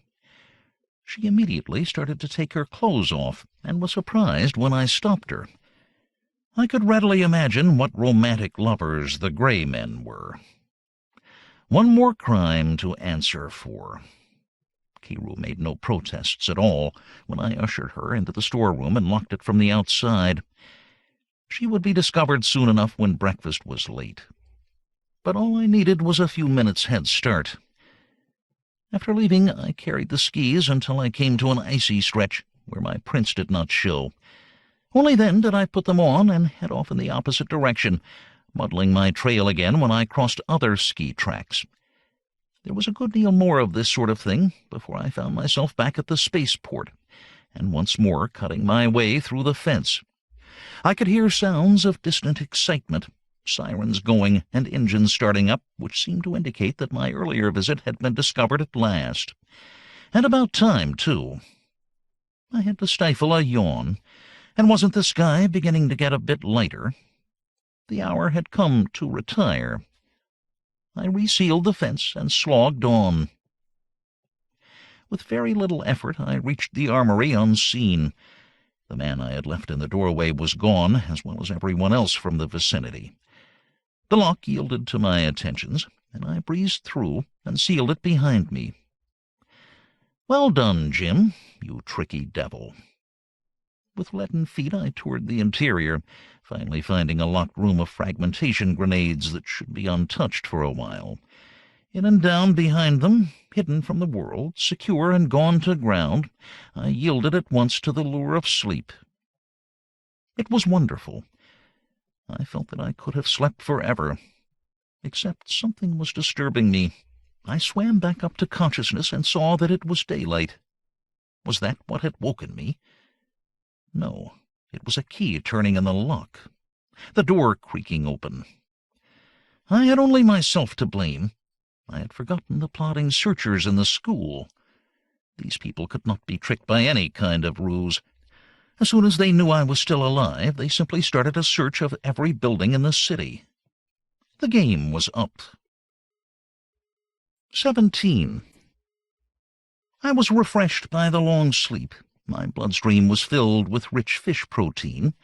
And I was very angry at myself for not making a better attempt at hiding out. But like the rest of us, I would rather be angry at someone else rather than admit the fault was mine.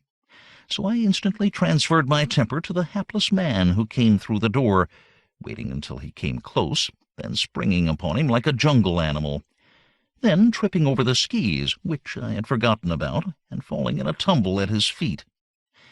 Not that this made much difference to the outcome, since these people had no idea at all about infighting. It was the old twist and crunch once again, after which I shouldered the skis, stepped over the unconscious body, and peeked out of the door. More of them were searching the building on all sides of me as I plodded toward the exit. One of them glanced up, and I actually did 3 paces more before he reacted. "He is there, trying to escape," he said in a dull monotone. "Doing it, too," I shouted, and rushed through the door right over the man coming in. Then it was just a matter of stepping into the skis and zipping away. Of course, this did no good at all, other than put off the inevitable for a few more minutes. The fence had been repaired, the entrances were guarded, and my toolkit was back in the armory. As I rushed around, wondering what to do next, I heard the car engines starting up. Grab one of them, rush the gate. Then what? One man against an entire world wasn't going to do me much good on this planet. Maybe I could find another hiding place in the city. Why? I couldn't escape these people. Why put off the inevitable? I stopped to think about this, then remembered what they could do with the Axion feed, and I started up again. Maybe Hanasu was right, and suicide was the only answer. But I rejected this out of hand.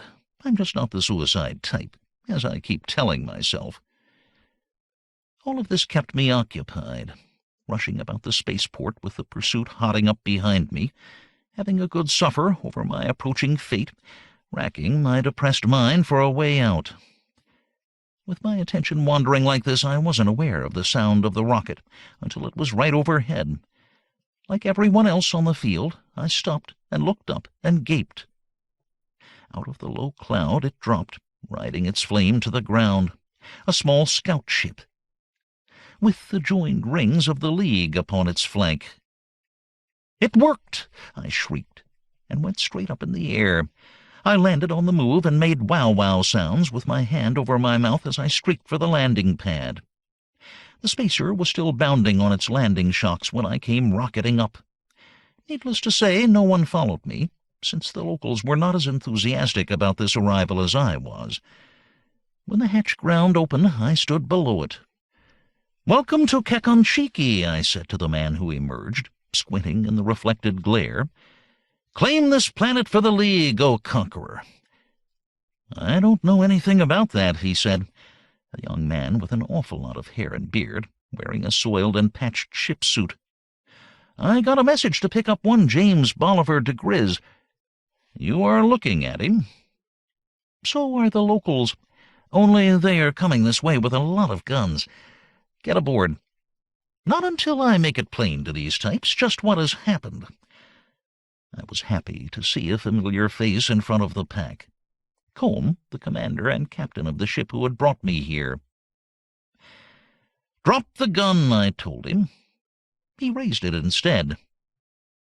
"You will come with me, both of you." I saw red. These people were so dense it sickened me. What they had done, the untold number dead because of their infernal plans, sickened me even more. "Don't shoot, I beg of you," I cried, hands in the air, stumbling toward him, kicking up hard on his wrist so the gun went flying. I caught it, grabbed his arm, twisted him around, and ground the gun into the side of his neck as hard as I could. "Listen to me, you ice-cold idiots," I shouted. "It's all over. Finished. Through. You have lost. You will cause no more trouble in the galaxy. Your only strength was secrecy, so you could work away like roaches inside the wall. But that's over now. Don't you see the insignia on this ship? It's a League ship. They know about you now, know who you are and where you are. Justice has arrived in the shape of this handsome pilot, who brings you his message of wrath and who announces that he has just conquered your planet. "Have I?" the pilot gasped. "Shut up, you dumbhead, and do your job." "My job was to get you." "You've been promoted. Take their guns." There was a little edge of desperation in my voice because they were raising their guns. Knowing their attitudes, I knew they would calmly shoot Combe in order to get me. I gave his arm an extra twist and pressed the muzzle of the gun deeper into his flesh. "Come on, Combe. Tell them to put their weapons away and surrender. If one shot is fired, I'll see that you are all tortured to death with hot pokers." Combe thought and thought in his plodding, Kekonshiki way, then made his mind up. "The presence of this ship might be an accident." "No accident," the pilot said. "I'll show you the message I received. It went out with a general alarm ordering all ships in the area to this planet. We've been looking for you people for some time. I'll get the message." "There is no need for the message. Kill them both," Combe ordered loudly. "If they lie, it will be the end of them. If they do not lie, it will make no difference, for we are as dead." "Move aside, Combe," the nearest man said, sighting his gun, "or I must shoot you." "Shoot me," was the toneless answer. "Stop it," I ordered, shooting the man in the arm so his gun went flying. "It's no use." They thought otherwise. The guns were swinging about when the pilot delivered the message he had been talking about. Not the one they had been expecting. He wasn't too stupid. Scout pilots rarely are. The nose turret whipped about swiftly, and explosive shells rained down on all sides. I wasted no time, rapping Combe on the skull with the gun, so he would come along quietly, then adding a few shots of my own at the others to keep their heads down, into the airlock and finger on closing button. Combe wasn't quite unconscious, but a kick in the side of the head fixed that. Normally I am not vicious, but this time I enjoyed the sadistic pleasure. "Get flat. This will be a 5G takeoff," the pilot said. It was, too, and I clunked the last centimeters to the deck and got a good slam on the back of my head. By the time I stopped seeing unusual colors, the pressure eased and I floated up. "Thanks," I said with all sincerity. "A pleasure. Those were some nasty-looking friends you had down there." "Those were the loonies who started this whole war. And dare I ask, how is it going?" "We're still losing it," he said with black gloom. "There is just nothing we can do." "Don't say that. It's bad luck. And head for the nearest station with a Psiman, because I have some urgent business to transact. You wouldn't happen to know if a load of prisoners escaped from the aliens?" "The admirals, you mean?" "They're back, and a sorry lot they are, too. I mean, normally you don't care what happens to senior officers, like they're different life forms or something, but this was a not-too-nice thing. They'll be cured. Excuse me smiling, but my wife and sons were responsible for that escape, so it means they're safe." "You got some family." "You can say that again." "You got some family. Don't take me too literally, though I enjoy hearing it. Now, will you please pour the juice to this thing and get us to the Psiman? There is much to be done." By the time we rocketed into the satellite station, I had my messages all written. Something big with a lot of guns and a full complement of troopers would be spared from the war to bring civilization to the Kekonshiki natives. There were exact instructions on how they were to find Hanasu and put him in charge of the pacification. Justice, revenge, and everything else could come later. Right now it was important just to neutralize the gray men to guard our flank. The war still had to be won. I read all the reports in the ship, and by the time I had reached the Special Corps main base, I had a number of plans made. All of them were driven from my mind by the sight of the svelte figure of the woman I loved. "Air," I gasped after a number of minutes of close and passionate embrace. "It's nice to be home. There's more in store, but I assume you want to look after the war a bit first? If you don't mind, precious mine.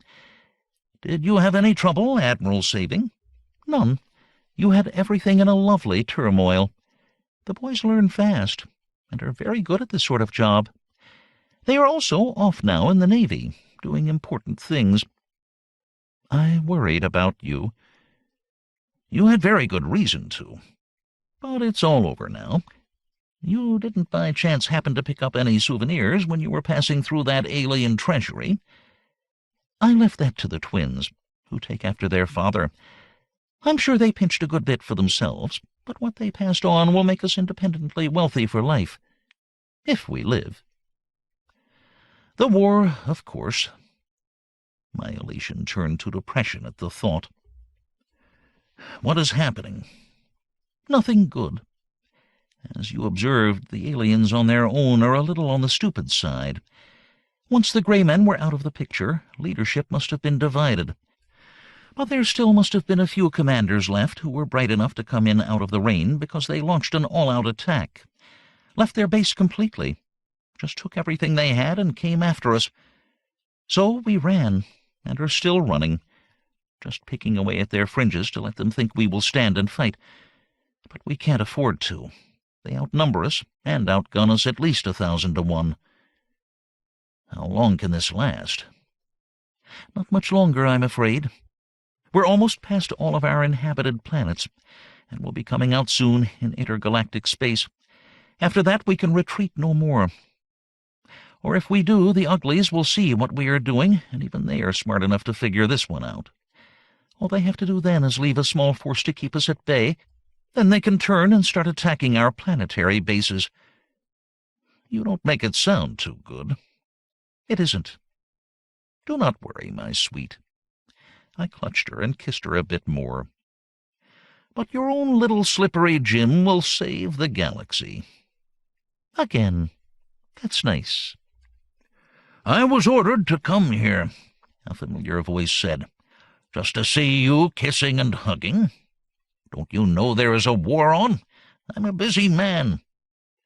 Not as busy as you are going to be soon, Professor Koipu. What do you mean? He shouted angrily and clashed his protruding molars in my direction. I mean, you are about to make the weapon that will save us all, and your name will ring down through the history books forever. Koipu, Galaxy Savior. You're mad. Don't you think you're the first one to ever say that?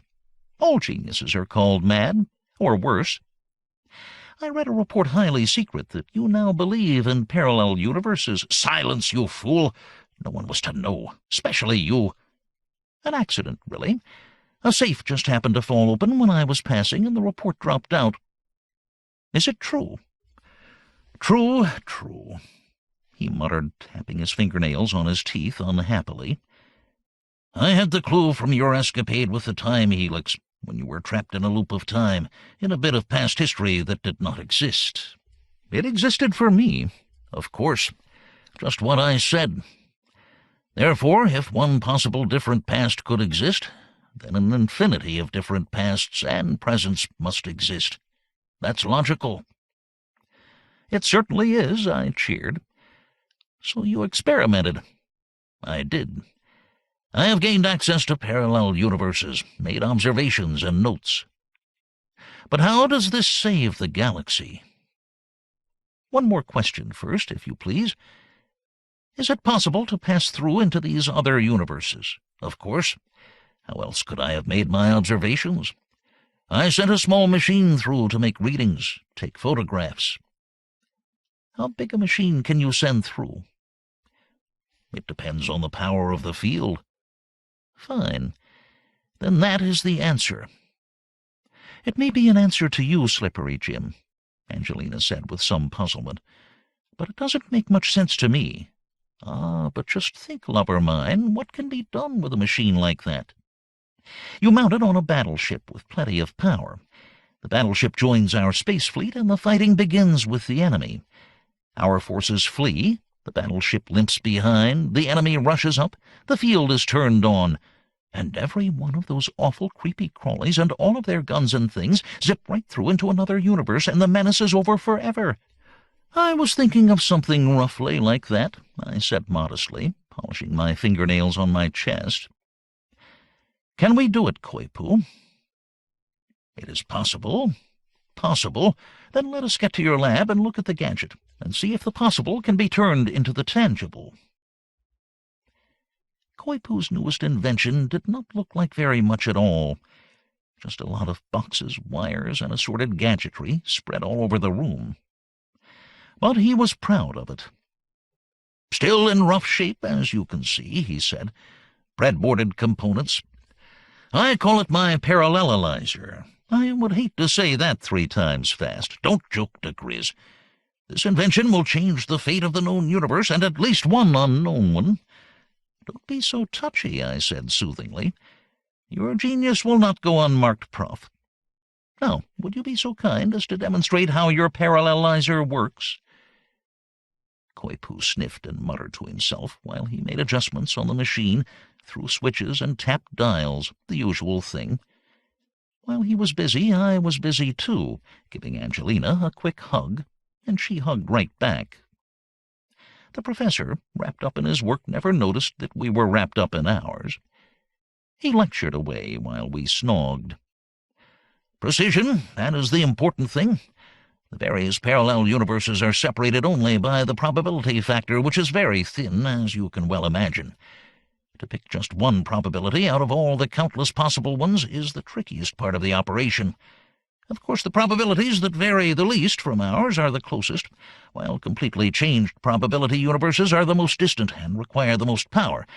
So, for this demonstration, I will take the nearest one and open the portal to it so." A last switch was thrown, and the lights dimmed as the machine sucked in all the available power. On all sides, machines hummed and sparkled, and the sharp smell of ozone filled the air. I let go of Angelina and looked around carefully. "You know, Professor," I said, "as far as I can see, absolutely nothing has happened." "You are a cretin. Look, there, through the field generator." I looked at the big metal frame that was wrapped with copper wire and glowing warmly. I could still see nothing, and I told Koipu so. He screeched in anger and tried to pull out some of his hair, failing in this since he was almost bald. "Look through the field and you see the parallel universe on the other side. All I can see is the lab. Moron! That is not this laboratory, but the one on the other world. It exists there just as it does here." "Wonderful," I said, smiling, not wanting to offend the old boy, though I really thought he was crackers. "You mean if I wanted to, I could just step through the screen and be in the other world?" "Possibly, but you might also be dead. So far I have not attempted to pass living matter through the screen." "Isn't it time you tried?" Angelina asked, clutching my arm. "Only with some living matter other than my husband." Still muttering, Koipu exited and returned with a white mouse. Then he put the mouse in a clamp, fixed the clamp to a rod, then slowly pushed the mouse through the screen. Absolutely nothing appeared to happen, other than that the wriggling mouse managed to squirm out of the clamp and drop to the floor. It scuttled aside and vanished. "Where did it go?" I asked, blinking rapidly. "It is in the parallel world, as I explained." "The poor thing looked frightened," Angelina said, "but it didn't appear to be hurt in any way." "Tests will have to be made," Koipu said. "More mice, microscopic examinations of tissue, spectroscopic determination of factors." "Normally, yes, Prof," I said, "but this is war, and we just don't have the time." "There is one real time saver that will enable us to find out right now." "No!" Angelina called out, being faster on the uptake than the professor, but she said it too late, because even as she called out, I was stepping through the screen. 18. The only sensation I felt was sort of a mild tingle, though even this might have just been a product of my fevered imagination, since I was expecting to feel something. I looked around, and everything looked very much the same to me, though of course all of the parallelizer equipment was missing. "Jim diGriz, you come back at once, or I'll come after you," Angelina said. "In just a moment. This is a momentous instant in the history of science, and I want to experience it fully." It was disconcerting to look back through the screen and find that the view of the other lab, as well as Angelina and the professor, vanished when I walked off to one side. From the front, the field itself was invisible, though when I walked around behind it, it was clearly visible as a black surface apparently floating in space. Out of the corner of my eye, I saw something move. The mouse, scuttling behind a cabinet. I hoped that he liked it here. Before returning, I felt I had to mark the important moment some way. So I took out my stylus and wrote "Slippery Jim was here" on the wall. Let them make of that what they will. At that moment the door started to open, and I instantly nipped back through the screen. I had no desire to meet whoever was coming in. It might even be a parallel world duplicate of me, which would be very disconcerting. "Very interesting," I said. Angelina hugged me, and Koipu turned off his machine. "How big can you make the screen?" I asked. "There is no physical or theoretical limit on its size, since it doesn't exist. Now I am using metal coils to contain the field, but they are dispensable in theory.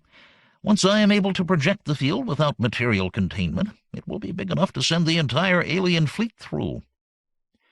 "My thought exactly, Professor. So, back to your drawing board and get cracking. Meanwhile, I'll break the news to our masters." Calling together all of the chiefs of staff was not easy, since they were deeply involved in running the war, if not in winning it. In the end, I had to work through Inskip, who used the powers of the Special Corps to call the meeting. Since they were using this base as headquarters for defense, they found it hard to ignore the call of their landlord. I was waiting when they arrived, crisp and shining in a new uniform, a number of real medals and a few fakes pinned to my chest. They grumbled to each other, lit large cigars, and scowled in my direction. As soon as they were all seated, I rapped for attention. "Gentlemen, at the present time, we are losing the war." "We didn't have to come here to have you tell us that," Inskip snarled. "What's up, diGriz?" "I brought you here to tell you that the end of the war is now in sight. We win." That caught their notice all right. Every grizzled head was now leaning in my direction, every yellowed or drooping eye fixed upon me. This will be accomplished through the use of a new device called the parallelizer. With its aid, the enemy fleet will fly into a parallel universe, and we will never see them again. "What is this madman talking about?" an admiral grumbled. "I am talking about a concept so novel that even my imaginative mind has difficulty grasping it, and I expect that your fossilized ones can't understand it at all. But try." A deep growl ran through the room with that, but at least I had their attention now. "The theory goes like this. We can time travel to the past, but we cannot change the past. Since we obviously make changes by going into the past, those changes are already part of the past of the present we are living in." A number of eyes turned glassy at this, but I pressed on. "However, if major changes are made in the past, we end up with a different past for a different present. One we don't know about since we are not living in it, but one that is real for the people who do exist there.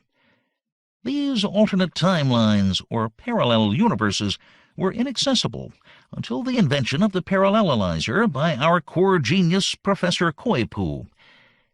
This device enables us to step into other parallel universes, or to fly in or get there in a number of interesting ways. The most interesting will be the generation of a screen big enough for the entire alien fleet to fly through, so they will never bother us again. Any questions?" There certainly were, and after half an hour of detailed explanations, I think I had convinced them all that something nasty was going to happen to the aliens, and the war would be over, and they certainly approved of that. There were smiles and nods, and even a few muffled cheers.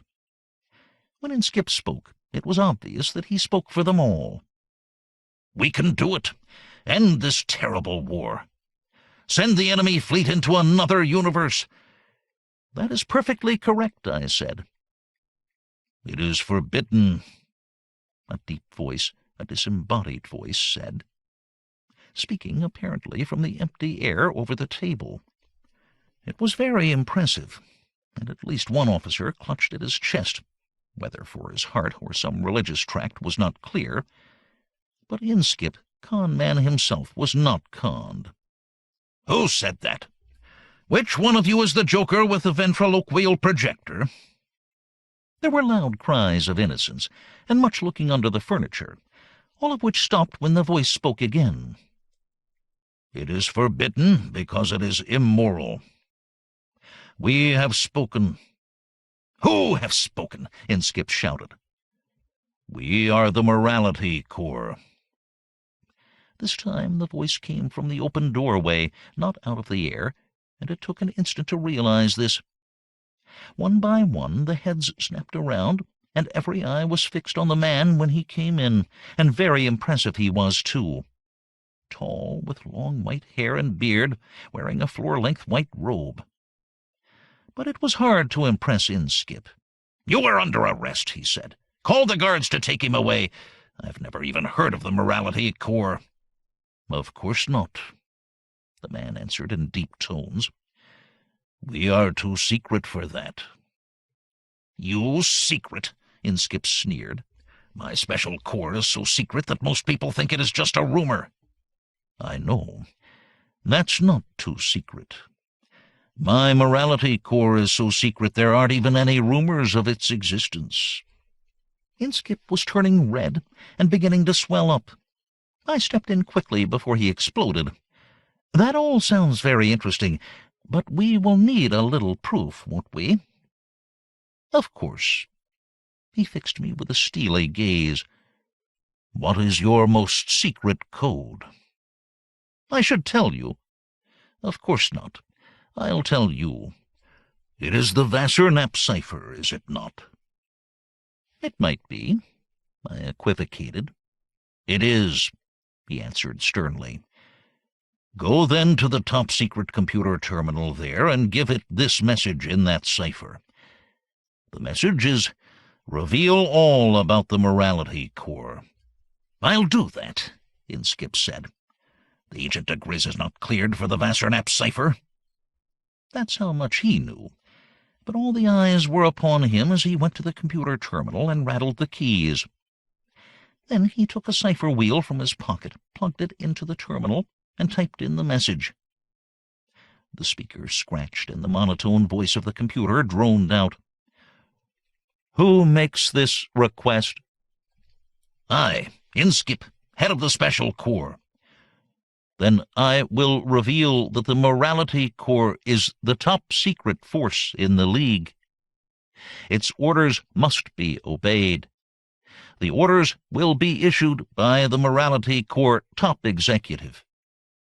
At the present time, the top executive is J. Hova." "I am Jehovah," the newcomer said. "Therefore I repeat, it is forbidden to send the alien invaders into a parallel world." "Why?" I asked. "You don't mind our blowing them up, do you?"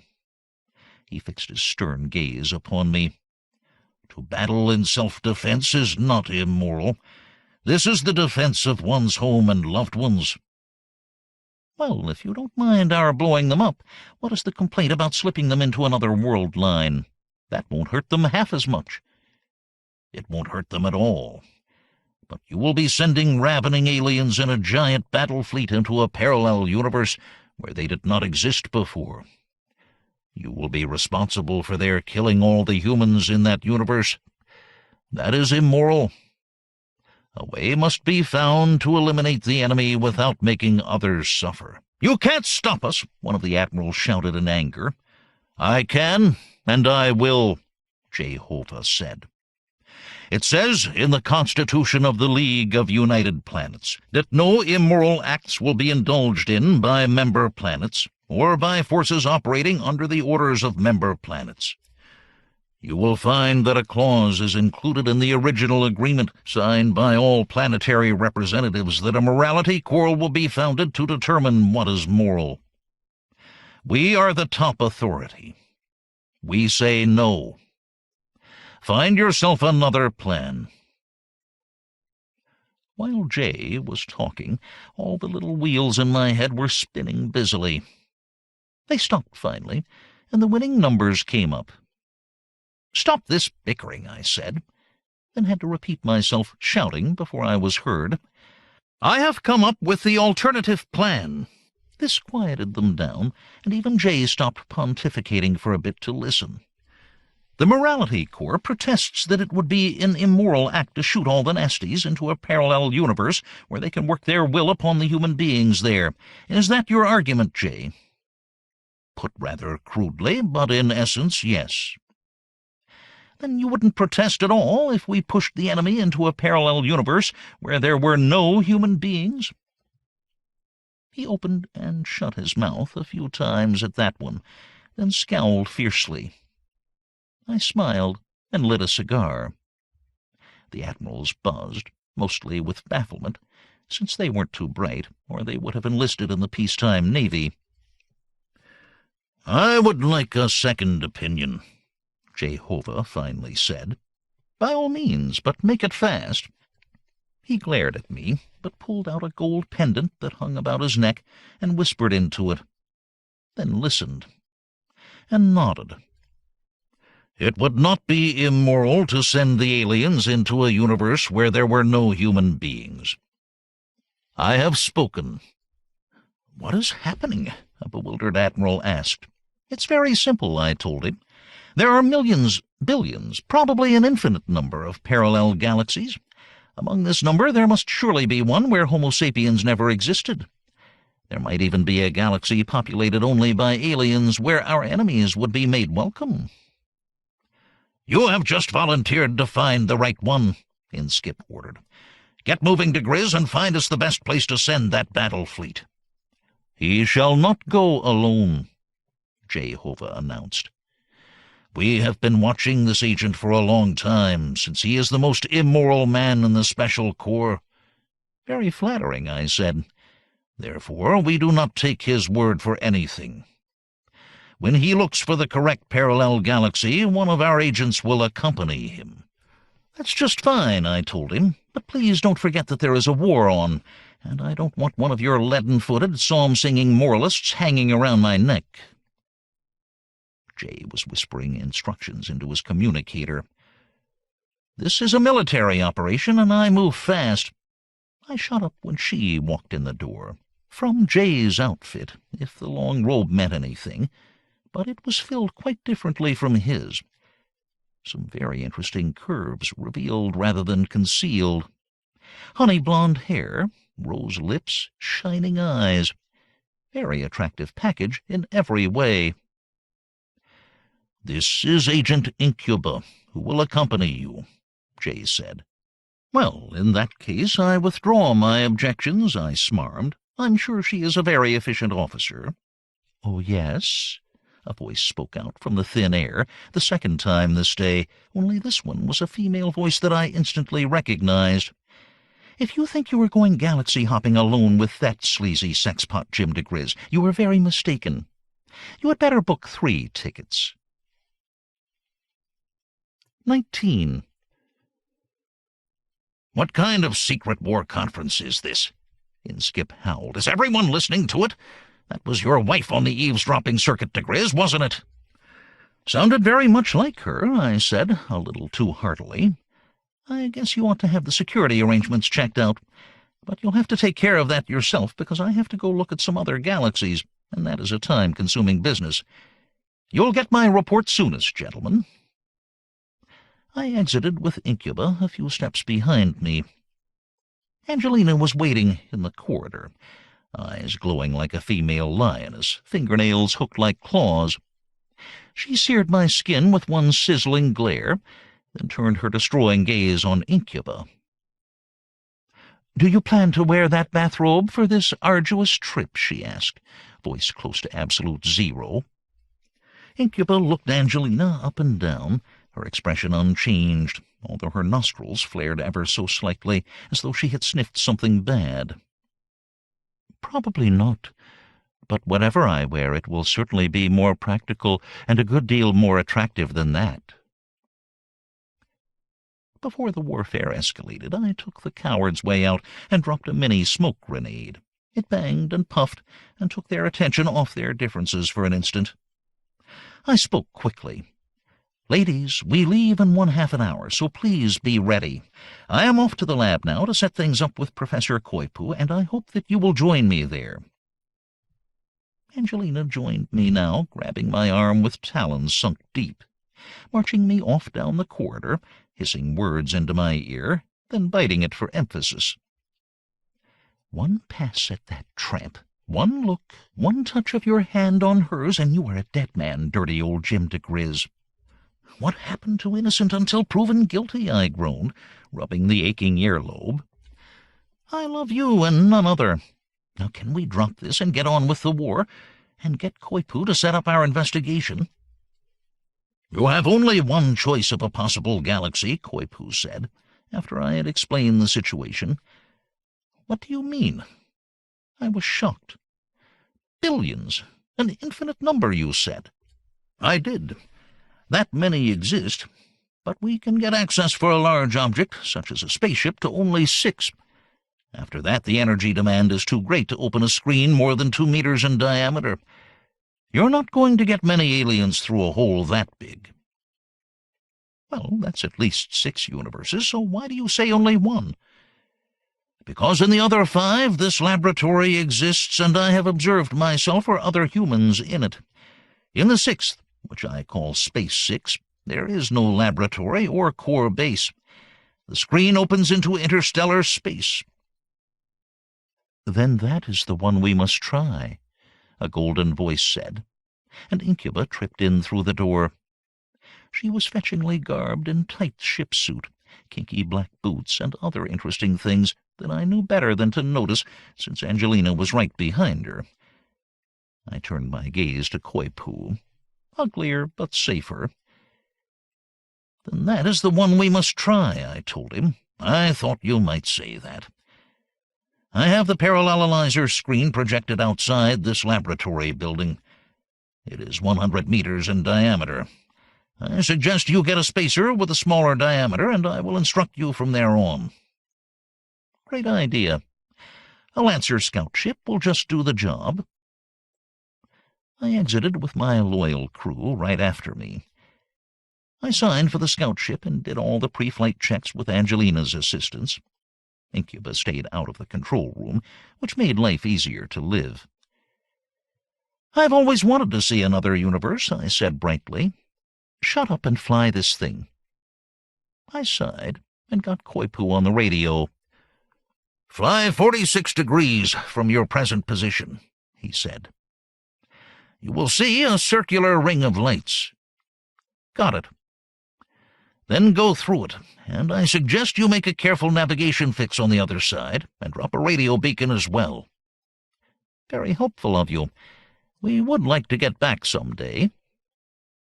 The spacer slipped through the ring, which vanished behind us. In the rear scopes I could see a disk of blackness occulting the stars. "Position recorded. Beacon launched," Angelina said. "You are wonderful. I note from the recordings that there is a nice G2 star over there, about 50 light-years away, and the radio tells me that it was emitting radio signals some 50 years ago. Shall we go look?" "Yes, and that's all you will be looking at." "My love." I took her hands in mine. "I have eyes only for you." Then I saw that she was smiling, then laughing, and we clinched a bit. "You have been leading me on," I accused. "A little bit. I thought it would be fun to go on this trip, and it seemed a good reason. Also, I will flay you with broken glass if you go anywhere near that morality court chicken." "No fear. I am too busy saving the galaxy once again." When we came out of warp drive, Incuba joined us at the controls.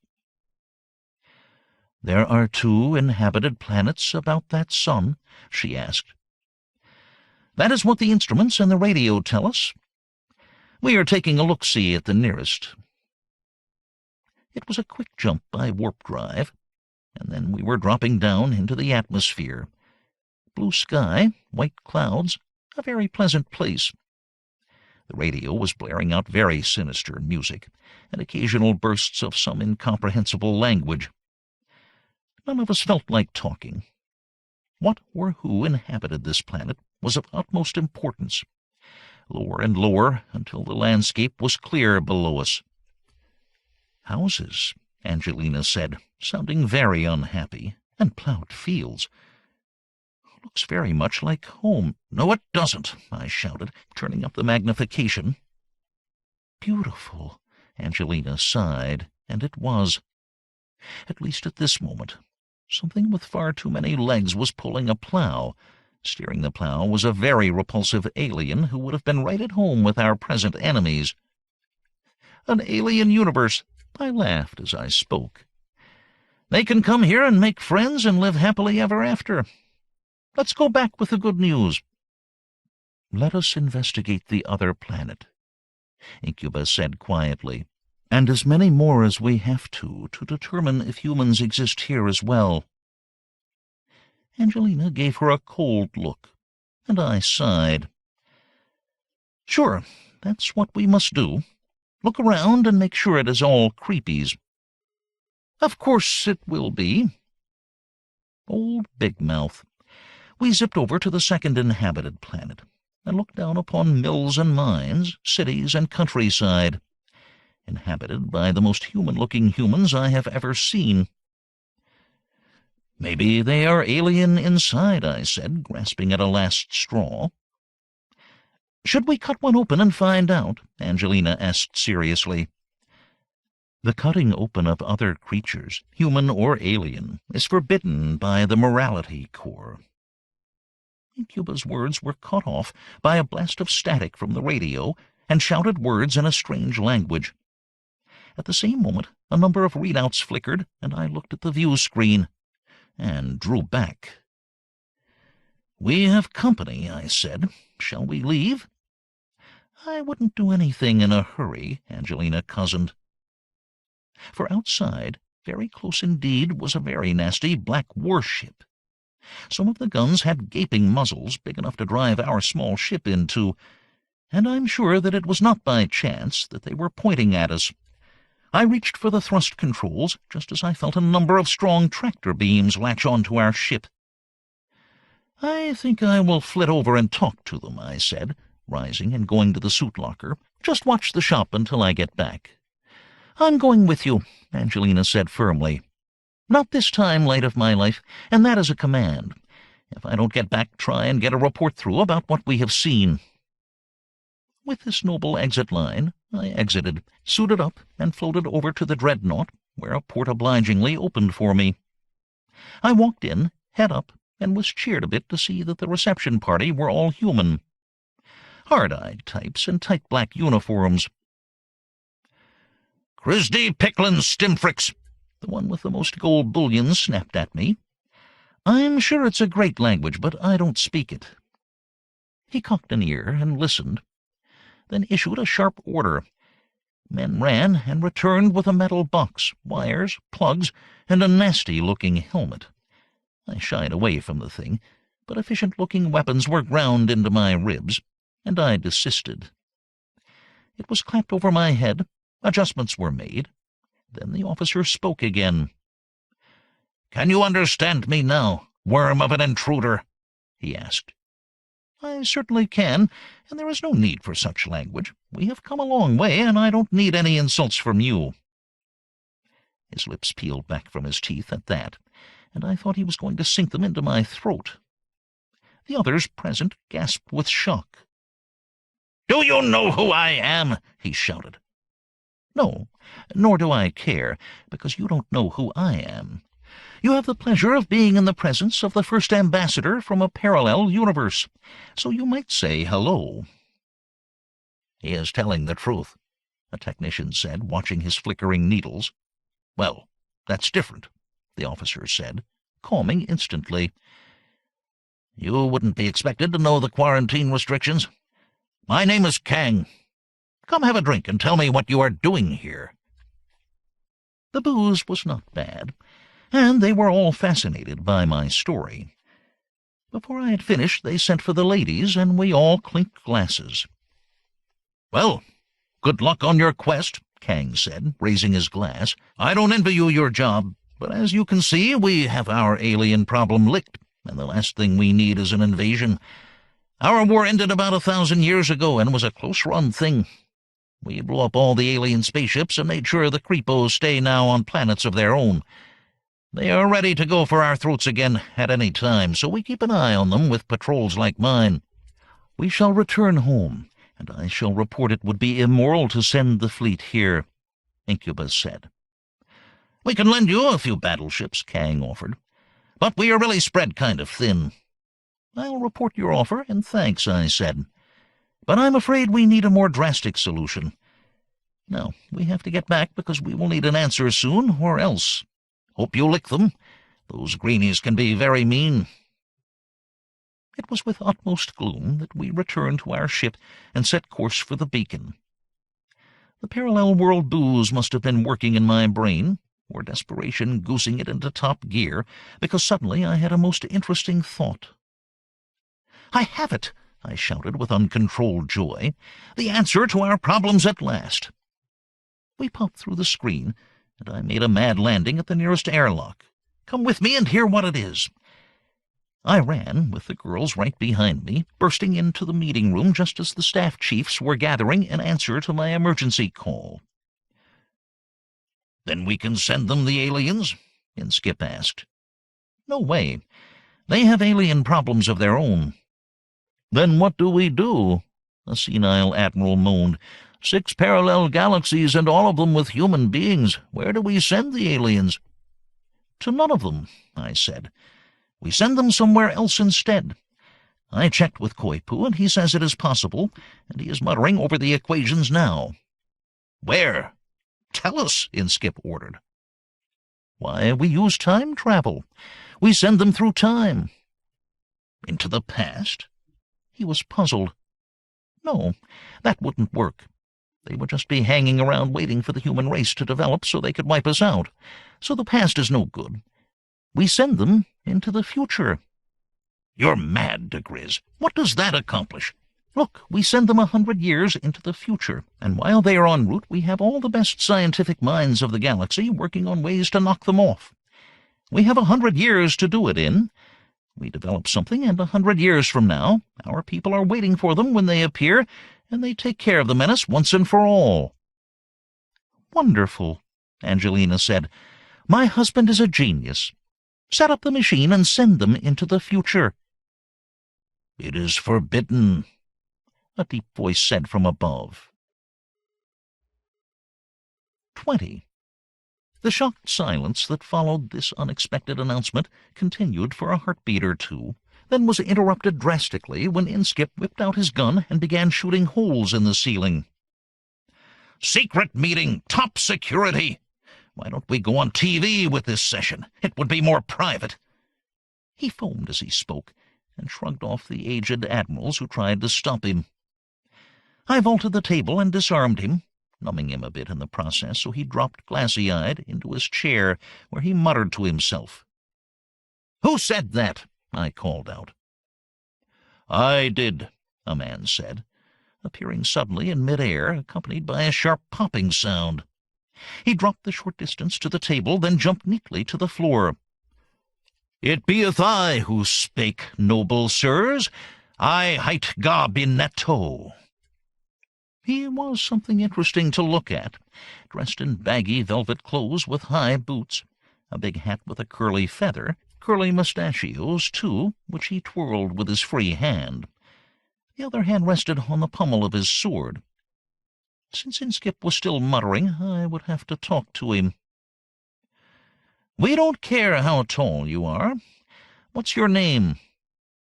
"Name? Naaman, verily. I am named Ga-Binetto." "What gives you the right to come barging into a secret meeting like this?" "Forsooth, there be no secrets hidden from ye temporal constabulary." "The time police?" This was something new. Time travelers from the past? This was beginning to confuse even me. "Odds bodkins, varlet, nay, why thinkest thou that?" I thinkest that because that outfit and language haven't been around for maybe 32,000 years, he flashed me a dirty look and made some quick adjustments on some knobs on the pommel of his sword. "Don't be so damn superior," Garbinetto snapped.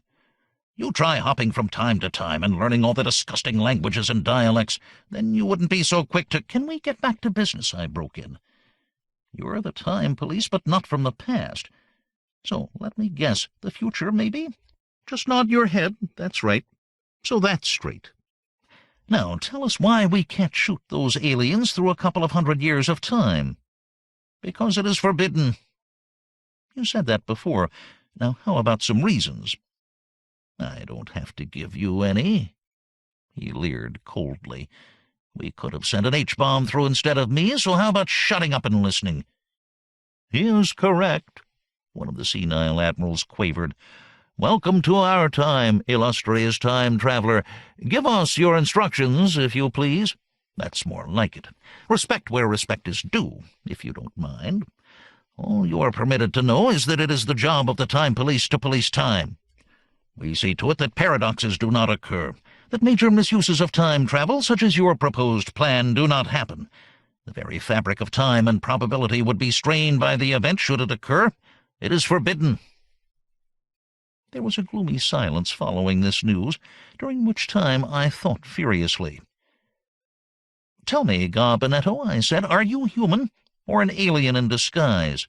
"I am as human as you," he said angrily. "Maybe even more so." "That's good. Then if you are a human from the future, the aliens never wiped out all the human beings in the galaxy as they plan, right?" "Then how do we win the war?" "The war is won by—" He clamped his mouth shut and turned bright red. "That information is time-classified, and I cannot tell you. Figure it out for yourself."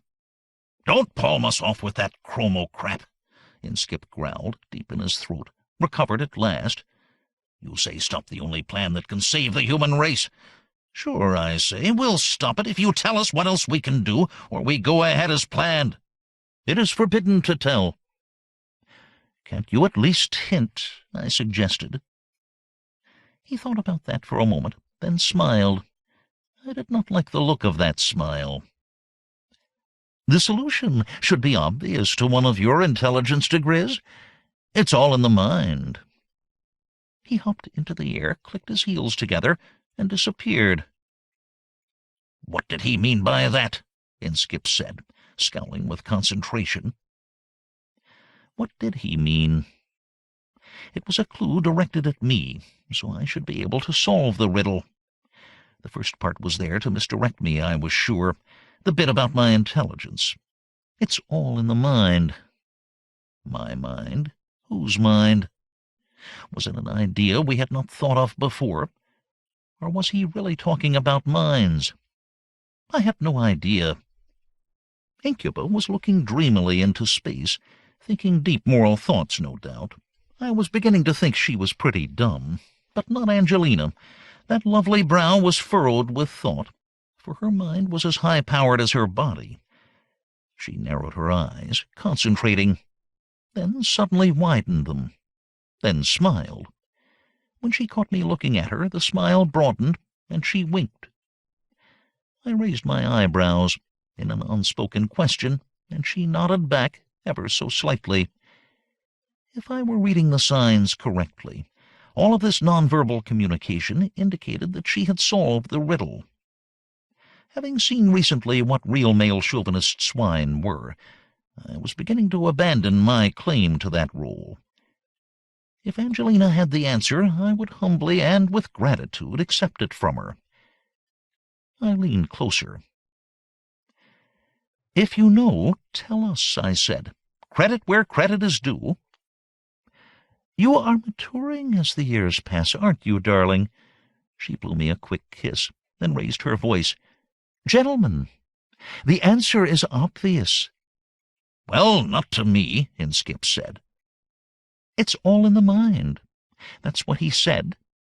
Which can mean mind control." "The Grey Men," I shouted. "The Kekonshiki brain kinkers." "I still don't see." "Because you can see only a physical battle, Inskip, old warrior," I said. What that time-traveling twit was hinting at was an end to the war completely. How? By getting the aliens to change their minds. By having them learn to love human beings so they can turn their industrial might to war reparations and make this universe a model for all the others. And who are the master mind-changers? None but the Kekonshiki. They told me that their psych control techniques work on all races. Let's put them to the test. And how do you think they will do that? An admiral asked. The details will be worked out later, I said, meaning I hadn't the slightest idea at this time. Order up a battle cruiser and see that there are plenty of space marines aboard. I am off at once to arrange the salvation of the galaxy. I am not sure about that, Incubus said. There is a question of morality in mind manipulation. Her words died away, and she slumped to the floor. Poor thing, she's fainted, Angelina said. All the stress, you know. I'll take her to her quarters. Fainted indeed. I had seen my wife in action before. As she spirited the unconscious girl from the room, I moved fast, taking advantage of the time she had bought me. The battle cruiser. Order it to the space lock now, for I am going to board her. Correct, Inskip said. It's on its way. He was aware of the byplay, too, and just as eager as I was to get the project launched, while the Morality Corps observer was accidentally indisposed. We made a fast and silent trip. For security measures, I imposed a radio blackout from repeater stations and told the Psi-Man to accept no messages directed at us. So when the frigid world of Kekonshiki appeared on the screens ahead, I still had not been ordered back. And, after giving the subject a good deal of concentration, I knew what had to be done. Break radio blackout and contact the landing party, I ordered. They're on now, the operator said, but they haven't landed. Their ship is still in orbit. What's happened? Here's the commander, sir. An officer with a bandaged head appeared on the screen. He saluted when he saw all the gold braid I was wearing. They insist on fighting, he said. My orders were to pacify the planet, not blow it up, so when all attempts at communication failed, I withdrew, after neutralizing their spacers. They know they can't win. You know that, and I know that. Now try telling it to those madmen. It should have been expected. The fatalistic Kekonshiki would much prefer to die than surrender. In fact, surrender was probably a word that they did not know, a concept alien to their moral philosophy of survival. Yet we needed their help. There was only one person on the planet, hopefully still alive, who could possibly arrange that. Stay in orbit, Commander, and await instructions. This ship will join you after I have made contact on the planet. You'll hear from me when it is time to land. Within an hour, I had issued all the orders, gathered what equipment I would need, and was floating down in a spacesuit toward the white planet below. The grav chute slowed my drop, and the infrared scope let me see clearly through the driving snow. I steered for a familiar building and dropped not too lightly onto a roof where I had been before. It was all very cold and very depressing, because I had hoped I had seen the last of this particular world. I suppose I could have landed on the ground and gone in through the front door, taken a squad of Marines, too, to help me shoot up any opposition. But that was not what I wanted. A quiet contact with Hanasu first, before anyone knew I was back.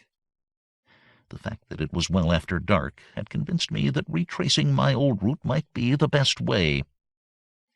I pried open the trap door, and after much wriggling and puffing, managed to get myself and the spacesuit through the opening and into the building.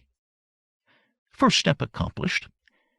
Then I took off the cumbersome garment, unlocked the door for what I hoped was the last time, and walked silently down the corridor. "You are the enemy. You must be killed," a small boy said in a toneless voice as he hurled himself at me. I stepped aside, so he stumbled and fell, leaving me the perfect target. The needle from my gun easily penetrated the seat of his trousers, and he sighed and relaxed. I tucked him under my arm and went on as quietly as I could. By the time I pushed open Hanasu's office door, I was carrying 4 of them all together and beginning to stagger. He looked up from behind the desk, and if he were capable of smiling, this is the time when he would have. "It all worked as you planned," he said. "The message was received. You escaped." "I did, and now I'm back, with some small friends who are not happy to see me. They listen to the radio broadcasts from Combe, and they do not know what to believe. They are disturbed. Well, these ones are quiet enough now. Let me make them comfortable on your floor. I will use the Axion feed. They will remember nothing. Not this time. They'll sleep long enough not to bother us. Now tell me, what has happened since I left?" "Confusion. It is written nowhere in our moral philosophy what to do at this sort of time. Therefore, when Combe issued his orders to fight or die, he was obeyed. Everyone can understand that. There was no way I could combat him by myself, so I have done nothing. I have waited. Very wise. But now that I am here, there is something very important that you can do." "What is that?" "Convince your people here that they must take up alien disguise again and go back and control the aliens." "I do not understand. You wish them to encourage the war again?" "No, quite the opposite. I want them to stop it." "You must explain. This is beyond me." "Let me ask you a question first. Could the synaptic generators be used on the aliens to convince them that human beings are really very nice after all? We do have damp eyeballs and sweat a lot. Fingers aren't too different from tentacles when you think about it. Could this be done?" "Very easily. You must understand that the aliens come from primitive cultures and are easily led. When we began infiltrating them to organize the invasion, we were faced with indifference at first. To overcome this, the leaders were treated and taught to hate humans. Then, through propaganda, they convinced the rest of the populations. It took a long time, but that is the way it was done. Can the indoctrination process be reversed?" "I would think so. But how can you convince my people to do a thing like this?" "That is the big question I was coming to." I stood and paced the room, marshalling my thoughts, stepping over the snoring bodies of the boys. "What is to be done must be done through the teachings of moral philosophy as you practice it here. I was wrong, angry, when I told you that this culture must be destroyed. It should not be. It is a vital one, an important one that contains elements that should benefit all of mankind. It was just misapplied when it left the surface of this planet. Is there anything inherent in moral philosophy, MP, that says you must be galaxy conquerors?" "No. We learn to hate those who abandoned us on this world because we must always believe that they will never come back to save us. We must save ourselves. Survival is the beginning and the end. Anything that goes against that is wrong." "Then Combe and his talk of racial suicide is wrong." For a Kekonshiki, Hanasu looked almost startled. "Of course. His preachings go against the law. All must be told. They will be, but that is point 1. Now think about the laws of MP again. You survive. You are superior to the rest of mankind. You hate the ones who abandoned you long ago, but the people alive today don't even know about that abandonment, nor are they responsible for it. Therefore, it is not necessary to hate them. Better than that, since the Kekonshiki are superior to all other people, you are morally responsible to help them survive if they are threatened. How does that fit the MP rules?" Hanasu was wide-eyed and rigid, his mind in a turmoil as he considered these unusual ideas, nodding his head. "It is just as you say. It is a novel thing to apply moral philosophy to a new situation. It has never been done before. There were no new situations. There are now. We have been wrong, and I see now how we have been wrong. We simply reacted to other human beings. We were emotional. We violated the basic tenets of moral philosophy. When I explain, all will understand. We will save the human race." He turned to me and clasped my hand. "You have saved us from ourselves, my friend. We have broken the tenets by what we have done. Now we will make them right. I will go forth and speak. Let's set it up. We must be sure that Combe doesn't shoot first and debate later. If we keep him quiet, do you think that you can convince the troops?" "There is no doubt. None will dare disagree with what I say, for I will explain the law as it is written, as it is taught, as they have learned since they were small boys like the ones here." As though right on cue, some of these same small boys burst the door open. There were a lot of them there, filling the doorway, all heavily armed, led by one of their teachers, who pointed the gun directly at me.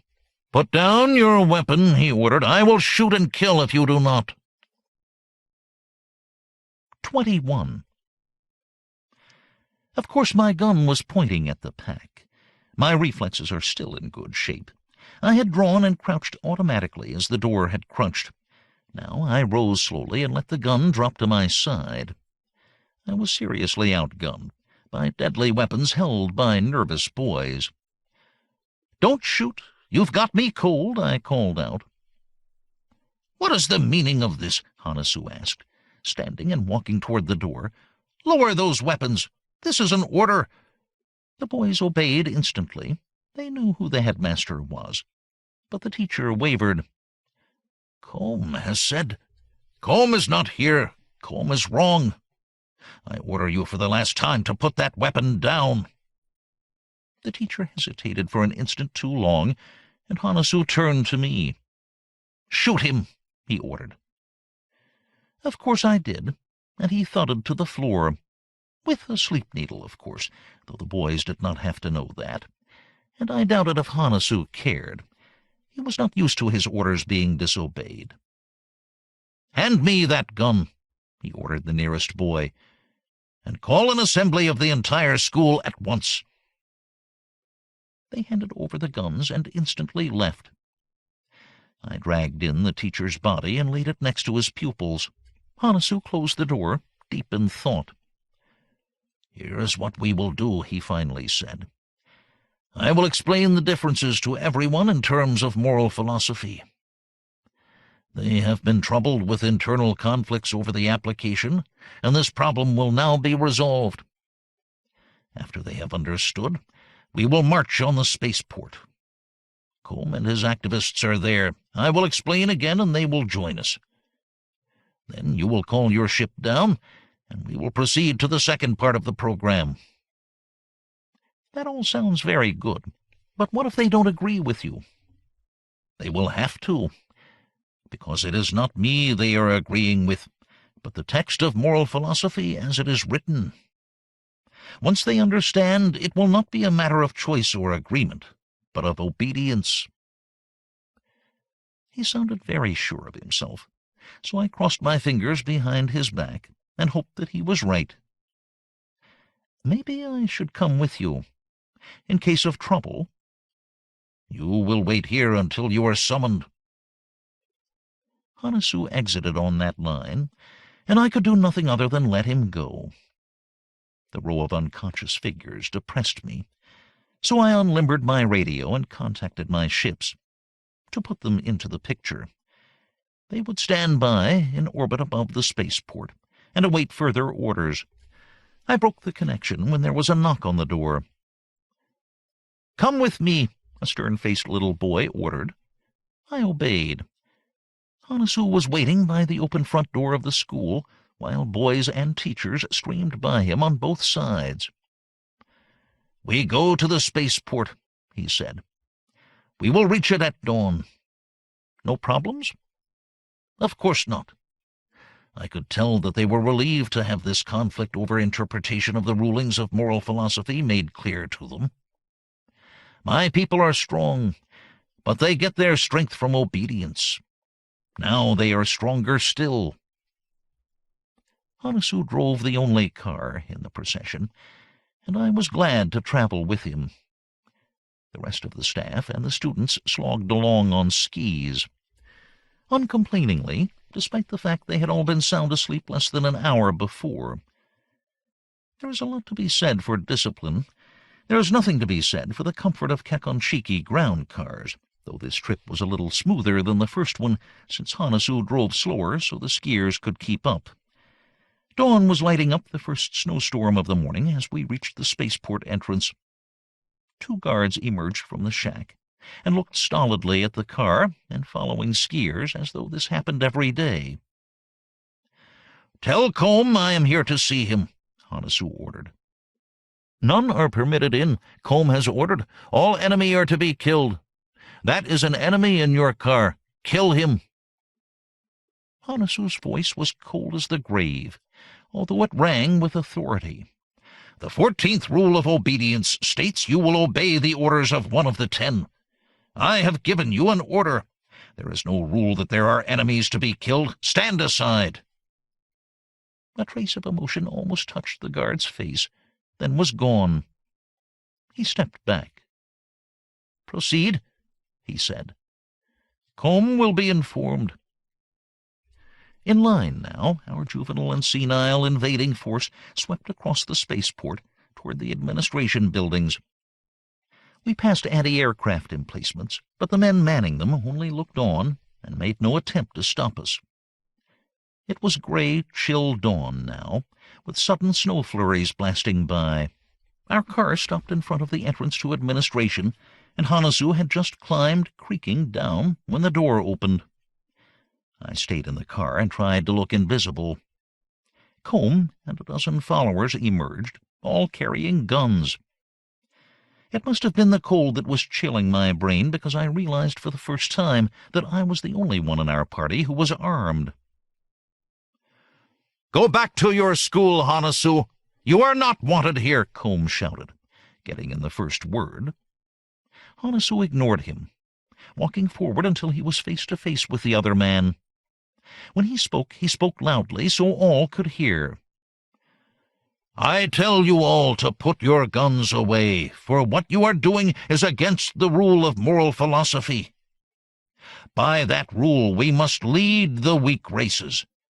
By that rule we must not commit suicide by fighting all the other races who outnumber us millions to 1. If we fight them as we are doing now, we will all be killed. Is this what the 1,000 taught us? You must get out of here," Combe called out. "It is you who break the rule. Go or be killed." He raised his gun and pointed it. I slipped out of the door of the car. "I wouldn't do that if I were you," I said, my own gun pointing. "You bring an alien here," Combs' voice was loud, almost angry. "He will be killed. You will be killed." His voice broke off, and there was a loud crack as Hanasu stepped forward and slapped him hard across the face. "You are proscribed," Hanasu said. And there was a gasp of indrawn breath from all the watchers. "You have disobeyed. You are ended." "Ended? Not me! You!" Combe cracked. His voice roared with rage, whipping up his gun. I dived to the side, trying for a shot, but Hanasu was in the way. There was the crackling roar of gunfire.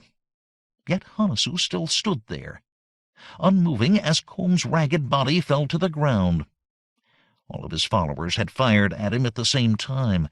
The rule of Kekonshiki moral philosophy had destroyed him.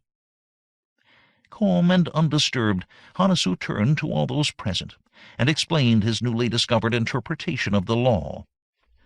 They tried not to show expression, but it was obvious that they were relieved. There was solidity in their lives again, structure and order. Combs' huddled body was the only evidence that there had ever been a schism, and from the way they stood, they obviously did not see it nor want to look at it. Order had returned. "You can come down now," I ordered into my radio. "Negative. Priority override orders." "Negative," I shouted into the microphone. "What are you talking about? Get those crates down here instantly, or I'll fry your commander and eat him for lunch. Negative. Order issuing vessel on way ETA 3 minutes. The connection was broken, and I could only stare pop-eyed at the radio. What development was this? More and more men were coming up and listening to Hanasu. The situation was well in hand, a solution possible, and I got more troubles. A slim scout ship dropped down through the snowstorms, and I was at the port when it swung open, fire in my eye and my fingers twitching millimeters from my gun butt. A familiar and loathsome form stepped out. "You!" I cried. "Yes, it is I. And just in time to prevent a miscarriage of moral justice." It was Jehovah, boss of the Morality Corps, and I had more than a strong suspicion why he was here. "You're not needed here," I said. "Nor are you dressed for the weather. I suggest you get back inside." "Morality comes first," he shivered, for no one had told him about the climate, and he was wearing just his usual bathrobe outfit. I tried talking to him, but he would not listen, an even more familiar voice said, and Angelina emerged from behind him. "Darling," I called out, and we had a quick embrace, then drew away as Jehovah's voice came between us. "It is my understanding that your mission here is to convince these people to use psych control techniques on the aliens so we can win the war. These techniques are immoral and will not be used." "Who is this who comes here?" Hanasu asked in his coldest voice. "His name is Jay," I said, "in charge of our Morality Corps. He makes sure that we don't do things that violate our own moral codes." Hanasu looked him up and down like some specimen of vermin, then turned away and faced me. "I have seen him," he said. "You may now take him away. Have your ships land so the operation against the aliens can begin." "I don't think you heard me," Jehovah said through chattering teeth. "This operation is forbidden. It is immoral." Hanasu turned slowly to face him and impaled him with an arctic stare. "You do not talk to me of immorality. I am a leader in moral philosophy, and I interpret the law. What we did to the aliens to start this war was a mistake. We will now utilize the same techniques to stop it. No, two wrongs do not make a right. It is forbidden. You cannot stop us, for you have no authority here. You can only order us killed to stop us. If we are not killed, we will do what must be done, as ordered by our own moral code. You will be stopped only by death. If you cannot order us killed, remove yourself and your interference." Hanasu turned his back and walked away. Jay moved his jaw a few times, but had trouble talking. He was also turning blue. I waved 2 of the schoolboys over. "Here, lads, help this poor old man back into his ship so he can warm up and consider the old philosophical problem of an irresistible force meeting an immovable object." Jay tried to protest, but they gave him a firm clutch and frog-marched him back aboard. "What happens now?" Angelina asked. "The Kekonshiki are unleashed and go out and try to win the war.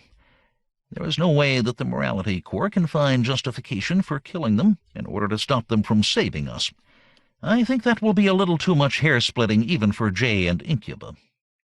He can maybe order us not to give aid to the Kekonshiki, but we'll probably have a hard time justifying even that.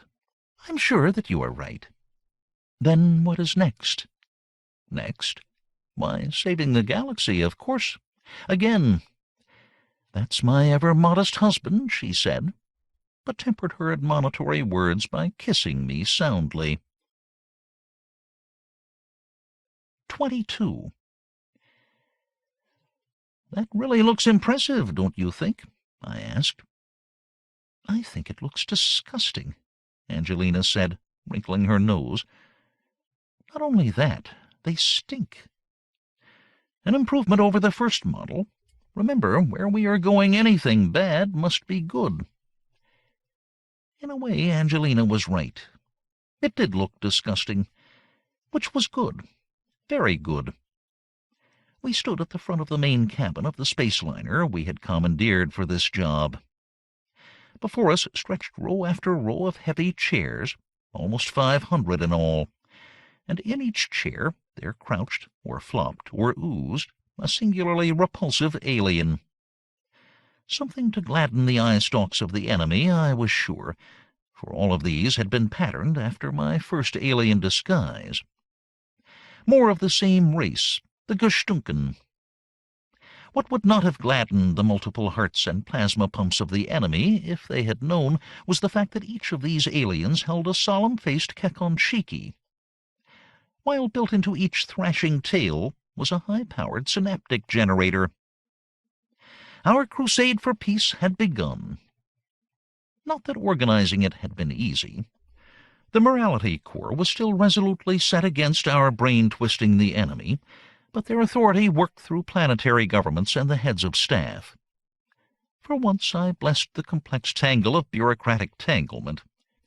While orders were issued and routed, a few of us in the Special Corps launched a rush program to circumvent the orders before we received them. Key technicians were whisked away and their destination lost in the files. A protesting Prof. Koipu was ripped from his midnight bed and found himself in deep space before he had put his socks on. A certain highly automated manufacturing planet had been co-opted by our agents, and the Kekonshiki volunteers were space-lifted there. While the alien disguises were being fabricated, Hanasu headed the programming team of site control technicians. We had barely succeeded in time, finally blasting off short hours ahead of the battleship that Morality Corps had dispatched to stop us. In the end, this aided instead of hurting, since we zipped up to the alien fleet with the battleship belting along after us. A few barrages from the space whales had it turning tail. "We're within communication distance now," I announced. "Are you ready for your work, Kekonshiki volunteers?" "We are ready," came the loud but unemotional response. "Good luck, then. On suits, my crew." I climbed into my alien outfit, and Angelina got into hers. James was in one robot disguise, Bolivar in the other. They waved, then clanged the top shut. I zipped my neck and turned on the communicator. "My darling sleepery Jeem returned from the grave." A repulsive thing with claws and tentacles rattled and gurgled at me from the screen.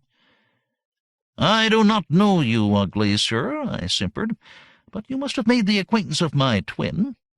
I am her sister, Sleepery Bolivar." I actuated the trigger that released a large and oily tear that trickled down my lengthened eyelashes and splashed to the deck. "Back on Gestunken, we heard of her noble death. We have come for vengeance." "Welcome, welcome," the thing gurgled and writhed. "I am Cesspool, the new commander of all the forces. Join me at once, and we will have great stinking banquet." I did as ordered, joining our ships and rolling to his rotten welcome with Angelina at my side. I had to sidestep neatly to avoid Cess's wet embrace, and he squashed to the deck instead. "Meet Angeal, my chief of staff. These little robots bring gifts of food and drink which we will now consume." The party rolled into high gear at once, and more of the ship's officers came to join us, until I wondered who was flying the thing. Probably no one. "How goes the war?" I asked. "Terrible," Cess moaned, draining a flagon of something green and bubbly. "Oh, we have the alien crunchies on the run all right, but they won't stop and fight.